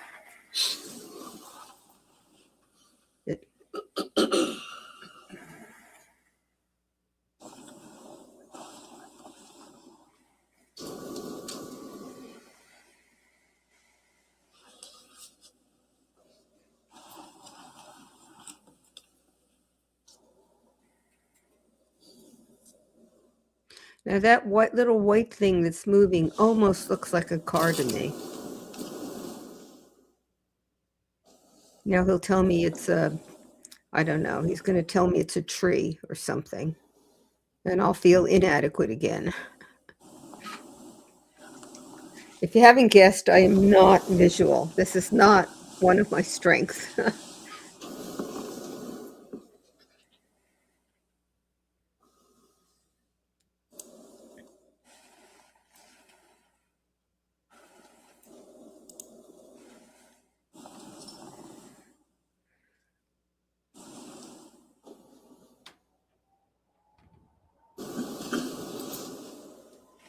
Pause it for one moment. Did you see lights come on in the screen? Yes, I did. Do you know where they came from? 27 Tilton Drive. Keep playing. This looks like, stars in the sky. I'm almost going to see the Milky Way, with the one on the right being the North Star. For as much as this is telling me anything, I wonder what the jury is thinking. I'm not visual, so maybe the fact that I don't think this helps anything my observation isn't worth anything, because a visual person might be much helped by seeing what we're all seeing. But I am not helped at all. I want to talk to you about a Fourth Amendment search and seizure. That I can do. Looking at these white things on a black screen with a white thing on the bottom. I don't know what that white line on the bottom is, but I'm amused at how completely floored I am by what I'm watching. A jury voir dire question should be, are you visual? If we show you a picture with white blobs, will you be able to follow? I think that would be a helpful question.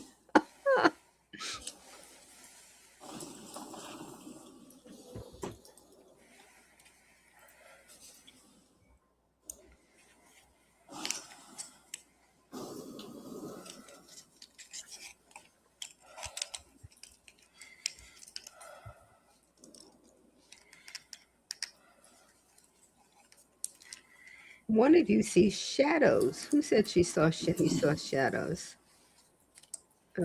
Scotch Mom. I don't see shadows. I see a black screen with 4 white dots.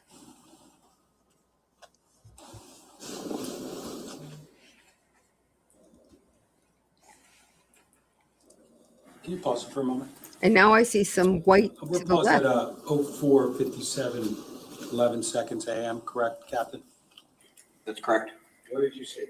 The first evidence of fire is visible on the left area of the screen. That fire was obviously at 27 Tilton Drive.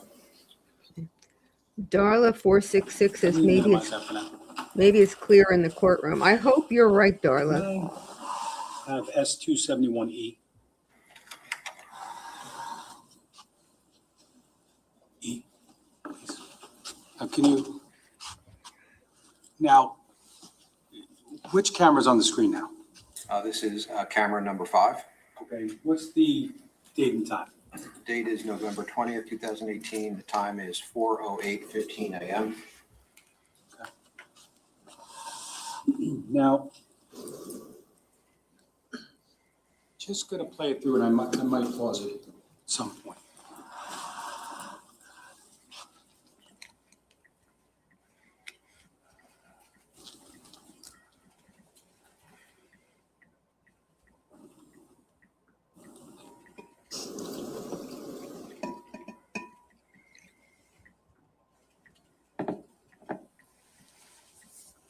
Pause that for a moment.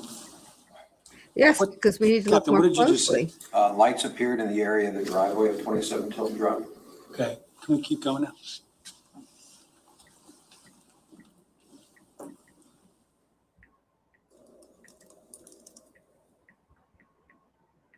This might be helped if they had some sort of oh, there's something moving. It looks like a bird or an airplane.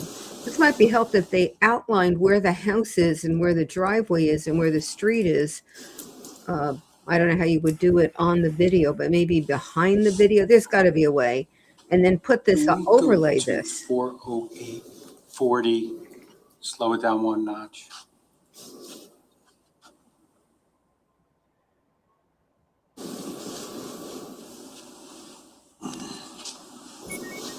Can we play it? Thank you.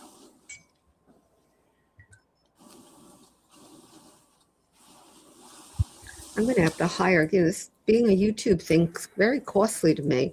And now I'm going to have to hire a consultant to decipher black screens with white things on them.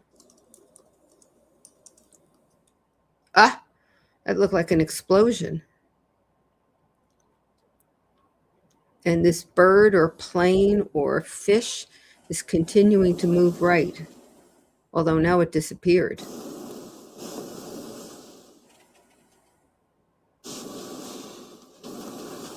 It's pretty sad if Captain, what can I'm, you tell us what we just saw? Sure. We saw those lights appearing in the area of the driveway of 27 Tilton Drive. After letting the video run, you see a vehicle entering the driveway and parking in the area closest to the garage. did he say Driveway, we 27 see, Tilton we Drive. see a vehicle entering? Can I have S271F, please? Captain, can you tell us which camera this is? This is camera number 5 at 19 Oxford Drive. Is this the same camera that we just watched? Yes, it is. Okay, and what's the date and time here? Date is November 20th, 2018. The time is 4:54:01 a.m.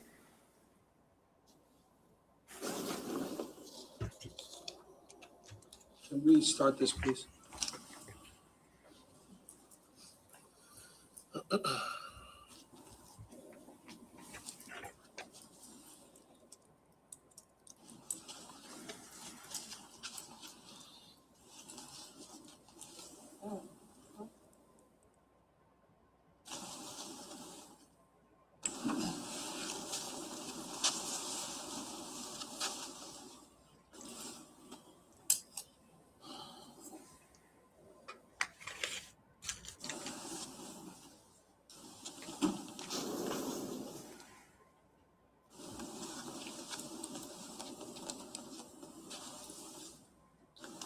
Going to ask to fast forward just a little bit to go to about 4:57, please, if we can. So I'm at 4:57:01 a.m. Is that accurate, Captain? Yes, it is. Is there any light in the video? Yes, 27 Tilton Drive is illuminated. Now, going to ask you to play now.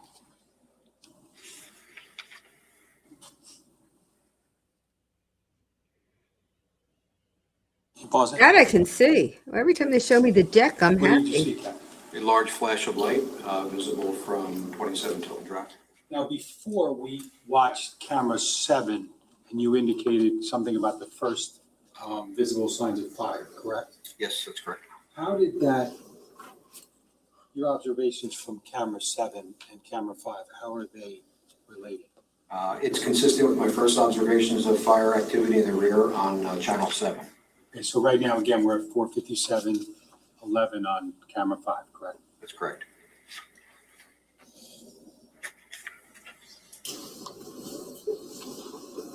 Go back to the beginning for a minute. Can we just play that?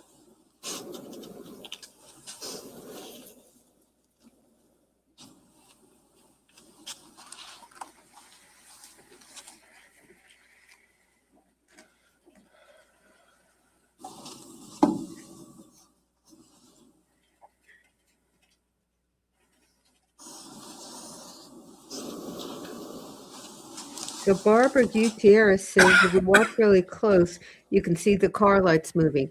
I see things moving, but how do you know they're car lights? This is really, I don't know that I've ever seen an exhibit in a trial that I thought was less useful. And again, I'm just not visual, so that may be the reason.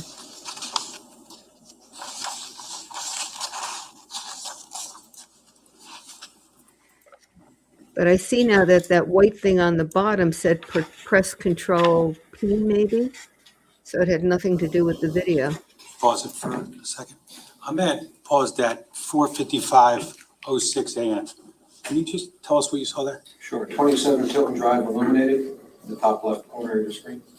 Earlier on camera 7 at about the same time, 4:55, did I ask you whether or not there were lights that appeared in the back of the residence? Yes, that's consistent with that as well. Can we go to 4:59, please? See, 4:59:30. We're 4:59:31 a.m., correct? Correct.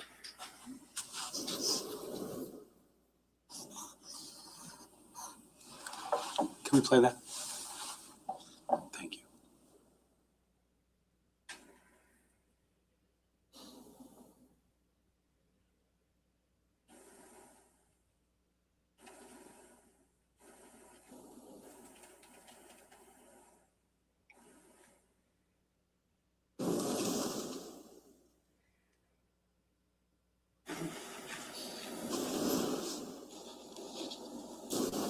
Whatever the bottom thing I'm seeing, yeah, it is pause. I see it now.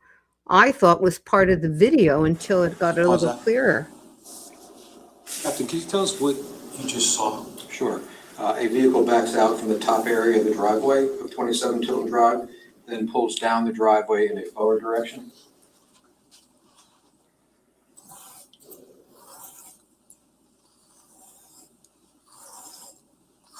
And as part of your investigation, were you briefed on police interaction with Mr. Caneiro in the morning hours of November 20th prior to your arrival? Yes, I was. And did that include Mr. Caneiro mentioning anything about a vehicle in the garage? Yes, he had indicated that when the family was exiting the home after discovering the fire, he backed the car out of the garage and drove it onto Tilton Drive, where the rest of the family had met him and got into the car. Can we just continue to play that record speed?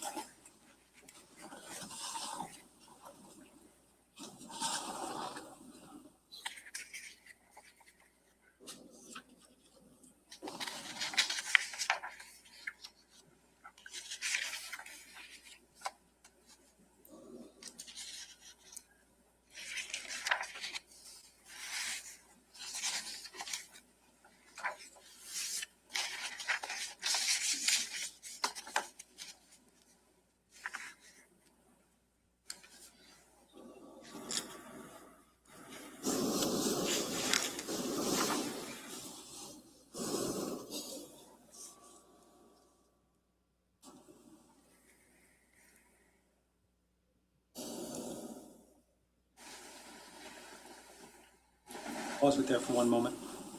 Pause at 05:01 and 2 seconds a.m., correct? Correct. Can you slow that down one notch and just play?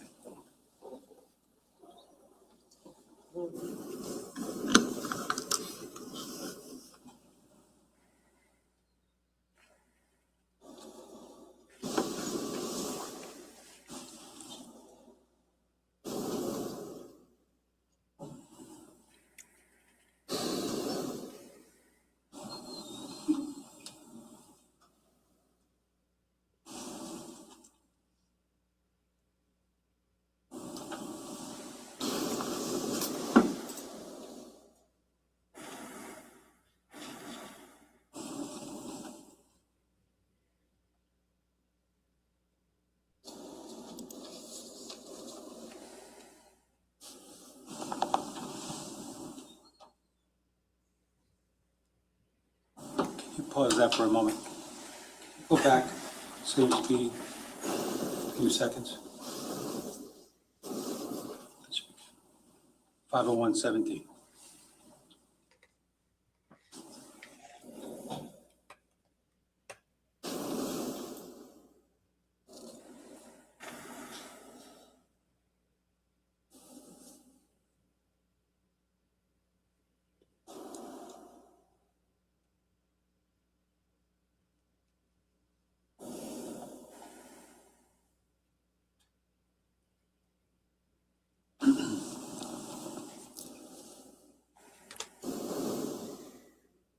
You can stop it there.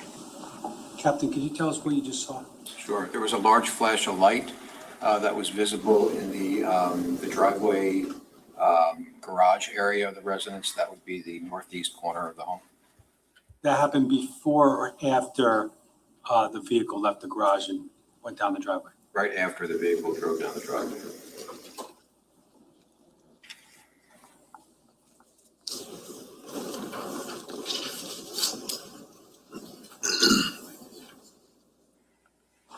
No, I have no further questions. Okay. Ross?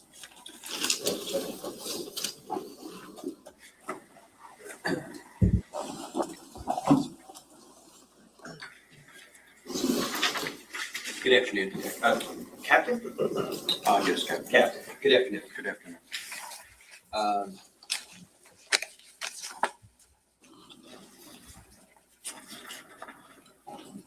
Okay, so just let's take ourselves back to surveillance at the location of 27 Tilton. You testified that there were 8 different surveillance cameras that you noted, right? That's correct. And a number of those were connected to the QC DVR system, right? Yes. At least one of the cameras from that QC system was inside the garage, right? But there were other cameras that were affixed outside of the garage. That's correct. And they looked out onto the driveway area of 27 Tilton. Yes. Now, obviously, as part of this investigation, you reviewed all the DVR footage from that system, correct? Correct. And that included not just images captured in the morning hours of November 20th of 2018, but also images that were captured the day before on November 19th of 2018, correct? That's correct. Okay. I'm just going to show you what we've marked.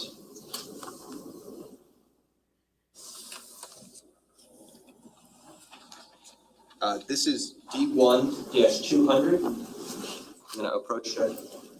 Sure. Is there any objection to this? No, Judge, sorry. You can publish it if you want. Oh, okay. So I'm going to put this on the screen here.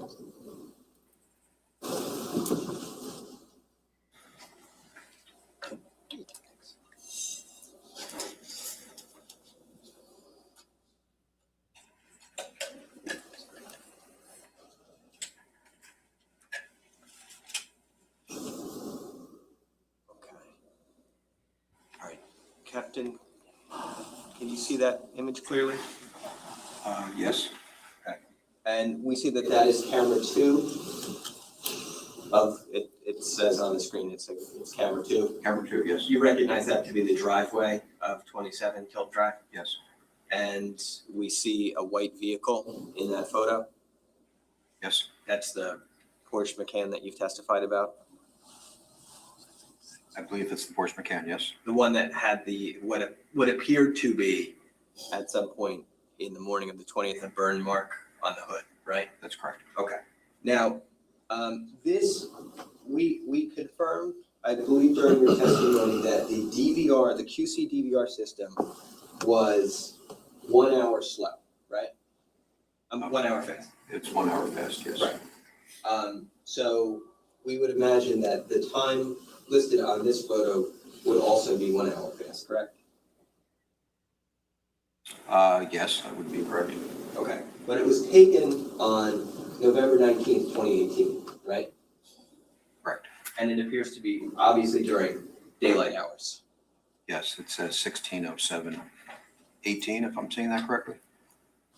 And we see inside, we can see through the front windshield of the vehicle inside the vehicle a little bit, right? Yes. And we can see hanging from the rearview mirror what appears to be a handicap placard. There's a placard hanging. I can't tell you that it's a handicap one, but I do see a placard hanging, yes. Okay. Maybe if I were to show you a different image.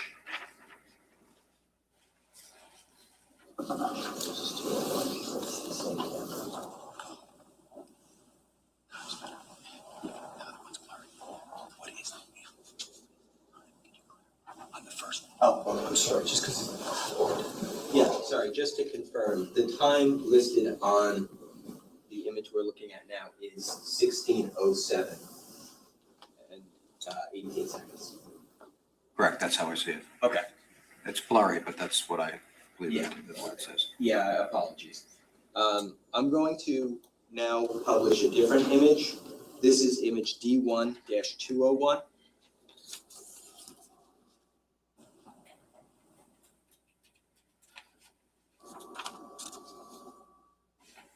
Now, that is, this 201 obviously appears to be taken from the vantage point of the same camera we were just looking at, right? Yes, that's correct. And so this appears to be the driveway again, even though it's dark, of Tilton Drive, right? Yes. And again, we're seeing the vehicle that appears to be the white Porsche Macan, right? I mean, it's difficult to identify the vehicle, but if it's consistent with what you just showed me, yes, I believe that to be the Porsche Macan, based on where it was parked. The other image obviously was a lot clearer. Right. Considering this is at night. But obviously the vehicle appears to be in the same place relative to the camera. It does, yes. And the date on this photo is November 19th, 2018. November 19th, 2018, and the time is 19:10:54. What we see more clearly though in this photo is that the object hanging from the rearview mirror in the car is a handicap placard. Yeah, that I can see it clearer in this photograph. It looks like it's a removable tag, one that you can take down and put back up, as you would need to, or somebody who has a handicap placard would do, but it appears to be a handicap placard, one of the removable ones, yes. Right. Okay, thank you. Sure. Now, the vehicle, the Porsche Macan, Yes. is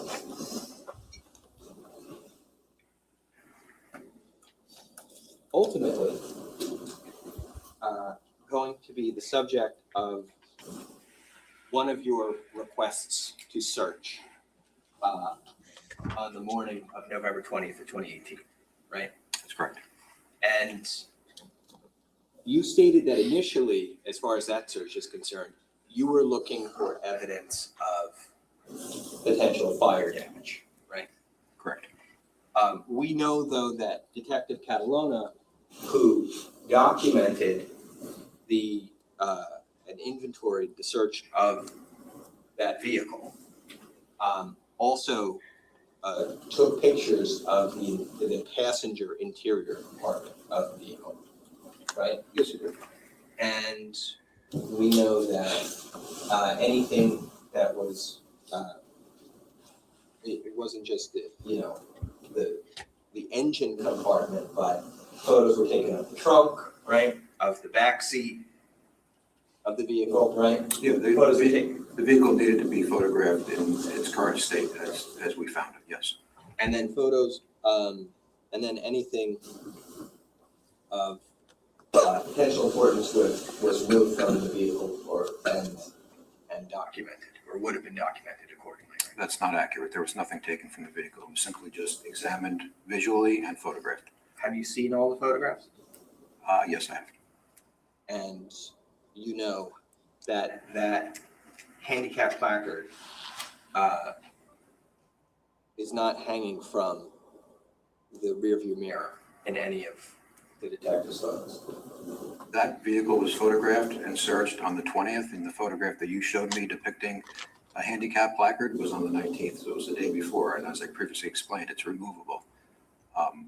Whether or not the photo, I don't recall seeing the placard on the 20th, but obviously I did see it on the 19th, if that's, I'm answering your question. Right. So but as of the 20th, you would agree with me that that placard is no longer apparently in the vehicle? I would actually ask to just see a photograph of it taken on the 20th, just so I can confirm that, but I don't believe there was one, no. Okay. Why do we care about the handicap tag?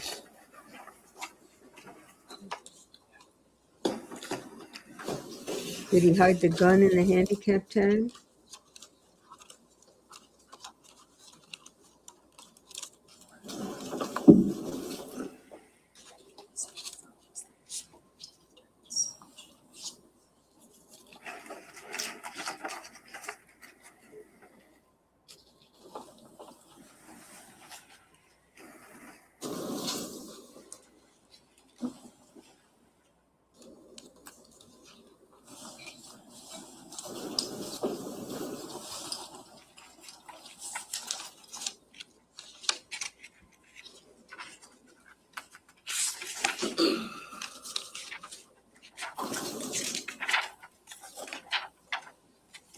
It's too bad trials don't require that the lawyers say, now I'm going to ask 20 questions and they're relevant to issue X in this way, and then ask the questions.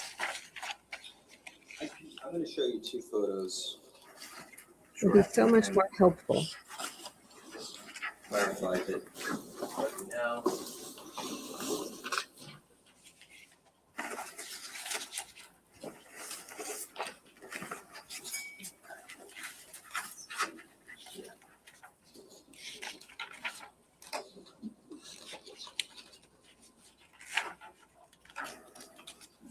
Well, she knows what he needs, clearly.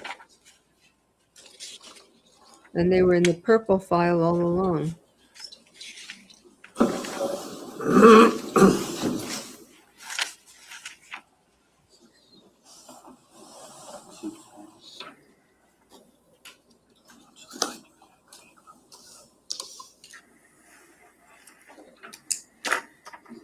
Oh, that's a good guess. Who said that? Let me see.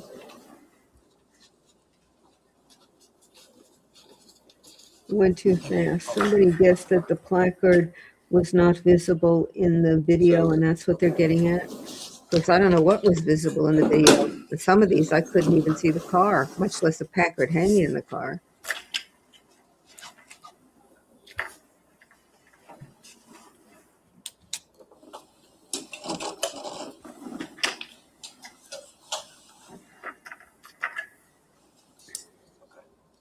Taterbug wants to know who qualified for the handicap tag. Yes, I can, and now that I see this photograph, I can confirm that there is no handicap placard visible. Okay. That was, and that's, just for the record, that's D1, 210. Yeah, there's a lot of these. And that was a photo taken on the 20th of November, correct? I can't confirm that. I believe it was obviously taken either on the 20th or days after. I don't know. You can put it back up. I see the security tape, the yellow security tape that remains. Whether that photograph was taken on the 20th or within the days after, I can't say for certain because there's no date on it, but that was obviously during the course of our investigation. Okay. And the photo is obviously, as you understand, taken by law enforcement, correct? Correct. It was taken by Lieutenant Catalona. And after what you described today was that Mr. Caneiro, Paul Caneiro, when this fire was taking place at 27 Tilton, got into the car that was parked in the garage, drove that down to the street, and so that he and his family would have a place to wait while emergency personnel responded. Yeah, they got into the Porsche Cayenne. Right. And after Mr. Caneiro and his family got into the Cayenne, they went from essentially that location on the street to the Ocean Township Police Department, right? Yeah, they moved the vehicle several times in the street before ultimately traveling to the Ocean Township Police Department in that car. Right. But the car we're seeing in D1-210, that's not the car that they were sitting in. That is not the car. This is the car that was parked in front of the garage area the entire time, right? That's correct. And this is the car that when you were explaining to Mr. Caneiro you were going to search it, this is the search of the car that you're saying he wanted to be present for, correct? That's correct. And while he may have been allowed to be present for the search, you weren't going to let him conduct any part of that search himself, right? No, that was a crime scene. It wasn't safe for him to be up alongside the vehicle. There was evidence on the ground and around the vehicle. So he was required to stay, a short distance away. Okay. So, after you responded to the scene that morning, there wasn't a time when Mr. Caneiro was in this vehicle depicted in D1-210, correct? No. And nor would he have been able to access that vehicle because of law enforcement activities, correct? Correct. And then after going to Ocean Township Police Department, Mr. Caneiro was once again unavailable to access this vehicle, correct? That's correct. And so if there's no tag in this after the 19th of November, we are not able to say for sure who or why it was removed from the vehicle or by who, correct? That car was a loaner car from the Porsche of Monmouth in West Long Branch. I have no information regarding whether the Porsche of Monmouth, a car dealership, would put a tag on a loaner car. I don't know the answer to that question. Okay.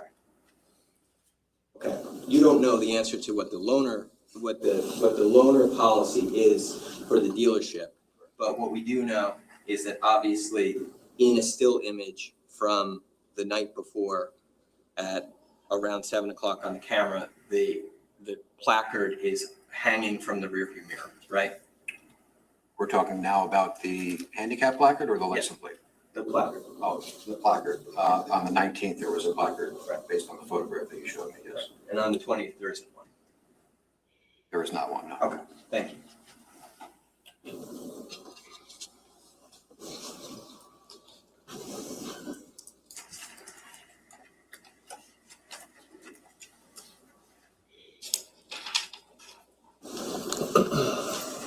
Now, we saw video from 19 Oxford Drive, and that's going to show what appears to be flashes of light coming from the left hand, depicted from that video, the left-hand portion of 27 Tilton Drive.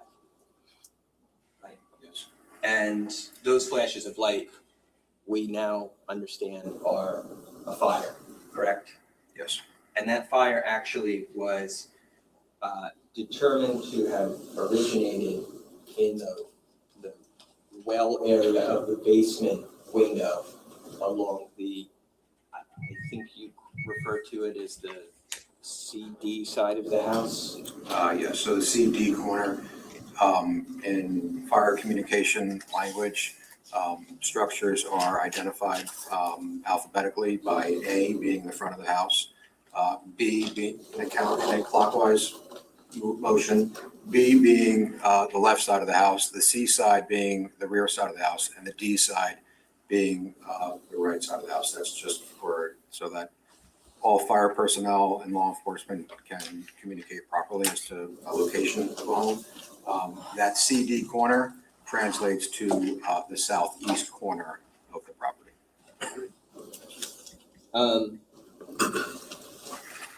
One of the things noted about that location was that there was a basement window located there at that fire origin point that was broken, right?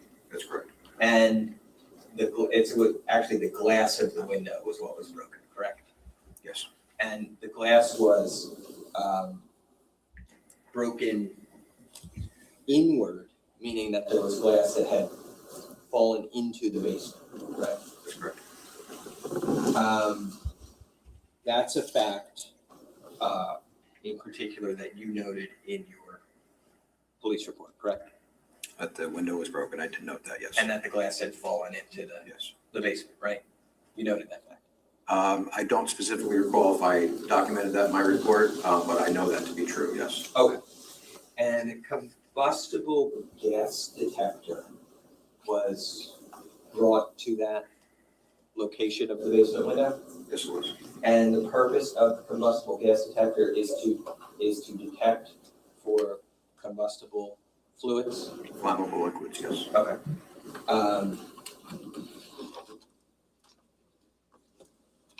One of the reasons why that might have taken place, obviously, is there was a gasoline can found on the scene near the garage of the house. Oh, we're going back to the There gasoline also can. was a very strong Yeah. odor of gasoline present in that location. So when you say in that area, so by the window well of the basement where the fire originated, there's a very strong odor of gasoline? Yes. Okay.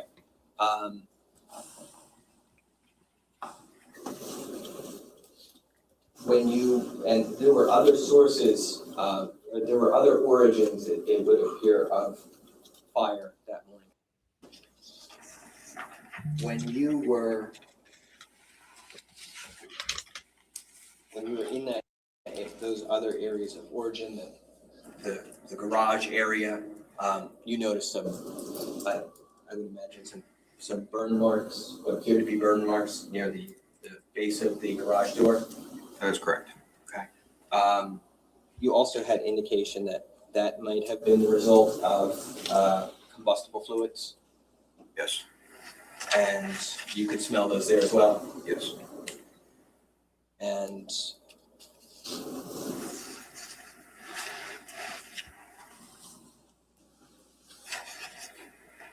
you're going to have a few conversations with Paul Caneiro that morning, right? I spoke to him 2 times that morning. You're going to talk to him about consent to search the vehicle that might have been damaged by the fire, right? Yes. And you're going to talk to him about consent to search the DVR system that was in the garage. Yes. In both of those occasions, Mr. Caneiro gave you consent to do that which you were requesting, right? Yes, you did. And obviously, when you go over those forms, you want to make sure that people are fully advised of what their rights are, right? Of course. And you want them to know that you're asking for their consent because that search, according to the form, if it's going to happen according to the form, needs to be voluntary, right? Yes. And that person needs to be able to make that choice whether or not to agree to it of their own free will, right? Correct. And they also need to know that they have a right to refuse the search, and they have a right to stop the search at any time if they become uncomfortable with it, right? That's correct. And if a person signs a consent form and says, you know what, Captain, I'm not super comfortable with this. I would rather not do this. You're going to immediately stop the search, right? Absolutely. And the most important thing for you in these situations, I would imagine, is to make sure that you're honoring people's rights and wishes about the search that's going to take place, right? That is correct. And I'm sure you did that in this case as well. Absolutely. And so we have no reason to believe that Paul Caneiro's consent was anything but knowing and voluntary, right? Okay, so why all Knowing this? and voluntary. And we have no reason to believe that he didn't understand, let me strike that. Obviously, he knew full well he had the right to refuse and the right to stop the search at any point in time, right? That is what he was told, yes. And he not only did he agree to the search of the vehicle, but there never came a point in time where he said, I want to shut this down, I want to stop this, right? He did not know. And it remained consensual and voluntary the entire time you performed that search. Correct. Okay, now I Right. understand. To the search of the DVR system. Again, it's the same form for a different item of interest, right? Yes. And again, there's no question that Mr. Caneiro knew very well that he had the right to refuse if he chose, right? That's correct. And he, regarding that search, after the fact, never told you at any point in time, actually, I changed my mind, He never did know. right?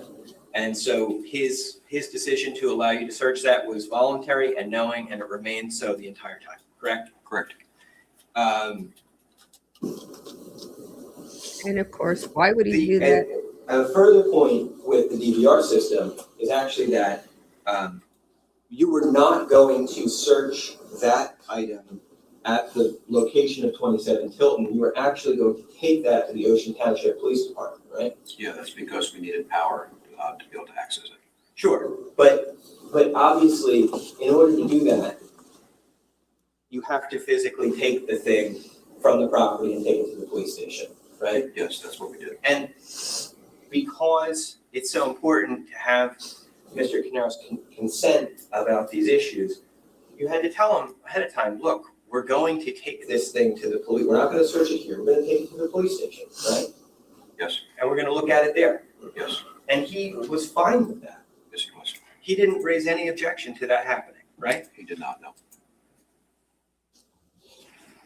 And why would he do all that if he knew there was evidence that would be incriminating on either of the on the DVR or the cameras, the equipment that would allow them to look at the cameras? This is the inference from this. So I'm guessing that, obviously this wasn't the first time, getting to this location was not the first time that you smelled gasoline in your life, right? No, it's not the first time. But, on scene, it was very clear to you that it was present in various areas of the home, right? In 2 areas of the home. And there were investigative measures taken to detect for the presence of those combustible fluids, such as the gas detector that we talked about before, right? That's correct. There was also a police dog who was brought to the location at some point, who was trained to detect combustible fluids. That's correct. There was a dog from the State Fire Marshal's office.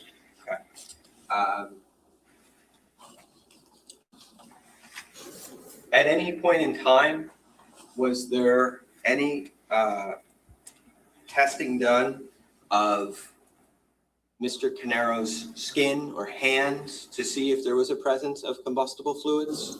No.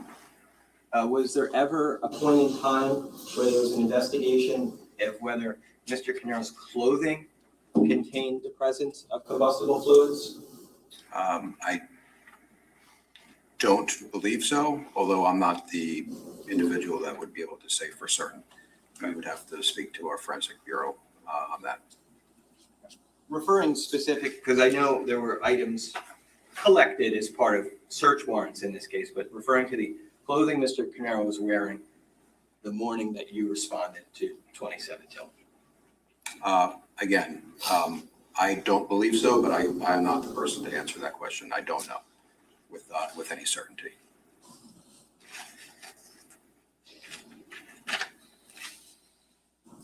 Your report obviously is detailed in the sense that it indicates all the investigative activities that you took part in over the course of this case. Yes. Up to a certain date, I would imagine, because I believe that you've had continued involvement in some aspects of this case through 2025. Would that be fair to say? Yes. And that would be things like maybe serving subpoenas for witnesses, right? Correct.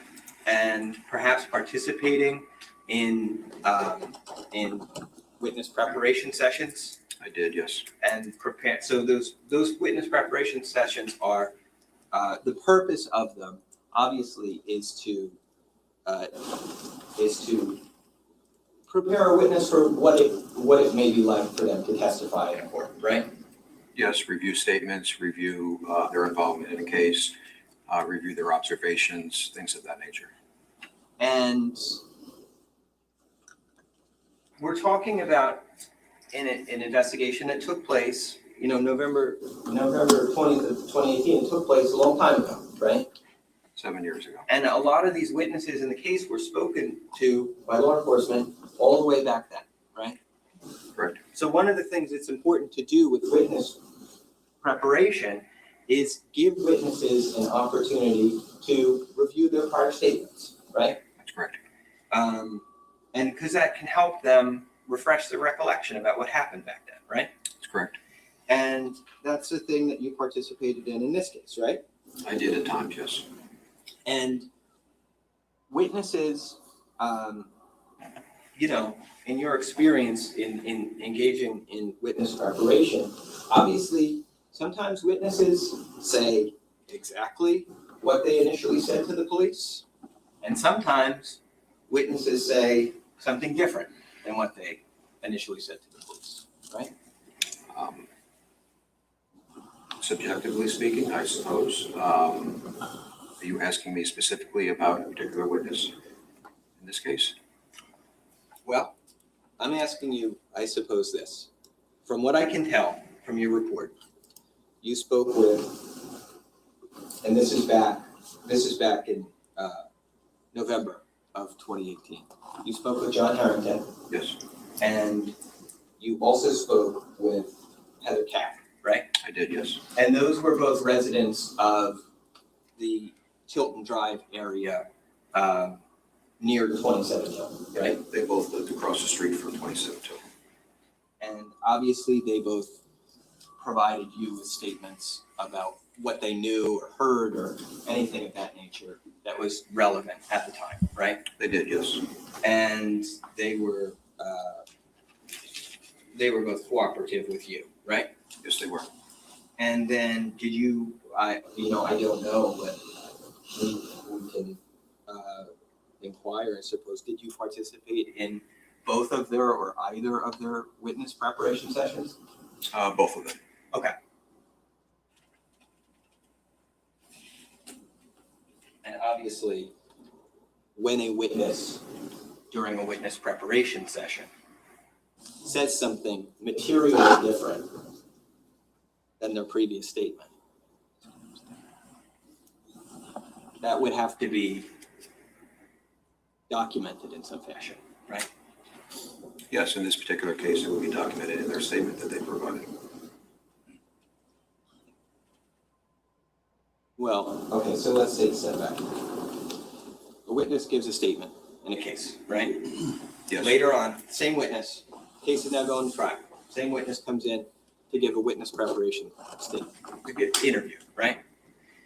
They're in for the witness preparation interview. They have an opportunity to review their statement, right? Correct. They might say the same thing about the case, or they may say something materially different than they originally said in their statement, right? Perhaps that's true, yes. If they say the same thing, great. If they say a materially different thing, then that would have to be documented, right?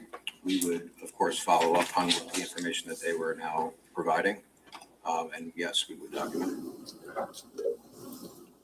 So then I take that to mean that when you participated in the witness interviews of John Harrington and Heather Capp, they told you essentially the same things that they had said all the way back in November of 2018. Yeah, I don't believe, and I don't recall that they provided any inconsistent information that would warrant us to do any additional follow-up or reporting. Okay. Now, what I also understand from your report is that you spoke with a person by the name of Paige McManus. Yes, I did. That was a Tilton Drive resident. 2 doors down from the Caneiro house. Andrea Rain, Andrea Rain from, I believe, Green Grove Road, 306. Is that right? yes. Yes, You spoke with Marilyn Klein, I did, yes. who was a neighbor. Next door to the Caneiro house. You spoke with Brees, Kyle Brees and his wife. I did not speak to them. Detective Brady spoke to them. We made efforts to speak to them. We knocked on their door several times. Other than the people, and I know you also spoke to people other than residents of Tilton Drive. But in terms of the residents of Tilton Drive that you spoke with, the neighbors, did I miss anybody other than John Harrington, Paige McManus, Andrea Rain, Marilyn Klein, the Breeses, or Heather Cat? I believe you covered all of them. Okay. That I was involved with, yes. Okay. All of those individuals live in proximity to 27 Tilton Drive, right? That's correct. Tilton Drive itself is a horseshoe type of street, right? There are two separate entrances to Tilton Drive. That's correct. And the people to whom you spoke about this case were concentrated on one end of that horseshoe, right? That's correct. And that would be the 27 Tilton Drive end of the horseshoe, right? Yeah, the north side of Tilton Drive.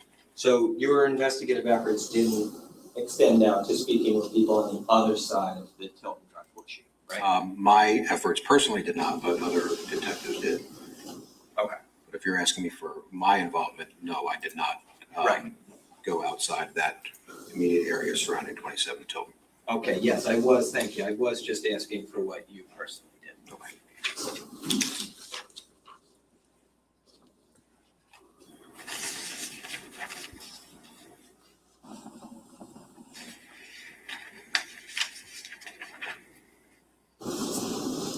Now,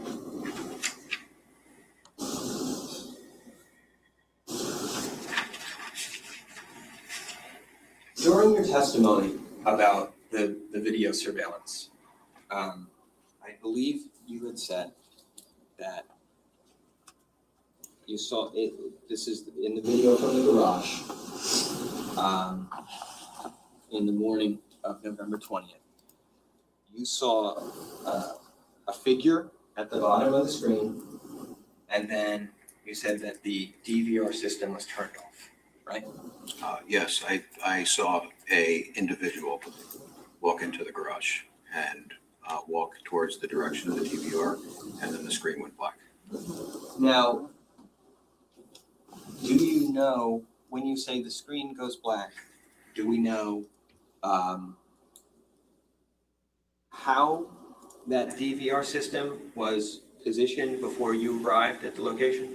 I know where the DVR was located, and I know where the police officers from the Ocean Township Police Department had secured it. I know where it was located. If you come downstairs from the mudroom into the garage and you make a right-hand turn, mounted above the cabinets and the refrigerator and the safe area that I previously described, the DVR system was up there. But by the time you got there, the system had already been unplugged and officers had engaged with it. That's correct.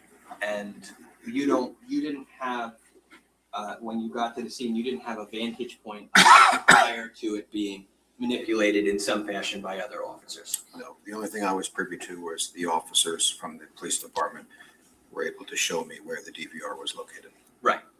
But prior to your arrival, you don't know if that DVR system was plugged directly into a wall or plugged into a power strip or something like that, right? I don't have that information now. And if the DVR system is going off at that point that you referenced in your testimony, we don't know if that's because the power is being pushed off on it or the power is being pushed off on a power strip or something being unplugged. We don't know. The only thing I know is from extracting the data contained on the DVR, power was terminated to that unit. How it was terminated, whether somebody unplugged it, pushed a switch to turn it off, I don't know. Right. Or unplugged a power strip, right? Correct, I don't know that. Or turned off a power strip. It's not known. The power was terminated to the DVR. The other camera that you had mentioned, one of the other cameras that you had mentioned during your testimony was the doorbell camera at 27 Tilton, right? Yes, I did. And that camera, you actually were able to view the last activity on that camera. Yes, October 15th of 2018 at 8:01 p.m. Okay. So as of the day you got to the 27 Tilton location, that doorbell camera hadn't registered any activity for 5 days. Correct. And From the 15th through the 18th, through the 20th, I'm sorry. through the 20th, Yes, right? that's correct.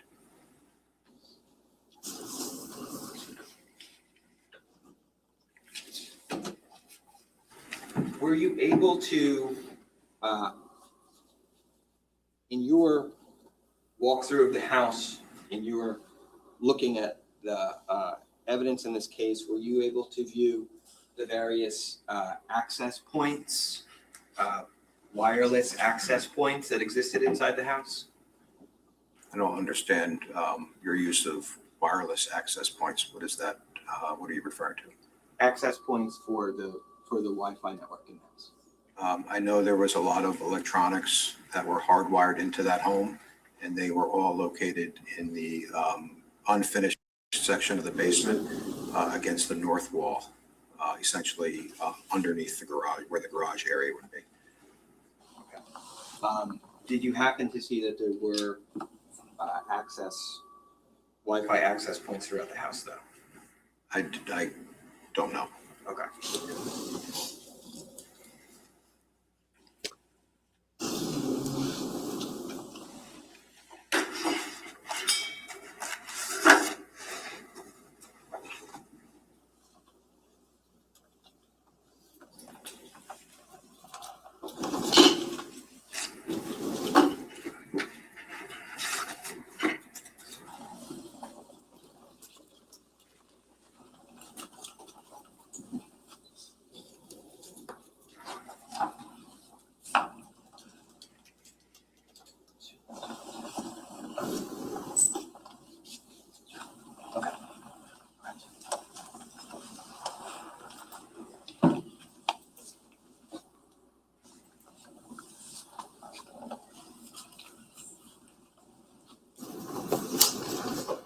Showing you, this is D1-203.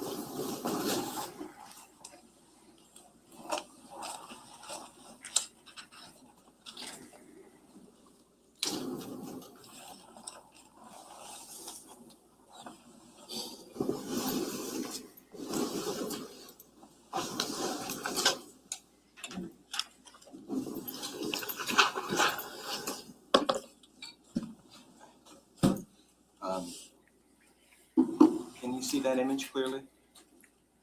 Yes, I can. Okay. Do you see in the space on the dresser, directly above the drawer of the dresser, there's a white circular object? Yes. Okay. Do you recognize that to be an access point connected to, or it's connected to the internet for the home? I don't know what that device is that you're asking me to look at. Okay. Right. Did you see other of these devices when you were in the home? I spent a lot of time in the home. I don't specifically have any recollection of internet access points. I know the home, to answer your question, no, I have no recollection of placing any focus or emphasis on any Wi-Fi access points. Okay. Okay. So what I take that to mean it wasn't really the focus of what we were doing in the house. At that point, when I was in the house, no. And again, I don't know what that item is that you're pointing to there. I do know the house was equipped with a femto cell in replacement of a router. Where it was located, I don't know. I know it looks similar to it, what a router looks like, but I don't have any specific details on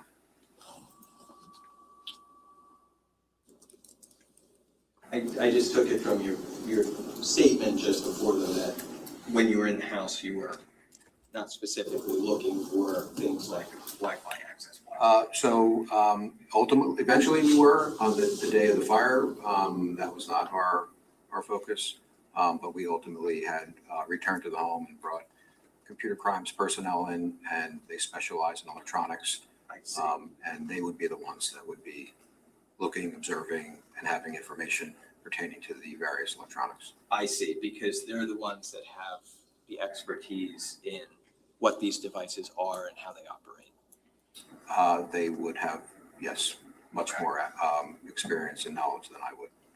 So you would rely on them to determine what in terms of technology was important to look at inside the home. That's correct. Okay.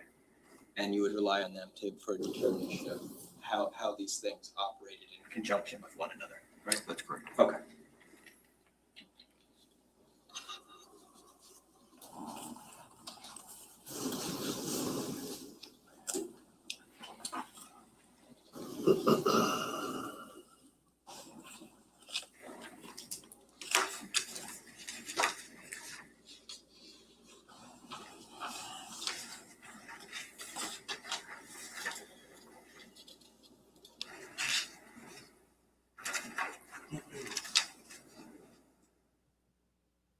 The second fire that we saw on the video surveillance from 19 Oxford Drive, Yes. it took place a little after 5:01, and when it was about 5:01 and 17 seconds. I don't recall the specific time, but you're in roughly the time frame, yes. And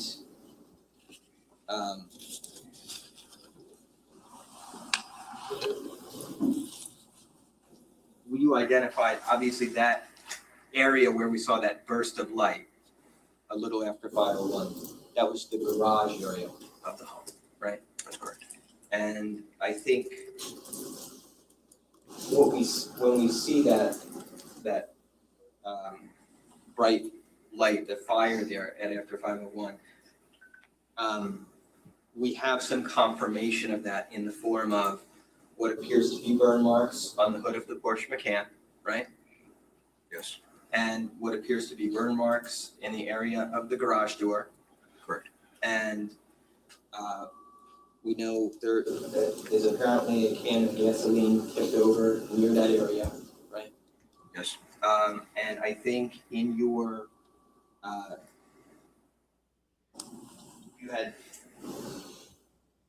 one of the things that you were doing, I think, in terms of your investigation was trying to determine how it is that fire started the way that it did, right?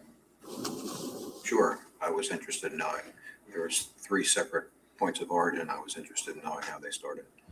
And I think that you said in your notes that it was possible, or you were wondering whether that fire at the garage started the 5:01 a.m. fire, whether that started as a result of the gas can being thrown. Possibly, yes. Right. Obviously, if that fire started by a gas can being thrown, somebody would have had to have been there to throw it, right? Yes.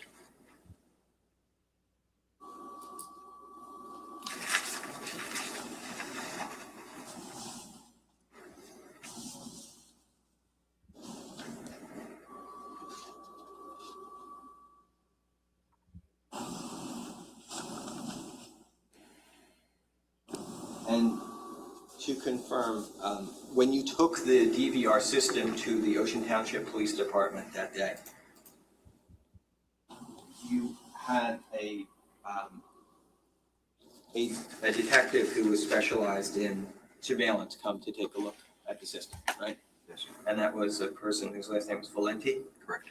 And obviously they were there because they had some expertise in the matter of operating the system and retrieving footage from it, right? That is correct. And then when other things were done in this case in terms of if there were cell phone extractions or searches of computers, you had computer technology specialist investigators who could assist with that, right? Yes, sir. And there's actually, one or more of them was actually a member of the computer crimes unit, right? That is correct. Okay. And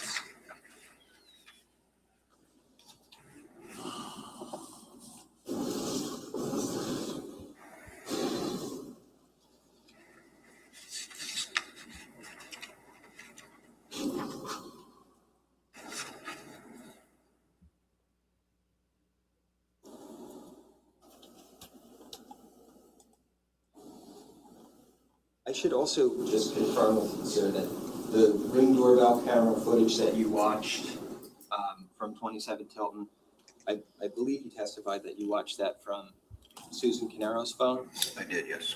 and she showed that to you voluntarily, obviously. She provided consent in the same fashion as Mr. Caneiro signed consent via a uniform consent form. And you also took a statement from Susan Caneiro at the police department. Yes, I did.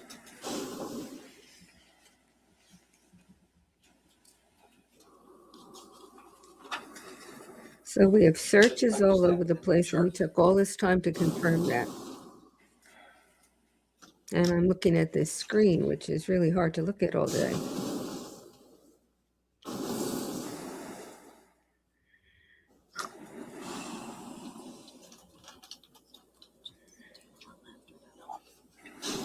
Especially when part of the time when you look, all you see is a black screen with little white things floating along, lights. Judge, could we just approach very briefly?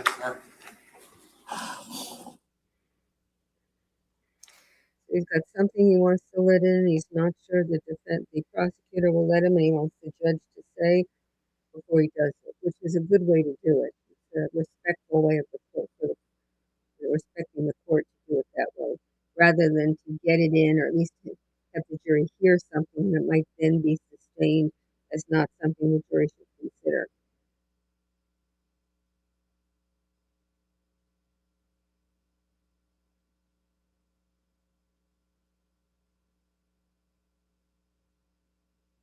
A lot of lawyers just ask it, get sustained, but at that time the jury has heard what they're not entitled to hear, so they get some information to the jury by doing it that way.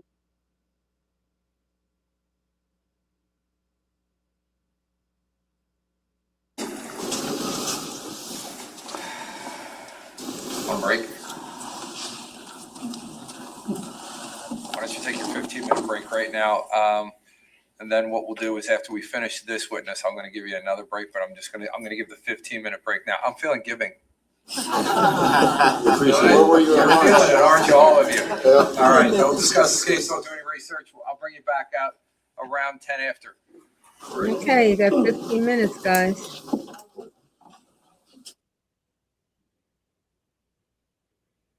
Okay.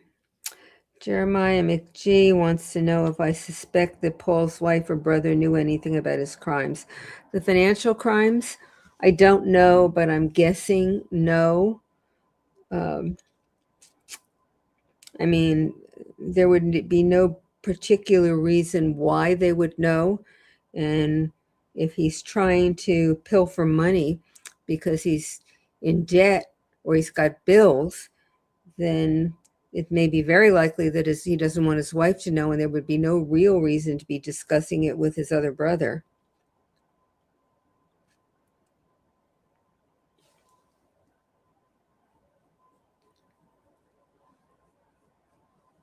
See if there's anything else here.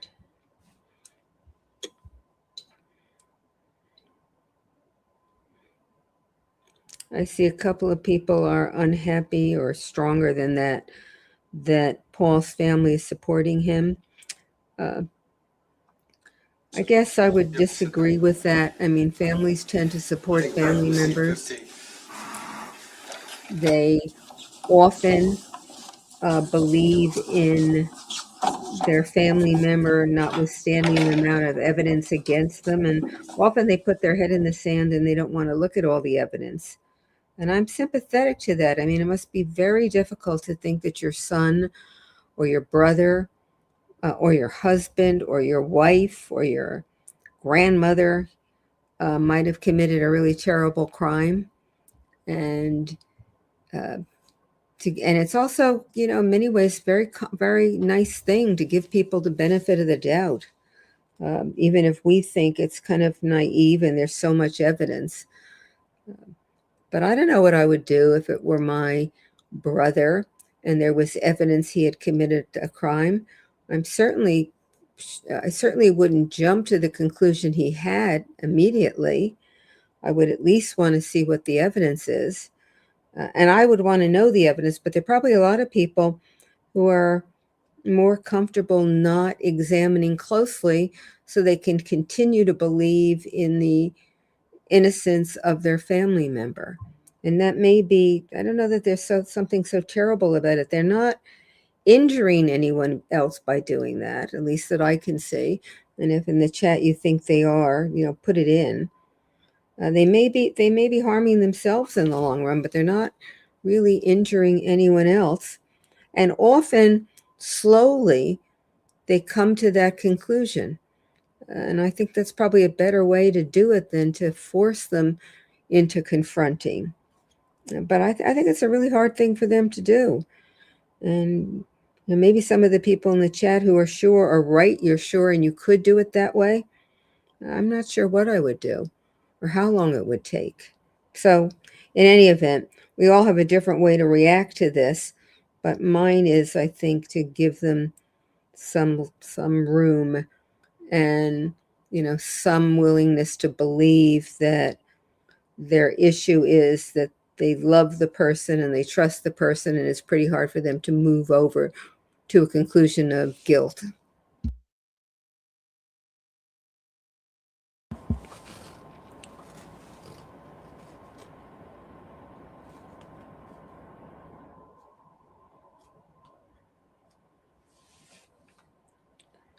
All right, I answered that question as I see. Here's another one. Crumb Cake Lady. I like that name, probably because I like crumb cake. It's all sugar and butter. And it's good. Sugar and butter, they may be bad for you, but boy, do they taste good. Okay, Crumb Cake Lady. Would you say they may be raising reasonable doubt in some jurors' minds? Curious what I think. Well, they're trying. And there's no way of really deciding that until you hear the whole state's case. I think the issue of the timing of how long Paul would have had at the house probably has some jurors thinking. But by the time they get to the jury room, they will be able to say, gee, there's 15 minutes maybe, and say it could be done that quickly. He's in a temper. He's in a, really afraid. He knows he's got to do it quickly. Or they may say, we're just not sure that the time is that correct, that the neighbor said a minute, could be 2, could be 3, could be more. Or that the car isn't the car they're looking at is not the car that Paul was in. I think they'll start talking about that. But what the defense is doing now is finding places where they can put, take a stand and say the evidence isn't clear, and that's their job. So I don't know that it's ultimately going to create a reasonable doubt in a juror's mind or more than one juror's mind, because we're in the middle of it.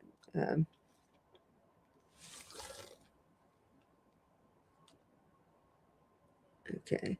Willis Armadillo says she agreed with me, but he tried to burn their house down within a minute.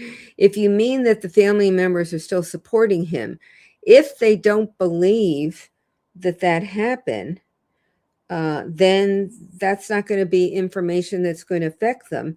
Plus, he didn't try to burn the house down within a minute. He tried to provide himself some level of defense by saying somebody was out to get both of us. They burned my brother's house and they tried to burn my house down too. He got them out. And this one, I guess I'm sort of confident about. Maybe I shouldn't be because, you know, I don't know any more evidence than you do, but I'm sort of confident that fires that he set in his house were not intended to burn quickly and were intended to give him a fair amount of time to get everybody out, which he did. Okay, Bella Vita. In all seriousness, do I think Paul has had ineffective counsel so far? No, I don't. I think they're doing an effective job. They may be annoying us watching, and it may be, you know, unbearably slow from one of them and becoming to be unbearably annoying from the other one. But I think they're finding the places in the evidence where they can say the evidence, we've got questions here and you should too. And I think they're doing a very good job of that. So no, I don't think they've been ineffective. You know, move away from how long it's taking them, Murray, to do what he's doing. Move away from the fact that he's repetitive and look at what he's actually doing. Try to put the style aside and look at what he's actually doing. And, you know, I think, you know, made some ground when he said, sure, the trustee is supposed to be making decisions in favor of the beneficiaries, and sure, the grantor or the settler, in this case, Keith, is not supposed to have any control. It's not his money anymore, but this is a family. Don't you think that maybe the brothers are talking about it? Don't you think that Keith still thinks that he's got the opportunity to tell Paul how Paul should be handling that trust? Don't you think the younger brother, Paul, might think that his brother is pushing him to do something a certain way? Let me think of what else it would be. And don't you think that Keith, if he thought that Paul was taking money from the trust, would be in his face about it, even though he's the donor and it's the trustee, or now that's the trustee that's the problem, he should go to the police. And I think all those things they're valid points to make about how much, how much Paul would have realized he was the one that should be making the decisions and not talk to Keith about it, and how much Keith realized that even though I'm sure the lawyer told him, you're giving this money irrevocably, it's no longer yours, how much that registered emotionally. Now, at the end of the day, it's still true that the evidence is that when Keith got wind of something going wrong, he talked to the accountant about it, and the accountant and he were concerned about it, and that Keith had at least one or more than one pushy phone calls with Paul to say, let me see the numbers here. So they're making it. So the inroads may certainly not be successful, but I think they're doing their best to find them. Okay, let's see what else is here. Somebody said, Bella Vita said thank you to me, and I'd have to go back. You know, the way the chat goes, you know this. You get a question, and then there are 8 or 10 or 14 or 20 comments in between, and it's hard to figure out. It's sometimes hard to figure out what the original question was that you're getting the follow-up about, or the comment about, or in this case, the thank you about. But I like thank yous because it makes me feel that you think I did something right, so I'll take the thank you. Bella Vita, it was kind of you to say thank you. Oh, here, Bella Vita's giving me a little more information now. Valuable feedback. I appreciate my putting it into perspective for her. Well, thank you. I mean, it's tough. This evidence, what happened here is just absolutely terrible. And the evidence to me looks looks substantial that Paul was the one who did it. And then it looks more terrible that a brother who trusted him enough to make him the trustee over money to take care of his family in case Keith died, that brother would be the one that you kill. And then because you want the money, which is the motive here, you kill his wife, and then you kill an 8 and an 11-year-old in a brutal fashion. Kids that you probably held in your arms and, played games with. It's just an awful crime. I agree with you completely about that. How would you be, this is Andrada Popescu, how would you even begin to show ineffective counsel? In general, let me do it in general. The test is that you have to show that the lawyer operated in a way that a reasonably effective lawyer would not have. In other words, the performance was even below that standard.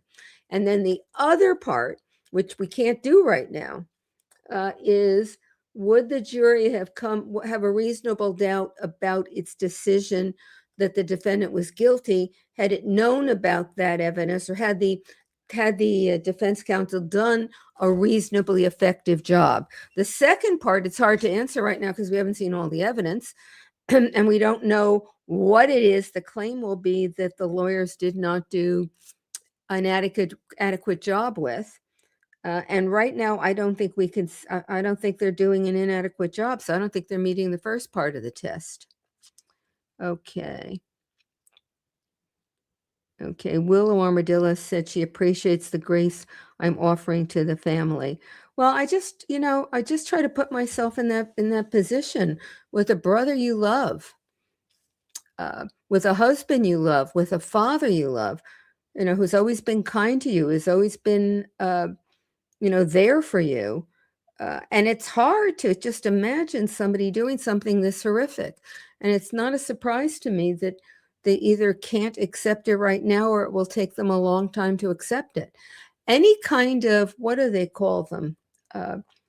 Shifts, really dramatic shifts in self-image are hard. You don't do it, you don't get to A to Z in one moment. It's gradual. People who lose weight, it may take them forever to see themselves as anything other than heavy. So it's a paradigm shift. It's what it's called. It's very hard in a paradigm shift. It takes you quite a while to accept the new paradigm. And that's what's happening here. And she may now know, the wife, that her husband was having an affair. She may have known it then. But lots of spouses can look past an affair and go on to, have a successful marriage because they love the person, because the person said, he's sorry about it, because they have children, because they have, a long life of all kinds of connections together. So I am sympathetic to them. I think it's very hard for his family, very hard for his family. And for anybody who's a relative of both of them, Corey, for example, or Corey, even harder, because he's got a brother who's a victim and a brother who's accused of doing it. Very, very hard. So Andrada Popescu says she can't believe she can ask the law professor and get questions in real time. Well, if you were in class, students might say you never get answers to questions at all. That's how they define the Socratic method.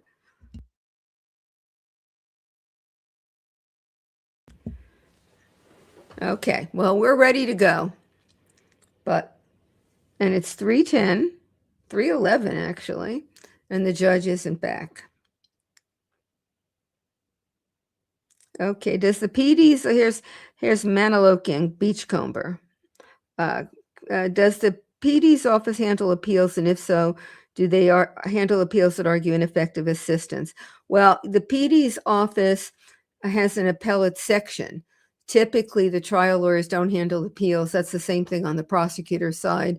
The Attorney General's office comes in and does the appeals. It's not the trial prosecutors who do, and they're different skill sets. Some people can do both, but for most, it's different skill sets and also different interests. People who like doing trials tend not to want to be doing appeals. And the question was then, can they argue ineffective assistance? That probably would be a conflict of interest within the office, but ineffective assistance isn't argued on appeal. There'd have to be an extraordinarily rare case for that to happen. It's done on collateral attack. That's where Charlie Adelson is right now. He's doing the issues, the errors that happen at trial. He's got a claim of ineffective assistance against Daniel Rushdown because of the conflict. He won't do that until all the fields are done. We've got a video on that, but I think we released if you want to know more about Yeah, that. no, we're gonna change it up. Catherine, if you could just do me one favor, when you're speaking, if you could just speak a little bit louder for me, if you don't mind. Thank you. We'll continue on with our cross-examination. This judge is getting more and more jovial as the weeks go on or the days go on. Going back to the video of the fire at the garage shortly after 5:01. I just want to take us through the timeline of the events in that video and make sure we're clear, okay? You testified today that in somewhere in the area of 4:59 and 50 seconds through 5 a.m. and 8 seconds, we see a vehicle back out of the driveway of Tilton Drive, right? Yes, I don't have the exact times up in terms of like seconds, but that's roughly the time that you're saying, yes. Okay. And then that vehicle, we can see it appear to proceed down the driveway, right? It backs, turns the wheels to the right and drives down the driveway. Now, that would be consistent with the information you received about Paul Caneiro taking Susan's car, backing it out of the garage, and taking it down the driveway to the street, right? Yes, it would. And then the indication was that the family, Paul, Susan, and the daughters, waited in and around that car while law enforcement and fire personnel did what they needed to do and responded to the scene, right? Yes, they were inside and outside the car throughout different periods of time. A portion of that same video was played for you starting at 5 a.m. and 1 minute. And I believe you said about 17 seconds into that video, we see that bright light at the garage, right? Yes, again, I don't have the exact times in front of me, but yes, we did see a bright light after the car was moved down the driveway. So obviously that bright light takes place after the car leaves, right? Yes, it does. And it would appear, based on the timing of that video, that it's a little over, somewhat over a minute after the car leaves the driveway. Would that be fair to say? I don't know the exact time without seeing the specifics. Okay.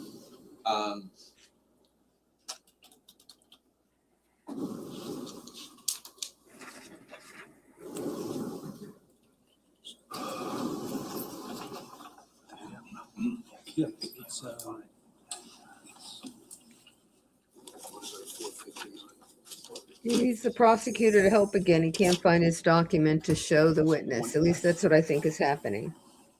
I believe what Mr. Ray wants, 271. Camera 5 at 4:50. He has to know that the witness is going to say, I need the document to confirm the time you're saying. Okay, It's 271 a little F. surprising that he doesn't have it ready.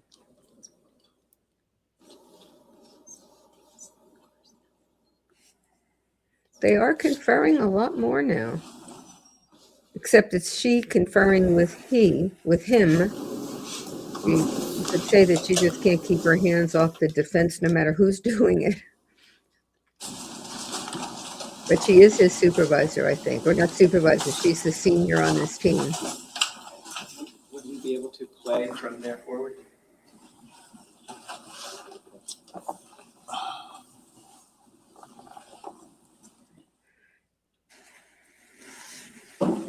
Are we seeing in the upper left corner of the screen the car appearing to back out of the garage? Yes, that's correct. Now the car is now driving down the driveway.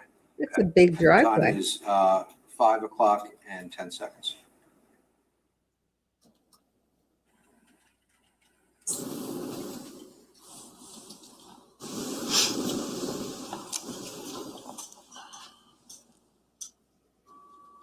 At least it looks big.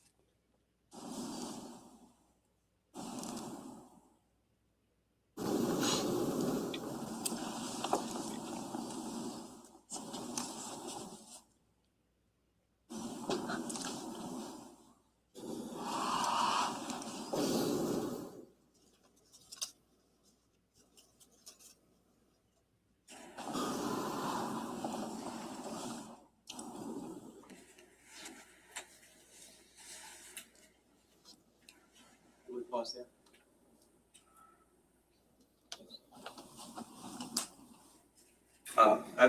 Immediately before we paused, did we see a flash near the garage area? Yes, the flash was near the garage driveway area, and the time that it's paused is 5:01 and 29 seconds. So, I believe the A minute, time. Go ahead. a minute and 20 seconds later. You see the flash. Now, the morning that you responded, you had two conversations with Mr. Caneiro, you mentioned, right? Yes. And during the course of the conversation about the DVR system, he had mentioned to you that he was experiencing Wi-Fi connectivity issues. He did mention that, yes. Okay. Is that among the reasons why the search of the home for electronic devices became relevant over the course of the investigation? Not entirely. The Wi-Fi related issues that he was explaining had nothing to do with the QC DVR system. It had everything to do with the Ring doorbell at that time that he was explaining the connectivity issues. There were a whole host of other reasons why we were interested in examining the electronics in that home. Okay. But obviously, you were talking about his surveillance systems with him that day, and one of the things he mentioned to you was that there were Wi-Fi connectivity issues. Yes. Okay. Now, you also said previously that you did not personally get involved in any interviews or searches for surveillance of any of the residents on the other side of the Tilton Drive horseshoe, right? I did not. Other detectives did. Do you know who those detectives are? Yes. Okay. Would you like Could you to tell know us? that? Sure. It was Sergeant Edwin Henley. It was Detective Christian DeVito. It was Detective William Anton from the Monmouth County Prosecutor's Office. And it was Sergeant Patrick Martin, Detective Jesse Orbach, and Detective Michael Melody from the Ocean Township Police Department, and Detective David Siderakis from the Monmouth County Prosecutor's Office Electronic Surveillance Unit had also responded to extract the video recordings from the pertinent addresses. When you say to extract the video evidence from the pertinent addresses, which addresses are you referring to? 308 Green Grove Road and 30 Tilton Drive. Okay, so but both of those are on the same side of the Tilton Avenue. That's The correct. Tilton Drive horseshoe is 27 Tilton, That's right? correct. And if I'm trying to take us to the other side, the other entrance to Tilton Drive, was any surveillance collected from that end of Tilton? There was no pertinent video surveillance from that side of Tilton. But you did not yourself go out to canvass for any video on that side? I did not. Okay. And we know that your interviews, we know that your witness preparation interviews with Heather Kapp and John Harrington, in your estimation, were consistent with prior statements they made to you, right? As far as I know, yes. I wasn't Which would present. make potentially the time period of 4:30 in the morning on the morning of November 20th relevant to this investigation, correct? Based on the information that they provided, yes. Specifically about men in the street around that time, right? That's correct. Okay. Thank you. I have nothing further. Redirect. Detective, Captain, you were just asked about trial prep interviews with witnesses, correct? Yes, I was. You got asked about Heather Tabb and Jonathan Harrington, correct? Were you present for both of those? Yes, not both at the same time, but I was present, yes. Good point. They were met with separately, correct? Correct. Okay, now, based upon, the way you were taught to investigate crimes over the course of your career, when you meet with people that provide you information, do you try to change that information, or do you let them tell you what they observe? We would never change the information that they provide. Whether it's helpful on its face or not? No, we follow facts and evidence, and regardless of the direction that evidence takes us, we document it and we pursue whatever avenue we have to go. Now, you were asked some questions about how Mr. Caneiro, I believe, told you about some Wi-Fi connectivity issues the morning of November 20th, 2018, correct? Yes, And you referenced the doorbell camera, right? yes, I did. Why is that? Because there was a Ring doorbell affixed to the home, and in conversation with Mr. Caneiro, that's when he had indicated that he was having Wi-Fi connectivity issues.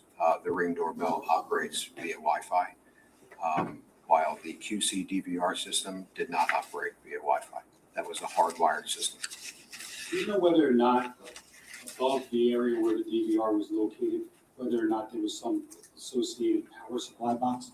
Yes, there was.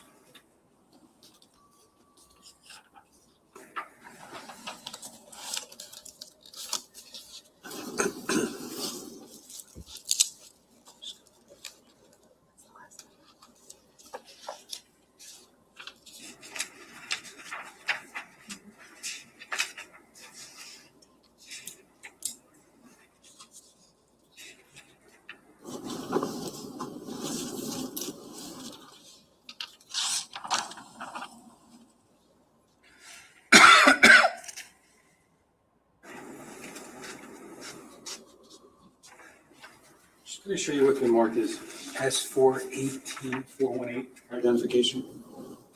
You recognize that? Yes, I do. What is it?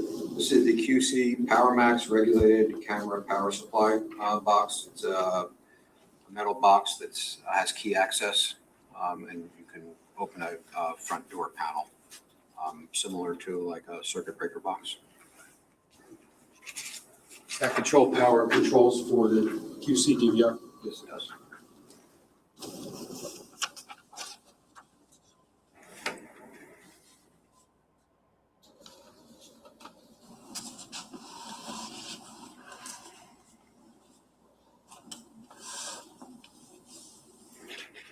I see some of you saying you think this detective is a good witness. I agree, he's an exceptionally good witness.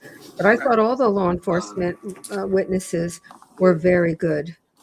You just testified that when you spoke to Paul Caneiro about the Wi-Fi connectivity issues, it was specifically in reference to the Ring doorbell camera. That would be the reason why there would be connectivity issues with Wi-Fi. The QC DVR system doesn't operate via Wi-Fi. Right, but that wasn't exactly what I asked. What I was saying is you just testified that when you spoke to Paul Caneiro and he talked to you about Wi-Fi connectivity issues, it was in reference to the Ring doorbell camera. That would be operating via Wi-Fi. That's why I said that. Okay. Wi-Fi didn't impact the QC DVR system. I just want to make sure that this is something that you just testified to, that when you talked to Paul Caneiro that morning about the Wi-Fi connectivity issues, that conversation was in the context of the Ring doorbell camera. When that conversation came up when we were talking to him about the video recording equipment that was at his house. So because the QC system doesn't operate on Wi-Fi, I believe that it was directly related to the. You believe that, Yes. but you said in your report regarding this conversation, Paul reported that he periodically turns off the surveillance cameras as he suspected that the system had been causing his Wi-Fi system to run slow. I did document that, yes. Okay, That, the surveillance cameras. correct. He told Right, us, so not the Ring doorbell, but the surveillance cameras. yes, Okay, so that's what was in your report, right? correct. And that's a different thing, a different system that you're referencing in your report than the Ring doorbell camera, to be Sure. clear, right? Yes, Okay, and that's a conversation about the surveillance system causing the Wi-Fi system to run slowly, right? that is what Mr. Caneiro told us, but what we determined to have no impact on his Wi-Fi. And so you, again, though, had an opportunity to see some photos of areas inside the home where I think you were not certain of the devices that I was showing you, right? You didn't know what they were, if they were or were not connected with the No, I did- wireless internet, right? I did not know. And you actually brought in various people throughout this investigation because you yourself are not a specialist in that area, right? Correct. And obviously, as you were talking to Mr. Caneiro that morning, you were not a specialist at that point in time either, right? I was not, no. And it was obviously somewhat of a technical conversation that you were having about Wi-Fi connectivity causing the systems causing the Wi-Fi to run slowly, right? That's what Mr. Caneiro told us. And clearly, I think there was some even confusion that you still had about the issue because today you thought it was a reference to the Ring doorbell. But clearly, when you wrote the report, you believed it was a reference to the wired surveillance system, right? I learned that the camera system was not operated, the QC DVR system, I learned that that was not operated via Wi-Fi. When we had transported the DVR to the Ocean Township Police Department, and we learned that it was a hardwired system. You learned that from talking to the Detective Valenti, right? Correct, yes. But the thing is, what that doesn't explain is how that system is capable of being accessed by a person's cell phone, right? That's correct. The owner of that system could have an application that could provide him with access to view the recordings, but it has no bearing on the actual communication from the camera to the DVR. That is a hardwired system that is not operated or powered or supported by Wi-Fi. Right, but the communication between that system, right, and other devices such as phones and computers runs over the Wi-Fi network. That's correct. Okay, so there is regardless of whether a system is hardwired at some point or not, there can be other points along that chain where that system interacts with and is carried over, information is carried over Wi-Fi, right? I didn't follow you with that. Well, that's how you would get the information on your phone from a hardwired system, right? You can have an application that can communicate with the DVR. Right. Yes, Via Wi-Fi. yes, Okay, that's correct. right. So the system can interact with Wi-Fi, obviously, right? That's correct, Okay. via a cell phone. But today, you thought that you guys back then were talking about a Ring camera. Yes, because at the time that I had the conversation, I was not aware that his QC system was not operated via Right. Wi-Fi. I'm just saying what you said today. Today, you thought you were talking about a Ring camera, right?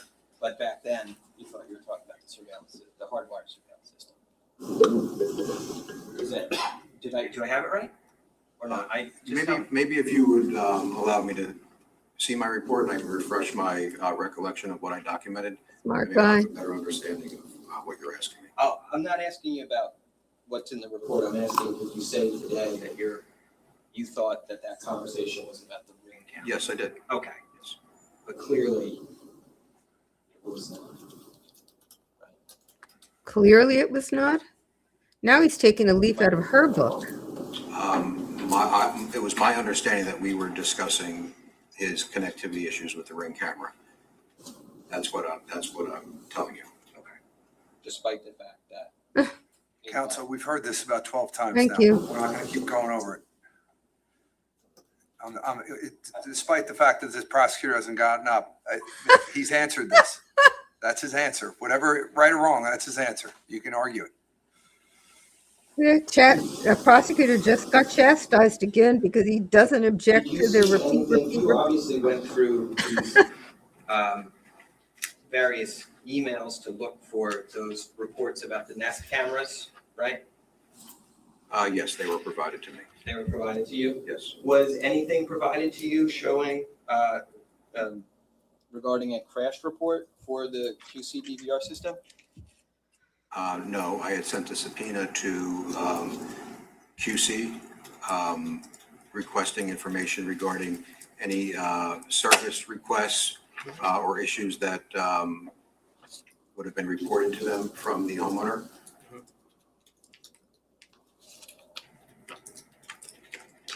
The one advantage he had, or the one thing he does better, even though he did what she did, is he didn't then try to ask the question again after it was sustained, after the objection that wasn't made was sustained.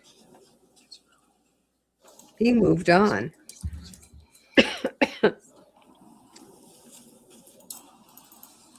I'm just gonna show you what's marked D17. It's D117. Have you seen that before? No, I haven't. I don't know what this is.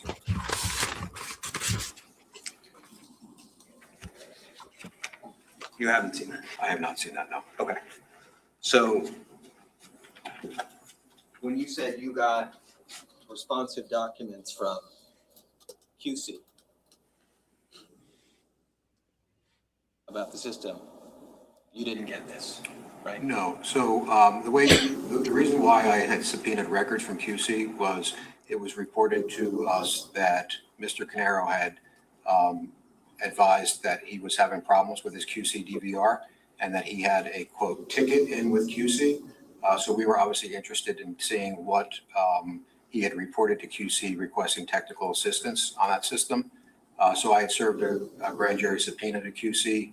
I was then contacted by an engineer with QC who queried their systems, and they had no record of Mr. Caneiro or anyone living at 27 Tilton Drive reporting any concerns with that DVR.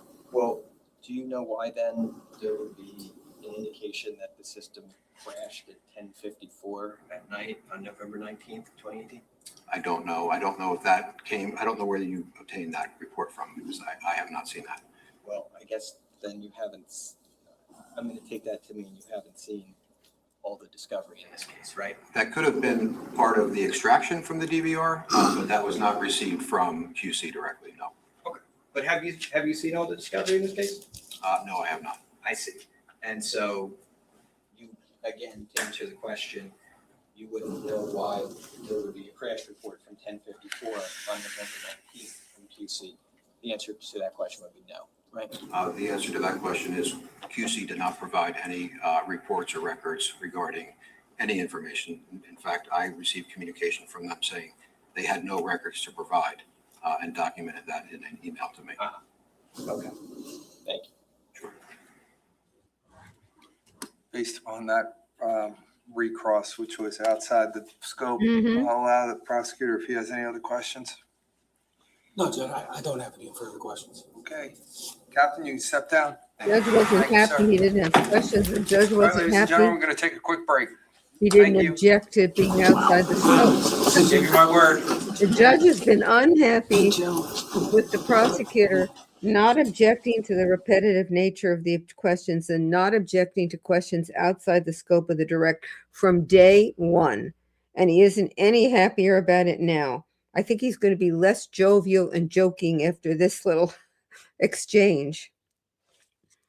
And then he offered the prosecutor the opportunity to redirect, or actually because the defense lawyer went outside the scope, even when the prosecutor didn't ask, and then the prosecutor didn't do anything, which I think the judge thinks was a mistake.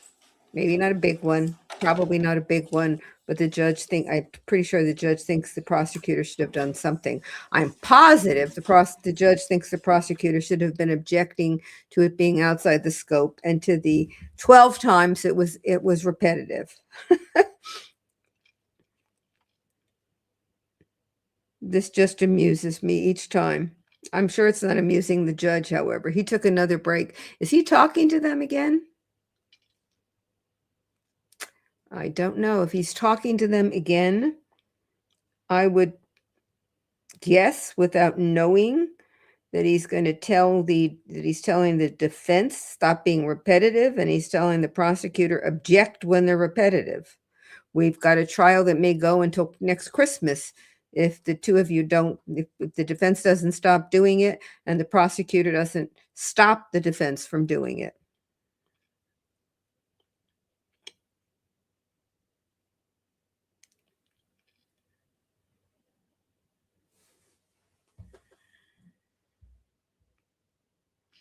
And this was a good example of the defense in cross trying to get the witness to say something, because he kept describing the DVR system as hardwired and attempted to get the witness to say that he knew it was hardwired when he had that first conversation with Paul Caneiro, and therefore knew in that first conversation that Paul Caneiro was talking about the Ring camera, which was worked on Wi-Fi, and the camera didn't. So it was an interesting attempt to do it, and the prosecutor could have objected to that too. Ollie is saying the prosecutor is not good. There, I disagree again. He's not objecting. I think he's doing a great job in putting in the case and in getting in the evidence that, as I understand the prosecution, they need. I think he's doing a great job of doing that. It's just he is not stopping the defense from being repetitive, and he's not objecting to going outside the scope of the cross. He may think that the latter really doesn't affect him much, and the repetitive nature may be something that's annoying to the jury, and that's all to the good. So he may have tactical reasons why he's not objecting. If you recall, the Adelson trials, Georgia doesn't object very much at all either. She lets all kinds of things go that she could object to. The difference there is that Judge Everett doesn't keep telling her that you could object that it's repetitive, or you could object that this is outside the scope of the direct, or you could object for other reasons. This judge has a stronger sense of the evidence rules should be followed, so he's making it much clearer when the prosecutor is not objecting when the prosecutor could object. And Karen Laughlin says the judge was a prosecutor for a long time. I think that's right. At least that's one of my guests, the judge guest that I had last week said about this judge. She said he's got a very fine reputation as a judge. He ascended, he got on the bench and quickly became assignment judge, which is unheard of. He's really well thought of. And I think she said that he had been a prosecutor for quite a while. Yeah, Maureen Conroy said she wishes somebody was in the courtroom to let us know what's going on and how the jury is reacting. I agree too. Don't we have anybody who lives in South Jersey who can stop going to work, take a couple of weeks off from work, and just go sit and watch the trial? We would appreciate it. Okay, Amber's giving us information. Judge Lemieux became an assistant prosecutor in Monmouth in 1997, worked his way up in the prosecutor's office, tried almost 100 jury trials. He served as deputy director of the Monmouth County of the Family Division from 2000 to 2005, then headed the Major Crimes Bureau for 7 years until 2012. So he was in the prosecutor's office, worked his way up, was the director of Family Division for a couple of years, and then did major crimes for 7 years. And major crimes is kind of the pinnacle of a prosecutor's office. That's the murder cases. That's the aggravated rapes. Those are the, the aggravated burglaries. They're the very, very serious crimes in the office. And you have to be a, very accomplished trial lawyer to be in that section, and to head it would show that not only you're an accomplished trial lawyer, but you have administrative chops, which is what you need to be assignment judge, and he became assignment judge fairly quickly. Okay, on the bench, Chris Christie named Lemieux to the bench. He's only been on the bench 8 years. He was first in the civil division and then moved to criminal in 2019. So he was in the civil side for 2 years, then went to the criminal side. And Amber, you could have kept that up longer. Thank you. And now he's the presiding judge of Division 2 on the criminal side. He's not only the presiding judge, he's also the assignment judge. They're both administrative roles, but they're a little different in terms of their administrative responsibilities. And thanks, Amber, for getting that information, getting it so quickly. So when this case came along as the assignment judge, he assigned it to himself.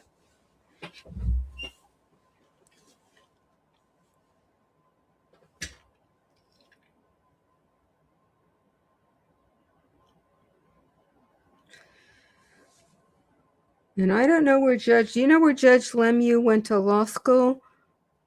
Amber, can you find that real quick?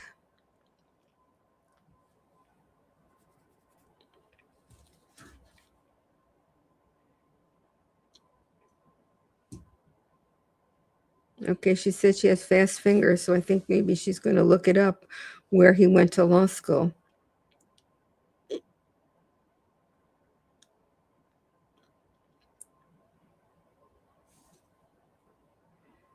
Well, her fingers aren't that fast. She hasn't found it yet. Here we go. He went to Widener School of Law, completed his undergraduate studies at Trenton State College. Widener. I thought maybe he had gone to Seton Hall. That's where Chris Christie went to law school. So I thought maybe they had interacted there. They also could have interacted through politics. Republican governors tend to nominate lawyers who are Republicans, and Democratic governors tend to nominate to the bench lawyers who are Democrats. In New Jersey, they've got a very unusual policy with regard to the state Supreme Court. There have to be an even number of Democrats and Republicans. Well, not even. They have to be at least 3 of one or the other party. And then the 7th judge, depending on who's appointing, will be the party that the governor is at the time. Okay, Maureen Connery said, "I'm so funny. I run a tight ship." What tight ship am I running? I'm sitting here all by myself, some of the time trying not to look at the screen because of the glare all day. And I don't know what you have to tell me more about why I'm running a tight ship here. I like running a tight ship. I consider it a compliment, but it doesn't seem to me that I'm running it. I'm not running anything at the moment, for that matter. Judge Lemieux is running it, and he's having trouble getting the lawyers to move more expeditiously. Lemieux, isn't that what I said? Yeah, that's what I thought I said. Manalocan Beachcomber. It's French, isn't it? I mean, it reads French to me. Okay.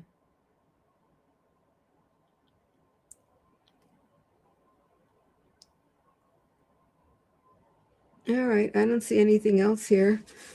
Well, Amber rocks. That is true. She is really on the ball and quick, and she anticipates things. She's just great. No, I don't see any questions. Okay, then we can sit here silently and wait for this to start again. Although I don't sit silent very easily, to tell you the truth.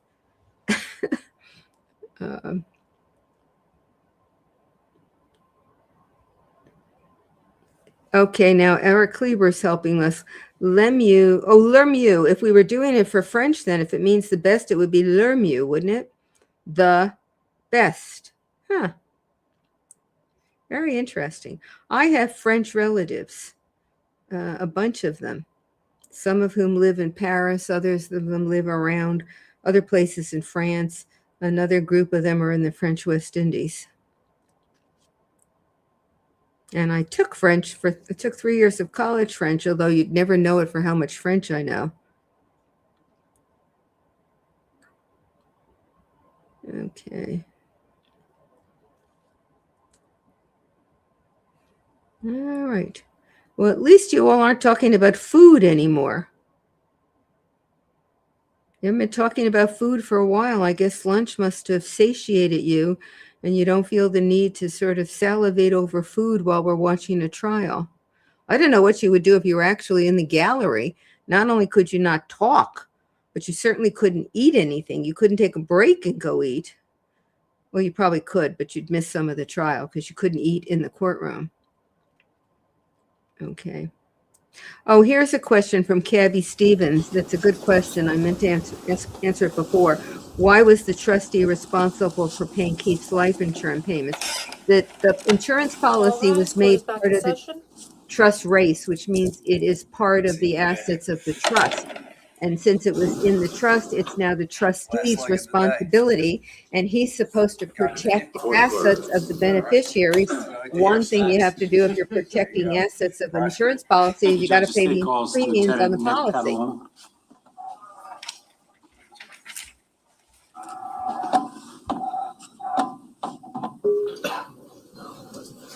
All right, Amber said she passed both Spanish and French and remembers Sir, nothing of put your left either. hand on the Bible, raise your right hand. Do you solemnly swear or affirm to tell the truth, the whole truth, and nothing but the truth, so help you God? I do.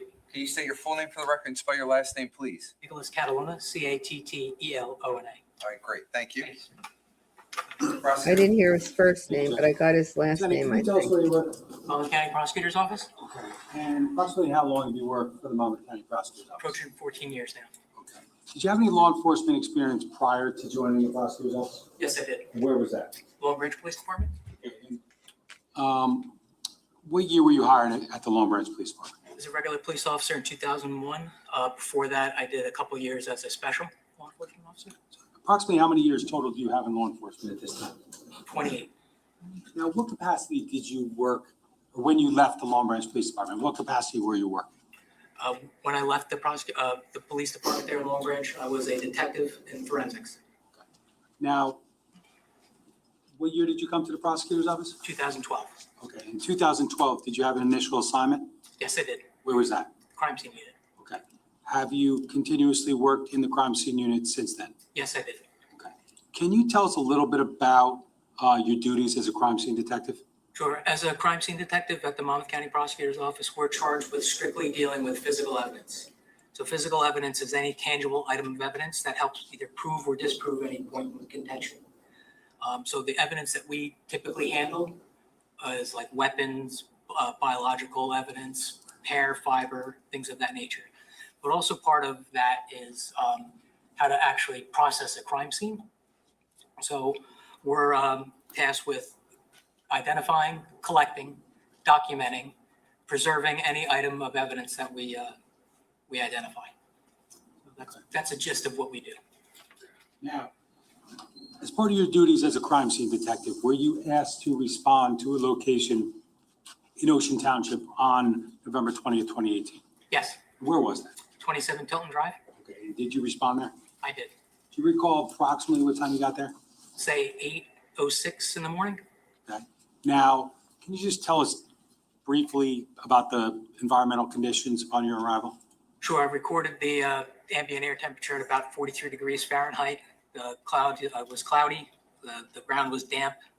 There were brief periods of very light rain throughout my time at 27 Tilton Drive.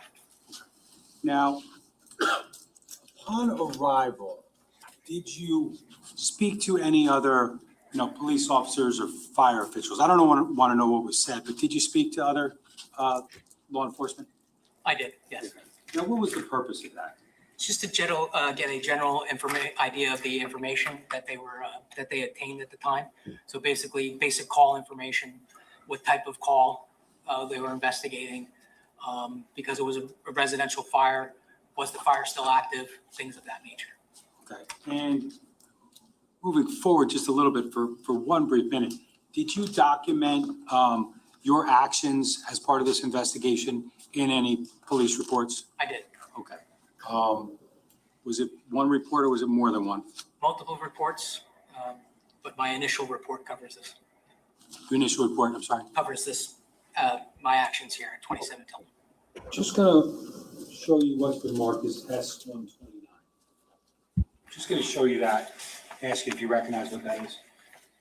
I do. What is it? It's my technical report.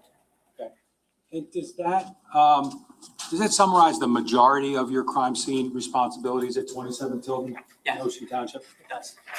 Now, you have it there. I would just ask that if any point you need to refer to it for any purpose, you would just let us know, okay? Yes, sir. Now, could you just generally describe 27 Tilton as you found it on November 20th, 2018? Sure. It was a two-story residential structure. It was located on the east side of Tilton Drive, just south of a bend in the roadway that bends west to Green Grove Road. It was actually situated slightly north of a T intersection of Walnut Terrace. It was facing west. The front door was facing west. It was tan siding, had an attached two-car garage to the north side, had an in-ground pool also on the property. Okay. Did you note any like scene security type measures upon your arrival? Yes. What was that?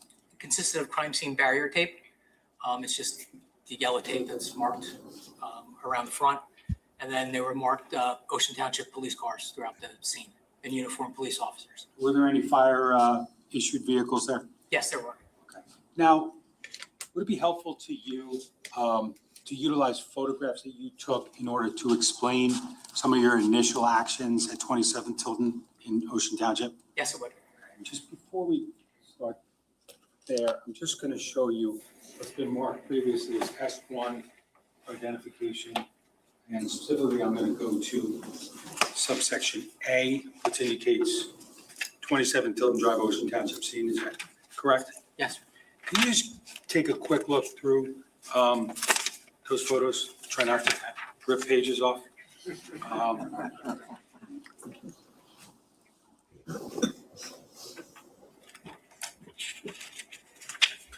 Now, do you recognize these photographs? Yes, I do. How do you recognize them? Those were photographs that I took at 27 Tilton. Are they all your photographs? They are. Now, I just want to start by showing you S1A slide 3. I'm sorry. Sorry. Now, do you recognize this? Yes, I do. What is it? It's a photograph of the front of 27 Tilton. Does that look substantially similar to the way that you found it upon arrival? Yes. Now, slide 4, please. Recognize that? Yes, I do. Okay, can you tell us what's depicted in there? So this photo is a photograph of the driveway from where I'm standing in the roadway, where it meets the roadway, and facing east up the driveway. In it, you'll see 3 vehicles. To be clear, upon or shortly after your arrival at 27 Tilton, did you do a full walk around of this scene? And so typically, when I arrive at scenes, right after I observe the environmental conditions and do what we call the field briefing, where we meet with the initial responding officers, I do a scene survey. It's a brief walkthrough. I put my gloves on, and then I just walk through the scene, make any observations, come up with a game plan of how I want to process the scene. Once that's done, then I do a series of overall photographs which capture the scene as I found it before I do any work.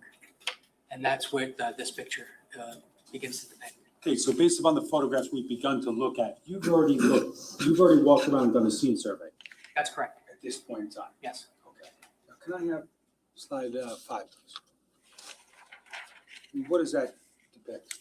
So this is, I guess, 3/4 of the way up the driveway. Towards the house to the right of this picture would be where the 2-car garage is. To the left is trash cans. Directly in front is a row of hedges where you see a black aluminum fence. That is the fence that circles the pool. And then a little bit farther beyond that is the shed. Slide 6, please. What's that show? And that's just slightly turned to the south. And that's just the 2-car garage. You'll see a Jeep Wrangler Sahara immediately to your right of the picture. Directly ahead is a red Porsche convertible. White Porsche convertible with a red top. And then beyond that is a Porsche Macan. Now, as part of your scene survey and photographic documentation, do you look for things like cameras on the exterior of a home? Yes. And in slide 6, can you see any? Yes. Okay, and where, could you describe where they are? Sure. It's on the front-facing corner, right where the downspout is for the gutter, right of the garage, I guess, with the closed garage door, slightly above it, and to the right, right above the downspout, you'll see a white camera with a dark-colored face on it. There's a stylus up there, Lieutenant. Can you just circle the cameras you see in that photo? So there's actually 2 here. One's there, and the other one is right next to it there, just on the other side of that downspout. Do you see another camera on the opposite side of the garage? Yes. Can you circle that? Can we please preserve that? This is 6.1. So this is S1A, slide 6.1.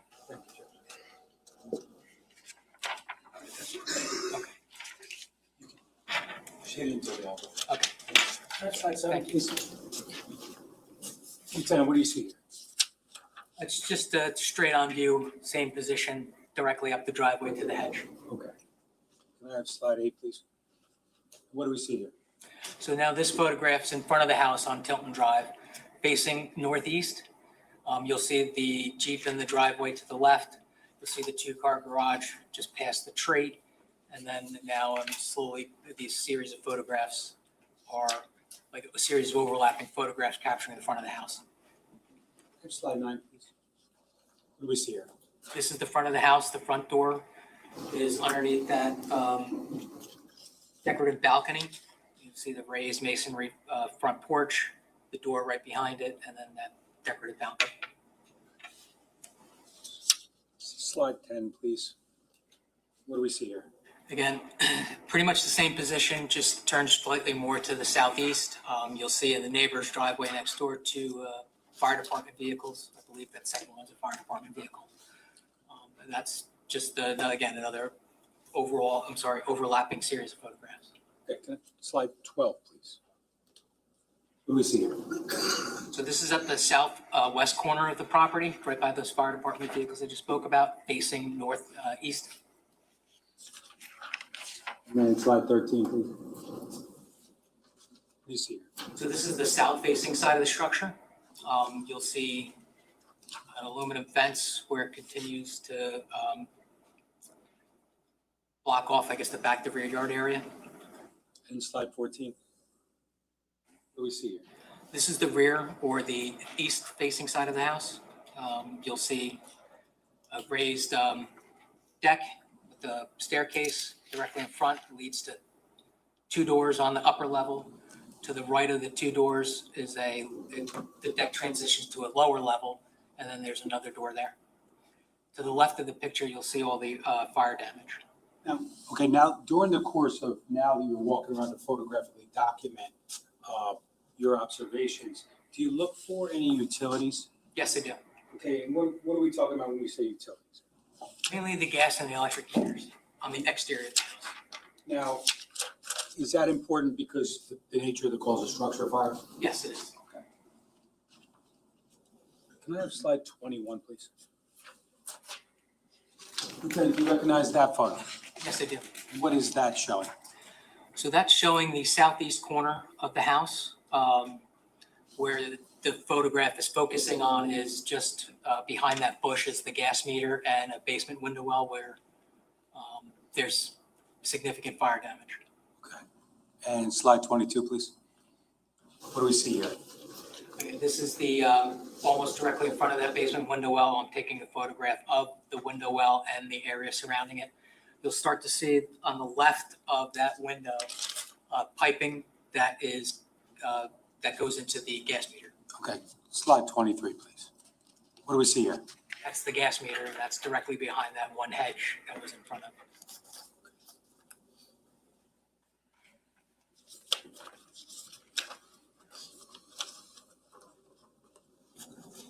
Now, talking about, can I slide 15, please? Sorry. Now, as part of your examination of the scene, are you looking to determine entrances to to the structure? Yes, Okay, and how many were located in the rear of the backyard? there were three. Okay, can you just explain or describe those for us? Sure. The one to the left of the picture are French doors that lead into the dining room. The one in the center behind that tall umbrella is the sliding glass doors that lead into the kitchen. And then the deck again transitions down right next to the grill, where that one single door that leads into the mudroom. Now, we have this, let's just go in order. The French doors that enter into the living room area, did you examine those? Yes. Okay, and how do you go about examining them? What's the purpose? Well, the purpose of it is to determine if there's any damage to them, if the locks are intact, operational, or if there was any signs of tampering. In this particular case with this door, the locks were operational. I did not observe any sort of tampering or any damage to it other than the visible fire damage.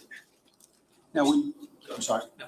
When you look at doors like that and you're looking to see if there's any damage, I think you said that you didn't observe any damage, correct? That's correct. Okay. Do you look for anything else observationally as far as potential, points of things that you need to process? Yeah, I would look at it for the presence of friction ridge impression or fingerprints. Usually with exterior surfaces that are unprotected like this, use a high-powered light. What I'm looking for initially is what we call surface disruption. So usually, like I said, on the outside unprotected surfaces, a layer of dirt and debris would tend to build up. You could see if any interaction were taking place by the absence of dirt or dust with the disruption of the surface. So, At that location, those doors there into the living room, did you locate anything of potential evidentiary value? no, I did not.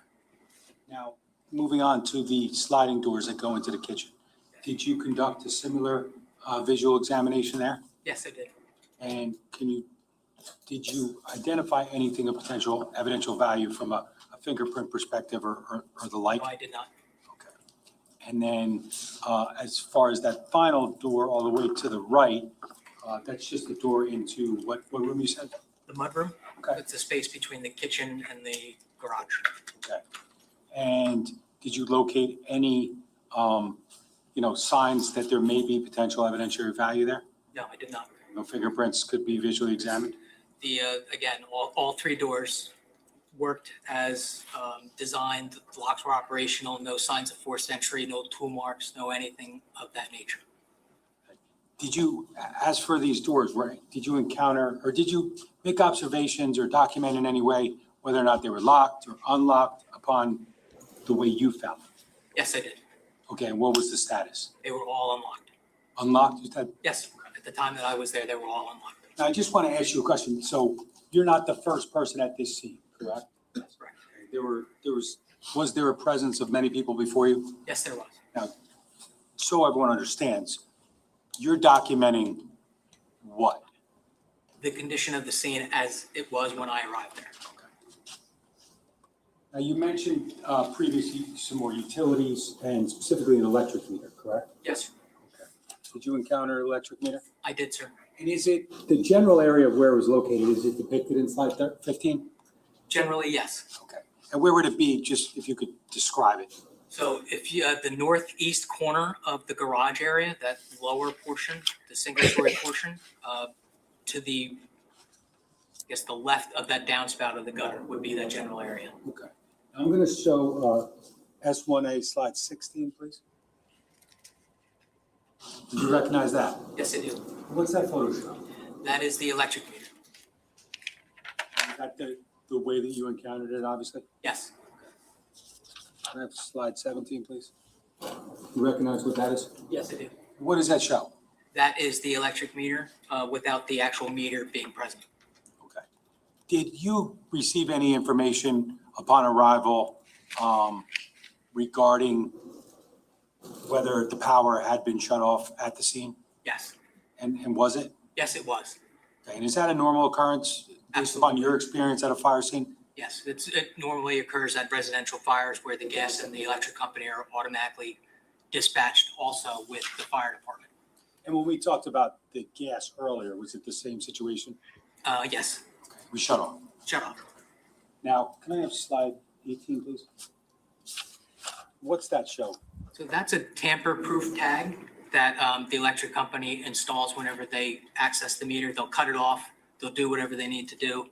They'll close the meter box again and then replace it with a new tag with the serial number on it. Okay. So just to be clear, was the meter itself present at the scene that morning? No, it was not.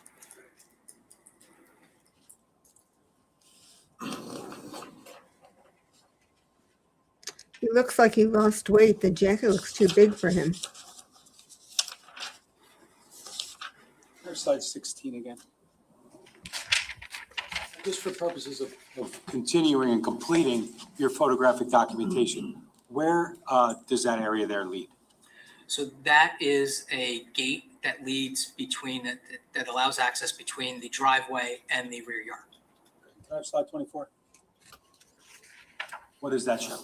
So that's a photograph of the same area on the other side. This is the driveway now facing south through that gate. You'll see the two levels of the deck that I was mentioning earlier.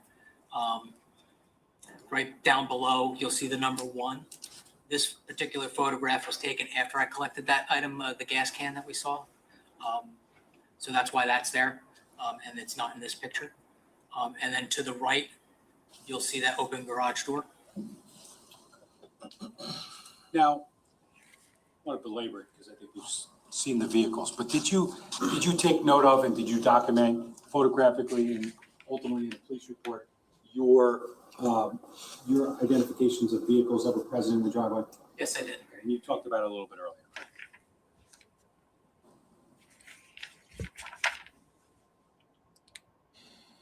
Now, you talked about the gas can, correct? Yes. When you got to the scene November 20th, 2018, and you were briefed by other officers, had you been advised of the presence of that gas can? Yes. Okay. Was that, based upon what you were told and what you saw, was it any significance to your investigation? Yes, it was.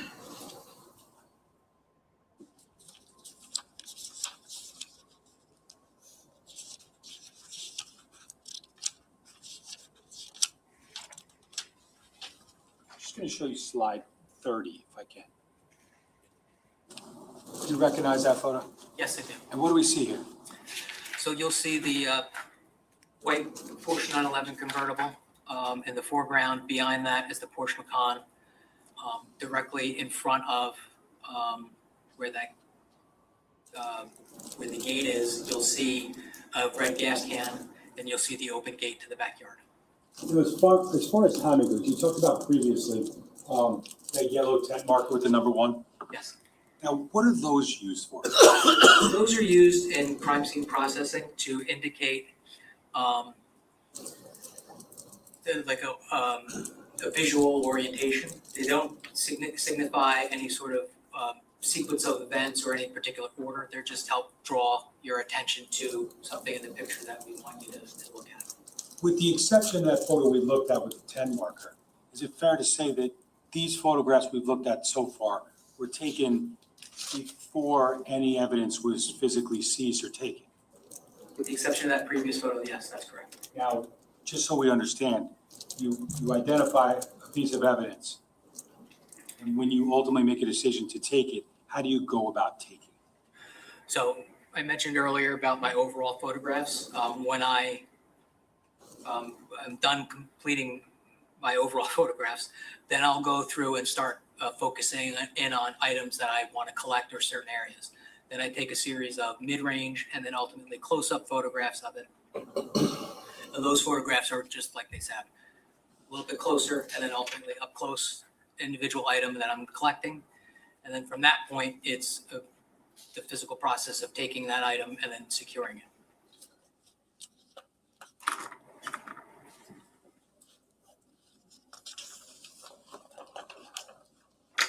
Now, did you physically examine that area that's depicted in slide 30 around the garage door? Yes. Now, did you identify areas of damage in that area? Yes, I did. And can I have slide 27, please? Can you talk about what you see in photograph 27? Sure. At the threshold of the garage, where the garage meets the driveway, you'll see like white powder.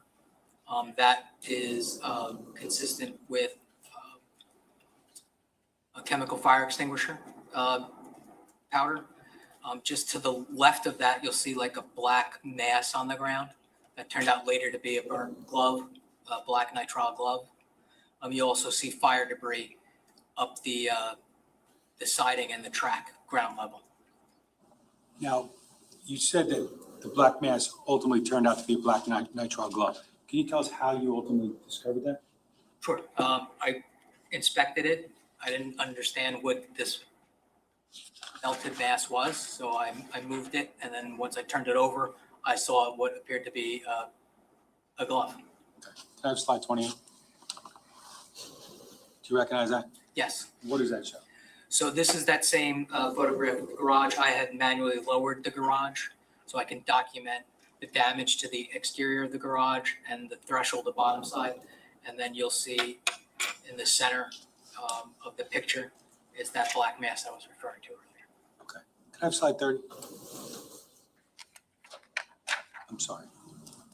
Wrong one. Slide 29. Sorry about that. What do we see here, Lieutenant? So that's the weather stripping at the bottom of the garage door. And then the far left corner of that, unfortunately not the greatest picture, but you will see some charring. Now, in that specific garage door area, did you notice any damage that spread away from the garage door area? Yes. Did you document it? I did. Can you have slide 31, please? What do we see here? So that's the front of the Porsche Macan that was parked directly in front of the gate next to the garage. Is there anything visible in front of the vehicle on the asphalt? Yes. Can you point that out? Sure. Yeah, if you could do it with the stylus, that'd be great. Yeah, so just below, I guess, the driver's side fender area is this area directly on the blacktop. Can I preserve that, please? That's 1A, slide 31.1.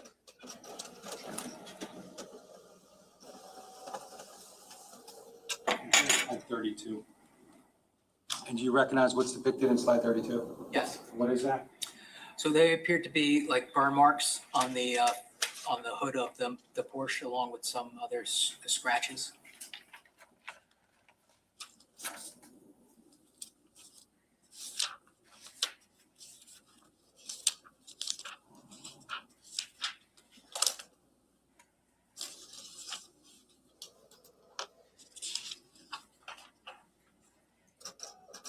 Now, based upon conversations with other officers, were you ultimately directed towards that shed that you earlier referenced? Yes.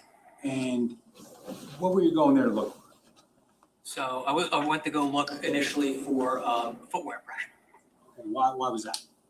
Officers had observed one on a slate tile directly in front of the north side of the shed. They had covered it with a white plastic bin to protect it. So I went over there to document that. Here's slide 34, please. Do you recognize that area? Yes. Okay, now, you talked about the shed earlier, correct? Yes. And what we could see in the earlier photo was the front side or the back side? I would call it the front side since it's facing the pool area, so I would call it the front, and then this side, I called it the rear or the back. Okay, so to be clear, slide 34, as you discussed this, you're going to call that the rear of the shed. Yes, And that's because the front side faces the pool. yes, So that would be the front, and it's got a little nicer door structure. yes, So now though, on slide 34, we're looking at the rear. yes, Okay. And there's a white object in that photograph, correct? that's correct. And what does that represent? That would be the bucket that was put over to protect the footwear impression. Did you ultimately inspect that, what that's covering? Yes, And what, if anything, did you find? I found nothing there. So, there might be you were told there was a footprint there, correct? That's correct. Okay, and ultimately you wound up going over there, lifting the bucket and not seeing it, correct? That's correct. Did you take photos ultimately of like what was underneath that bucket? Yes, I did. Now, did you that's what you were told about, correct? That's correct. Now, did you continue to do any inspection of that shed area on your own? Yes, I did. Okay, can you tell us what, if anything, you located and where you went? For in relation to this photograph, up that ramp, just to the left of the door on that ramp, there I found another footwear impression. So I photographed that. Okay, had anyone pointed that one out to you? No. You located that? Yes, sir. No. Can I have slide 35? Do you recognize that photo? Yes, I did. What's the photo of? It's the footwear impression that I observed, and then the bottom right-hand corner is the scale.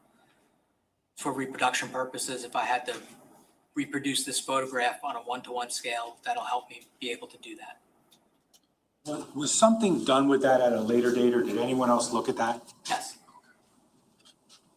Were you able to determine any identifying features of that footprint at any time? no.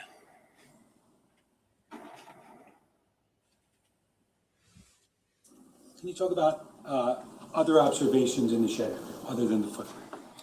Sure, I opened up the rear door of the shed, and I saw what appeared to be a visible or patent fingerprint. And just to be clear, can I have slide 34? Is that the entrance to the shed that you're discussing now? Yes, I have slide 36. What do we see there, Lieutenant? so that is what I perceive to be a fingerprint or handprint. Really, I observed like 3 looked like finger marks. So I scaled it and photographed it. And then I visually examined it for potentially preserving it. When did you do that? Right there. Okay. Did you do anything with it later? While I was on scene, after I did this, I examined it there and I was unable to observe any identifiable friction ridge characteristics. So those are characteristics in fingerprints that allow me to compare with other or known fingerprints for identification purposes.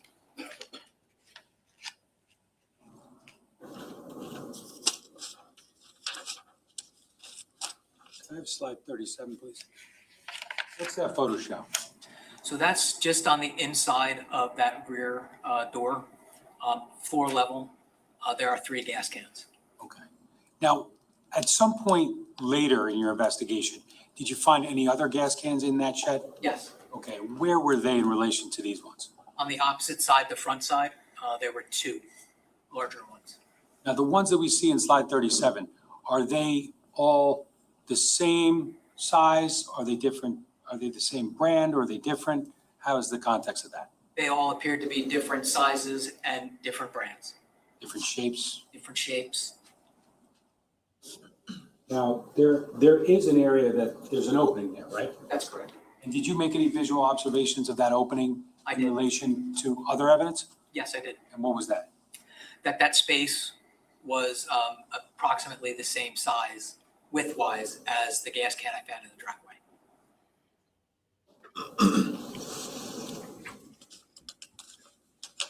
Now, after your photographic documentation of the shed and stuff, footprint and potential fingerprints, Did you receive anything from Ocean Township police officers? I did. And what was that? It was a QC DVR, a Fortinet switch, and assorted wires that they recovered from inside the garage. And once you got that from the Ocean Township Police Department, what'd you do with it? I secured it in my crime scene unit vehicle. Was there a point in time that morning later where you turned it over to someone else? I did. And who was that? That was now Captain Weisbrot.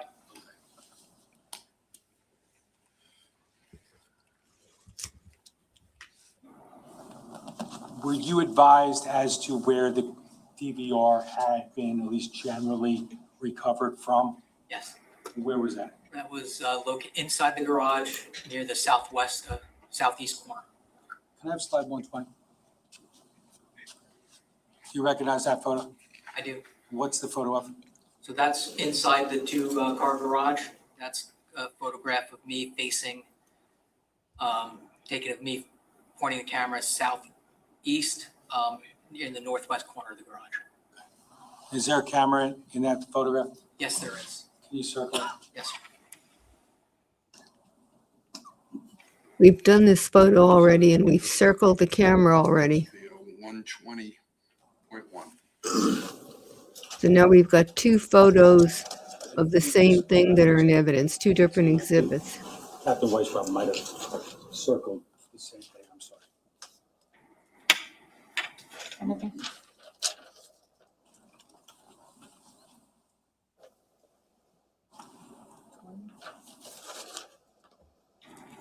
I know he identified, but Yes. he did. All right, so 120.2.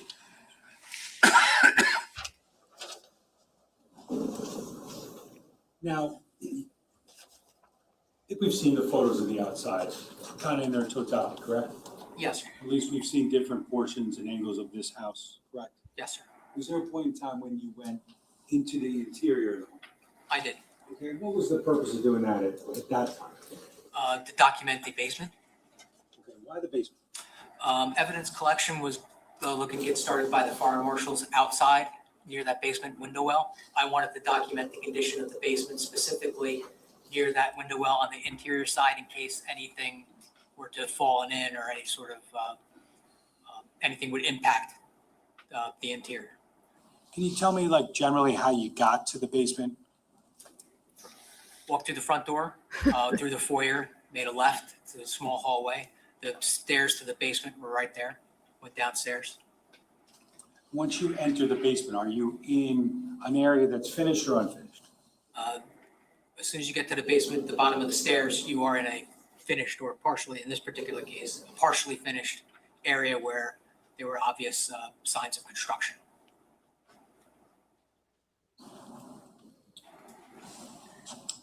The basement directionally, finished versus unfinished. Can you tell us what east versus west? So the finished side was predominantly the west side of the house. The unfinished side was the east side.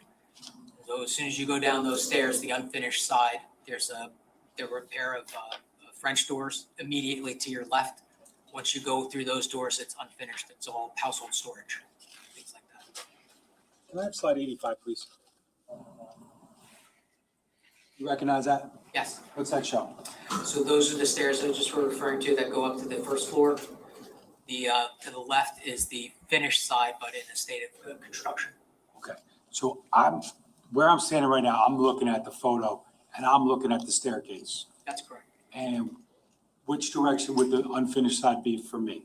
The unfinished would be on your right. Okay. Are there doors right there? Yes, there are. Can I have slide 87, please? What do we see there? So this is just a little bit farther down the finished side towards the, as we're, I guess, traveling north now through the basement. You'll see the staircase to your right, and then that's like an unfinished theater room. Okay. And the area on the right side of the photo, is that like underneath the stairs? That would be underneath the stairs. Can I have slide 89, please? What's that show us? So that's inside that room. Now I'm actually facing towards the rear yard east, and that's just the wall that was there. And then you'll see to the right, the staircase that goes upstairs. And then in that photo, up to the top of the photo to the left would be walking into the unfinished side. Yes. Slide 86, please. And what does that show? So that is, I believe, the staircase is going to be to the immediately to my right and then facing the front of the house, so west. Those are a variety of photos that show the finished side of the basement. Yes, that's correct. Now, I want to talk about the unfinished side. Can I have slide 91? You recognize that? Yes. What's that? So that's the unfinished side of the basement. That is pretty much the center of that area directly as soon as you come inside those doors facing north. So the exterior wall would be to the right, and that would be the rear yard. I have slide 91, sorry, 105, please. What does that show? So that's, again, right inside the doorway into the unfinished area. Directly ahead, you'll see that open window towards the top of the photo. That is the basement window well that's right next to the gas meter. Just below that, you'll see metal shelving, various household debris that's melted and burned. You'll see a dresser. You'll see fire hoses right in the center. Those were from the outside coming in. So just outside of that little window in 105, is that an area of interest for you on the exterior of the home? Yes. And the gas meter would be out the window to the right? Yes, sir. Now, do you do anything forensically, or do you seize anything in the basement? At this point, no. It's just photographic documentation. Did you seize anything upstairs on the first or second floor? Not at this time, no. Was there a point in time when you went outside the residence again? Yes. Okay. And what was the purpose of doing that at that time? To collect items of evidence on the exterior. Now, was there somewhere in particular that you started? Yes. Can I have slide 25? And what are we looking at there? That would be the gas can. Okay, now, when you're going outside potentially to collect this gas can, is that when you put the evidence marker down? Yes. And the number 1, does that have any, what does that mean? Just for visual orientation purposes, it doesn't indicate anything other than this is the first item I'm collecting. And when you collected that item, did you make any specific observations about it? Yes. And what did you observe? I observed that it was partially full and that the tip of the nozzle was partially melted. Did you ultimately collect it? Yes, I did. How do you go about collecting items of evidence like this? So after I'm done with my photographic documentation, then I would make sure I have clean gloves on and then find an appropriate container size-wise that would handle this. So it would be an unused paper evidence bag, and then I would take the item up, place it in the bag, and then seal it for transportation and market. Okay. Just gonna approach and show you what's been marked as S155. You recognize that? I do. What is that? And how do you know? So it's got my handwriting on it. It's got my case number, my evidence number, and a tag that was ultimately placed on it after it was entered into our evidence management system. Do you describe the nature of this gas can? There's a description of the evidence that's inside the bag. Did you document the size of it? I did. And what was the size of it? So initially, when I first collected it, I thought it was a 2-gallon can. Once I brought it back to our office and was able to inspect it a little better, I determined it was a 1.25 gallon can or a 5-liter gas can with a burnt nozzle and containing 48 ounces of liquid. Is how I ultimately described it. Now, just to be clear, is this full of gasoline right now? No, it's not. Okay, how come?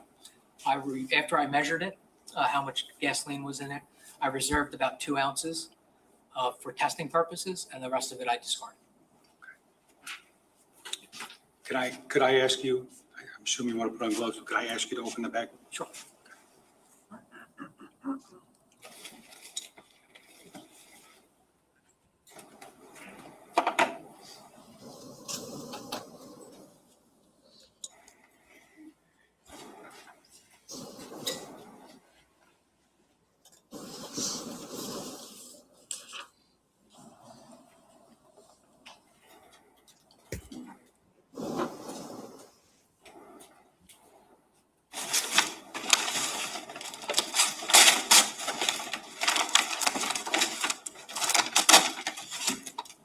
Now, those things will go into evidence with the jury.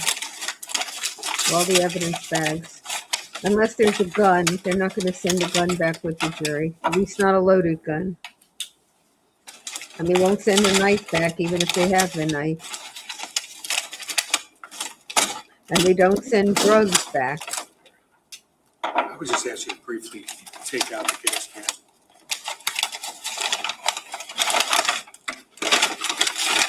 That's a tiny little thing, isn't it? Can you just point out and describe the damage that you identified to the gas can? It's gonna be at the tip of the nozzle right here. And as we are here today in court, is it fair to say that there is evidence of burning on the tip of the gas can? Yes. Okay. You can Put it back.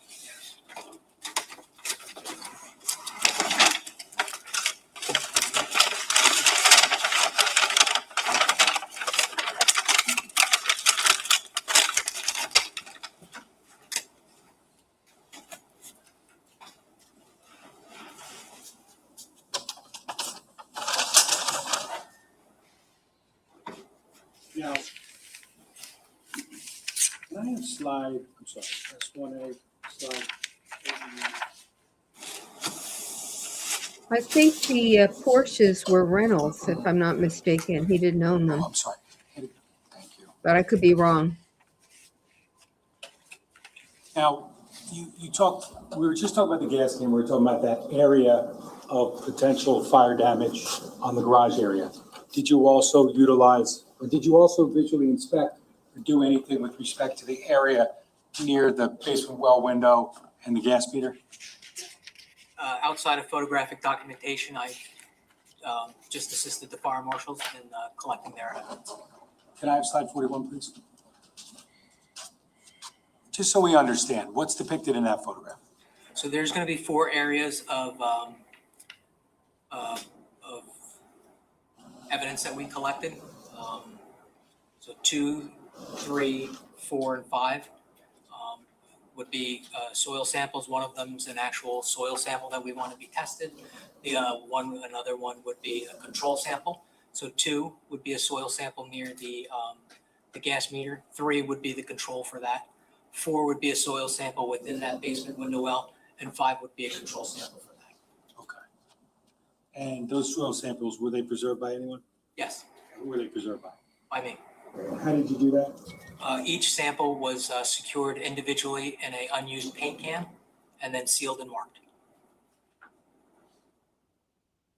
Now, going back to the area of the garage where you found the gas can with the burnt nozzle, can I have slide 43? I think we've looked at this general area previously, correct? That's correct. Is there something different about this photograph? Yes. What's that? So that's the burnt nitrile glove that I collected that was in front of the garage. It was that black mass before when I said I flipped it over to see what it was. That's what that depicts. Okay, can I have slide 42? It was moved from its original location to photograph it. Okay. What's depicted in slide 42? That's it turned over. It's a shot of the photograph of the glove facing straight down. And is at this point in time and in this orientation of that item that you determined to appear to be a black nitrile glove? Yes.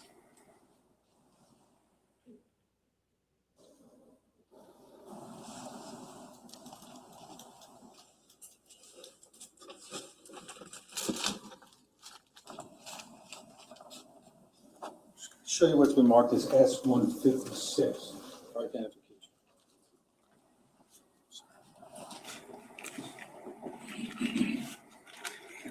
I'm going to show you what's marked as S156 for identification. Do you recognize that? Yes. And how do you recognize it? I recognize it. It's got my case number on it, my handwriting's on it, my evidence identification number. Read all. You don't have to read it all. I mean, what is that? That is the burnt nitrile glove. Evidence marker number 6 is how I described it. Okay. And that what was depicted in that last photograph that we were looking at? Yes. The last series of photographs? Yes. Okay. And is your evidence markings on there? Yes, along with the markings from the state police. Okay. How do you know they're markings from the state police? Just, it's got their lab number from when I submitted it is written on it. So this is something ultimately that you said was submitted to the New Jersey State Police Yeah. Forensic Laboratory? Yes. Could I make a comment about the way that that's packaged? Yes, For trial. that's a good point. For trial presentation purposes? Was this the way it was initially packaged? All the contents of these individually wrapped plastic bags were. So this nitrile glove was placed in this paper bag. When it was sent back or sent to the lab, it was returned with the lab markings on it. But in preparation of trial, so we can, because it's got a lot of debris and obviously falling apart, so we could handle it and be able to just show it to the jury here. I packaged it in this clear plastic so everybody can see it without it getting all over the place. Now, is that the only item that was packaged in a somewhat similar manner? No. Okay, and again, just for purposes of the jury to be able to see it? Yes.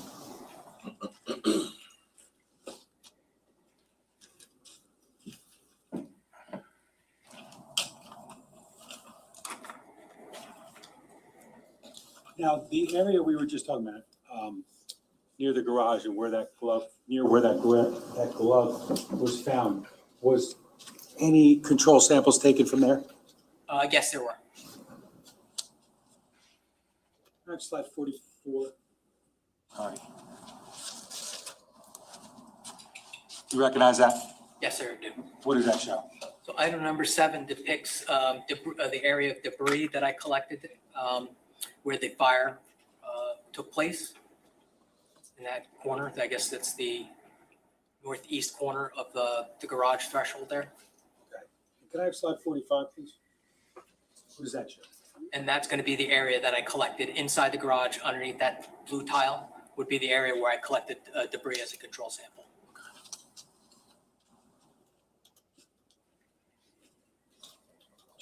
Just to be clear, I mean, it may be obvious, but just the sample versus the control, they're taken on different areas. And why is that? So in this particular case, item number 7 is the area where the fire was suspected to have occurred. Item number 8 is an area where we know fire did not occur. So we can control, we could take, when we test both samples, we could see what if there's anything maybe natural that would indicate anything. So it's just an area where the lab can have Corrupted. unaffected sample. Unaffected. Unaffected's good too. And was there a point in time after you collected the glove, the gas can, and the samples that we've just discussed, where you were tasked with documentation of the portion of conduct? Yes, sir. And where did that actually happen? That happened right where it was parked at. Okay. And why was that done? Just for documentation purposes of the damage to the car. I wanted to ensure that the only damage done to that car was just to the exterior hood and that it didn't penetrate the interior engine compartment or any other parts of the car. Now, just briefly, can I have slide 47, please? What are we looking at here? That would be the driver's side rear passenger compartment of the car, of the Macan. That's outside looking in with the door open. And slide 46, please. What do you see there? That would be the driver's side, actually the driver's seat of the Macan in the driveway. Same thing, door open so you could see visibly inside the car. Slide 48, please. What does that show? That's the real cargo area of the Macan. And slide, Closed. I'm sorry, slide 49. What's that? And that's under with the rear cargo area open. There's like a decking. That's with the decking lifted up just to see that there wasn't anything there. And can I Damage just- there, you should say. I'm sorry. Slide 50, please. What do you see here? And that's the Macan's engine compartment, hood up, just photographing as it was. And slide 51, please. What does that show? That's some sort of defect to the lower, I guess, the lower bumper of the Macan, I guess, the front passenger side.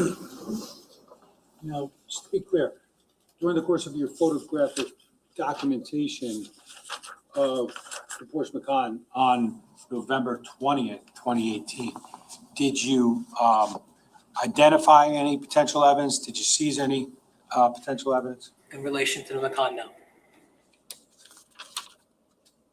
Was there a more thorough search that ultimately wound up happening the next day? Yes, there was.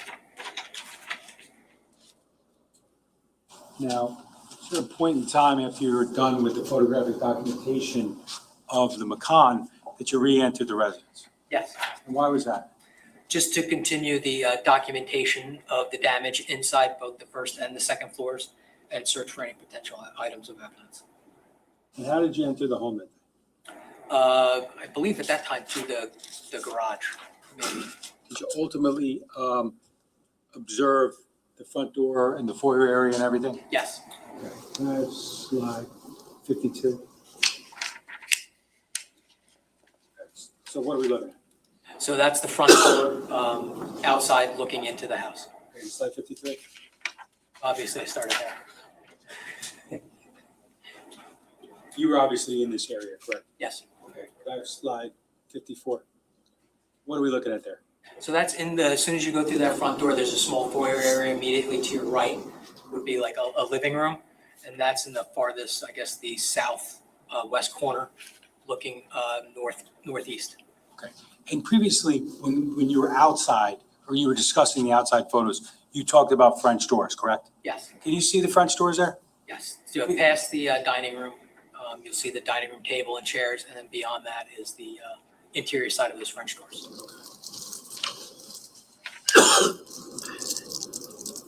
Slide 55. Recognize that? Yes, I do. What's that? So that's a photograph of me standing in the foyer looking down into the, to step down into the living room area I was just discussing.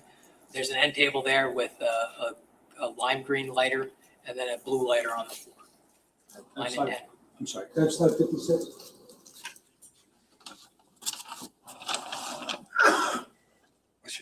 Do you recognize what's in that photo? Yes. What are we looking at? So that's the two lighters I was just referring to. Item number 9 is the green, and then item number 10 is the blue. We'll approach and show you what's been marked as S157 first identification. Do you recognize that? Yes. And what does that show? So that's the lime green Bic lighter with my case number and evidence item number. Okay. And S158, do you recognize that? Yes. Okay, what's that? It's the blue Bic lighter. Again, case number and evidence number. And S157, S158, are these the actual items that we saw in those photos? Yes.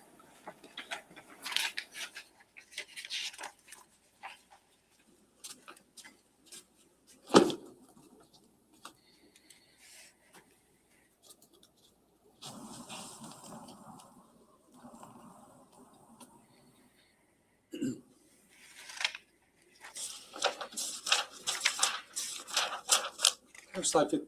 Sorry, sorry about that. I'm almost done. I have slide 57. Now, fair to say you continue documentation efforts of 27 Tilton. That's correct. My responsibilities on a scene like this is not only to locate evidence, it's also just to document any damage or the extent of damage. In slide 57, do you see damage? Yes. Okay, and where is it? It's going to be against the primarily fire damage straight ahead in that window there directly above the basement window well. You'll also see sheetrock pulled down from the ceiling and on the exterior, the walls. Yeah, the exterior wall to your right. Slide 58, please. What are we looking at there? That's closer to the window. There's a desk there. You will see through that window the rear yard. And 59, please. Same That's photo closer up. Same photo closer up. Now this is me panning up towards the ceiling. You'll see again the deck on the outside to your left, the trampoline, and then the neighbor's yard directly beyond. Now, slide 60. What do we see here? Pretty much from the same spot, just turn now north towards the dining room. Slide 61. What do we see here? That's just the kitchen area, and that was located just beyond the dining room. Talking about doors before, that's just past the stove is the sliding glass door that leads from the kitchen to the back deck. That would be the second, looking left to right of that photo before, that would be the middle entrance to the rear of the home. It would be, yes. And then straight ahead, you'll see that white laundry basket. That's the mudroom area, And then beyond the mudroom is what? the garage. Now, at some point in time, did you go upstairs? Yes. Okay, and how did you go upstairs? Above the basement stairwell is the stairwell to the second floor, so I use that. Did you visually and otherwise document the rooms that you found upstairs? Yes. And what types of rooms were generally upstairs? There were four bedrooms and 2 full baths.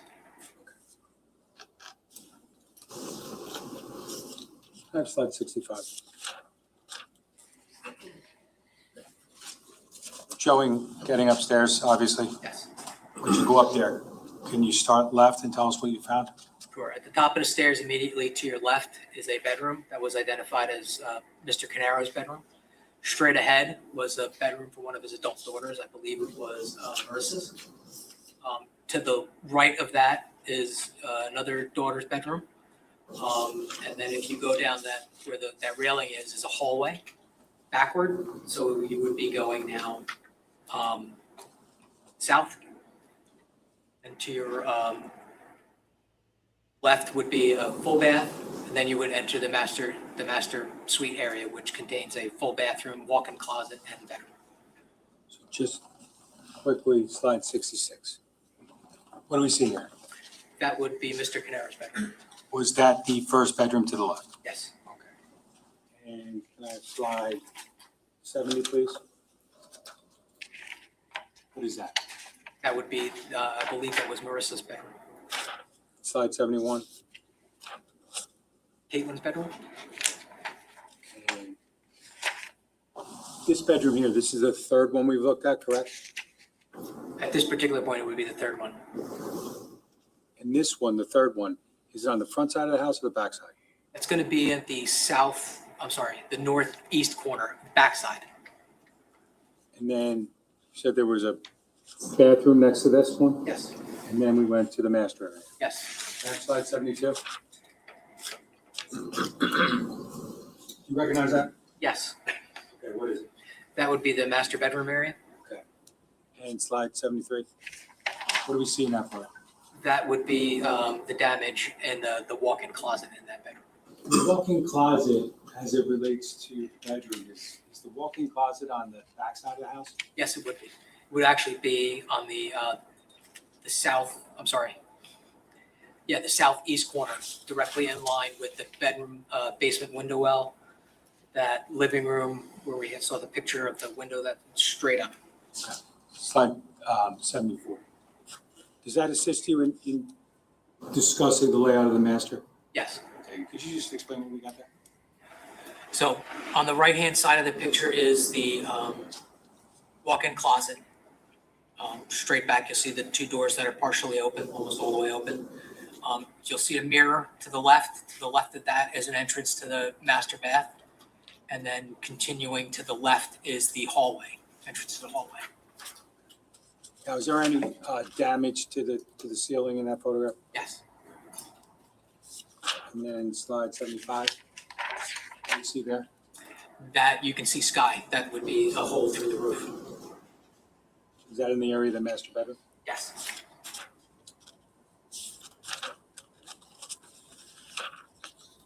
Just quickly, slide 76. What's that? That would be the master bath.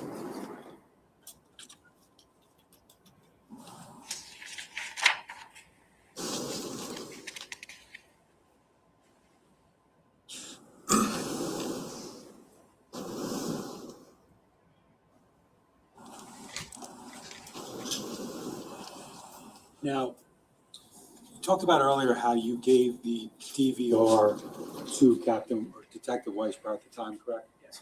Okay. Ultimately, did you respond to Ocean Township Police Department? Yes, I did. And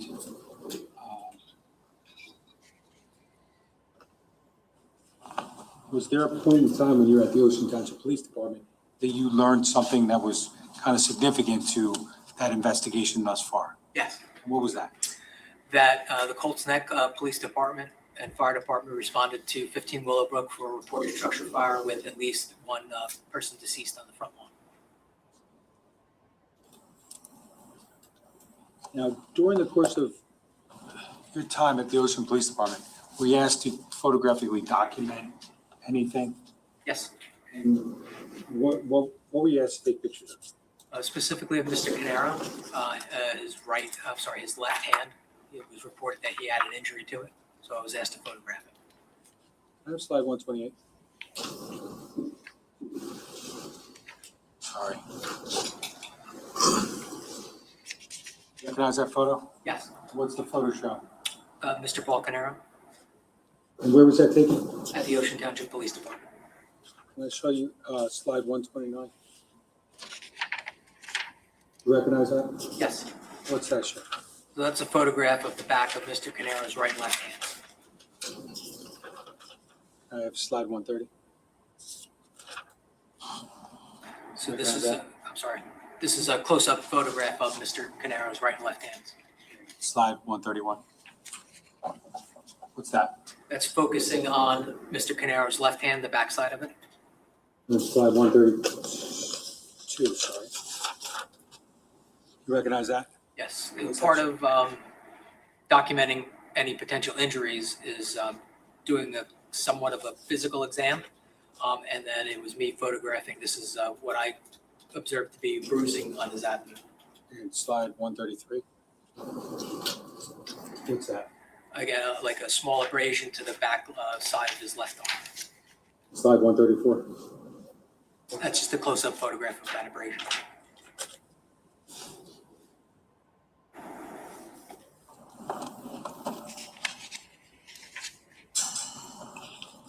Now,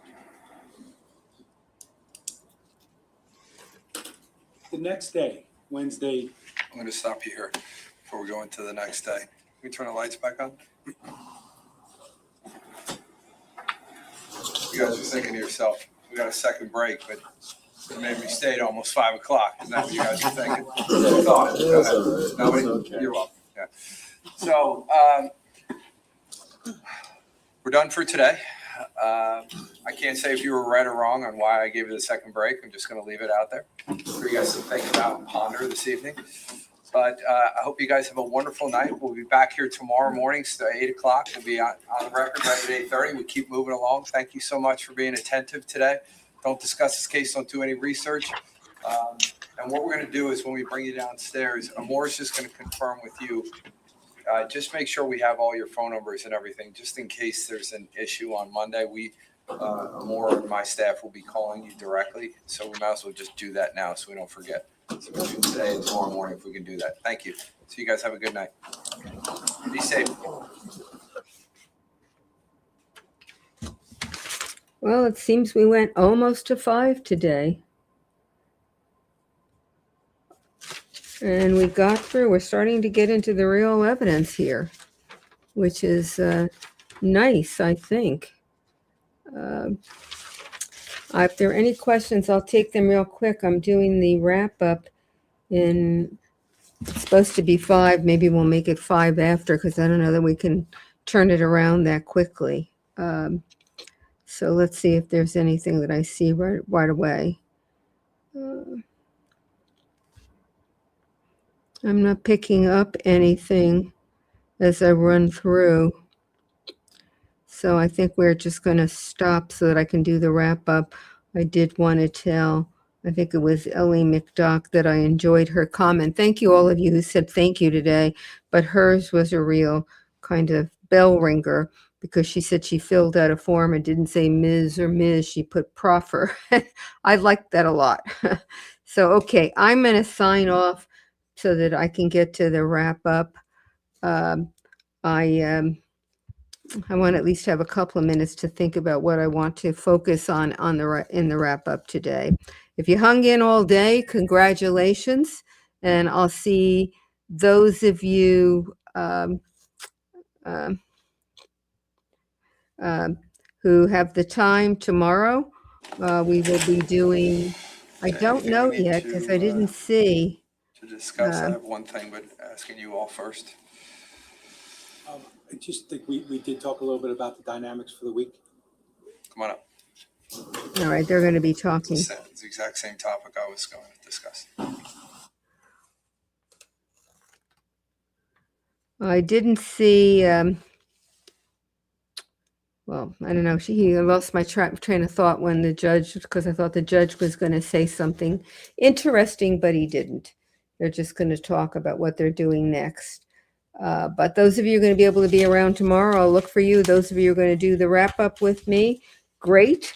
And those of you who have other things to do, I hope whatever it is, it's interesting. I'm told, I had a tree guy come today during the lunch break, and he told me we're getting a lot of snow this weekend. And I saw in the chat that people are preparing for snow where they are. Oh, and I was going to tell you one thing. This last witness worked in Long Branch. Long Branch is probably the farthest north shore area in New Jersey. It had been the summer retreat of some of the big wealthy people in New York, like the Vanderbilts. So it has these big old mansions where they lived, and Long Branch had, sort of like a lot of places, had gone downhill for a number of years, but now it's been really revitalized, and it's very, very upscale. And I think they're using some of those mansions as B&Bs or hotels. I haven't been there recently, but I know that it's just been really it's got a really new look. But it's the farthest north shore area. It's probably maybe 35 minutes south of Newark. That's how close it is. So the shore starts there, and then it goes all the way down the coast of New Jersey. Okay, I will see you all maybe, and if not, have a wonderful time with whatever you're doing. And tomorrow is tomorrow. So let me see if I can do this. Okay, I'm out of the courtroom now. And now the thing is, we are going to stop here. Let me see what I'm supposed to do next. I think I'm supposed to do this next. And then we will do this maybe. Okay, ciao a tutti.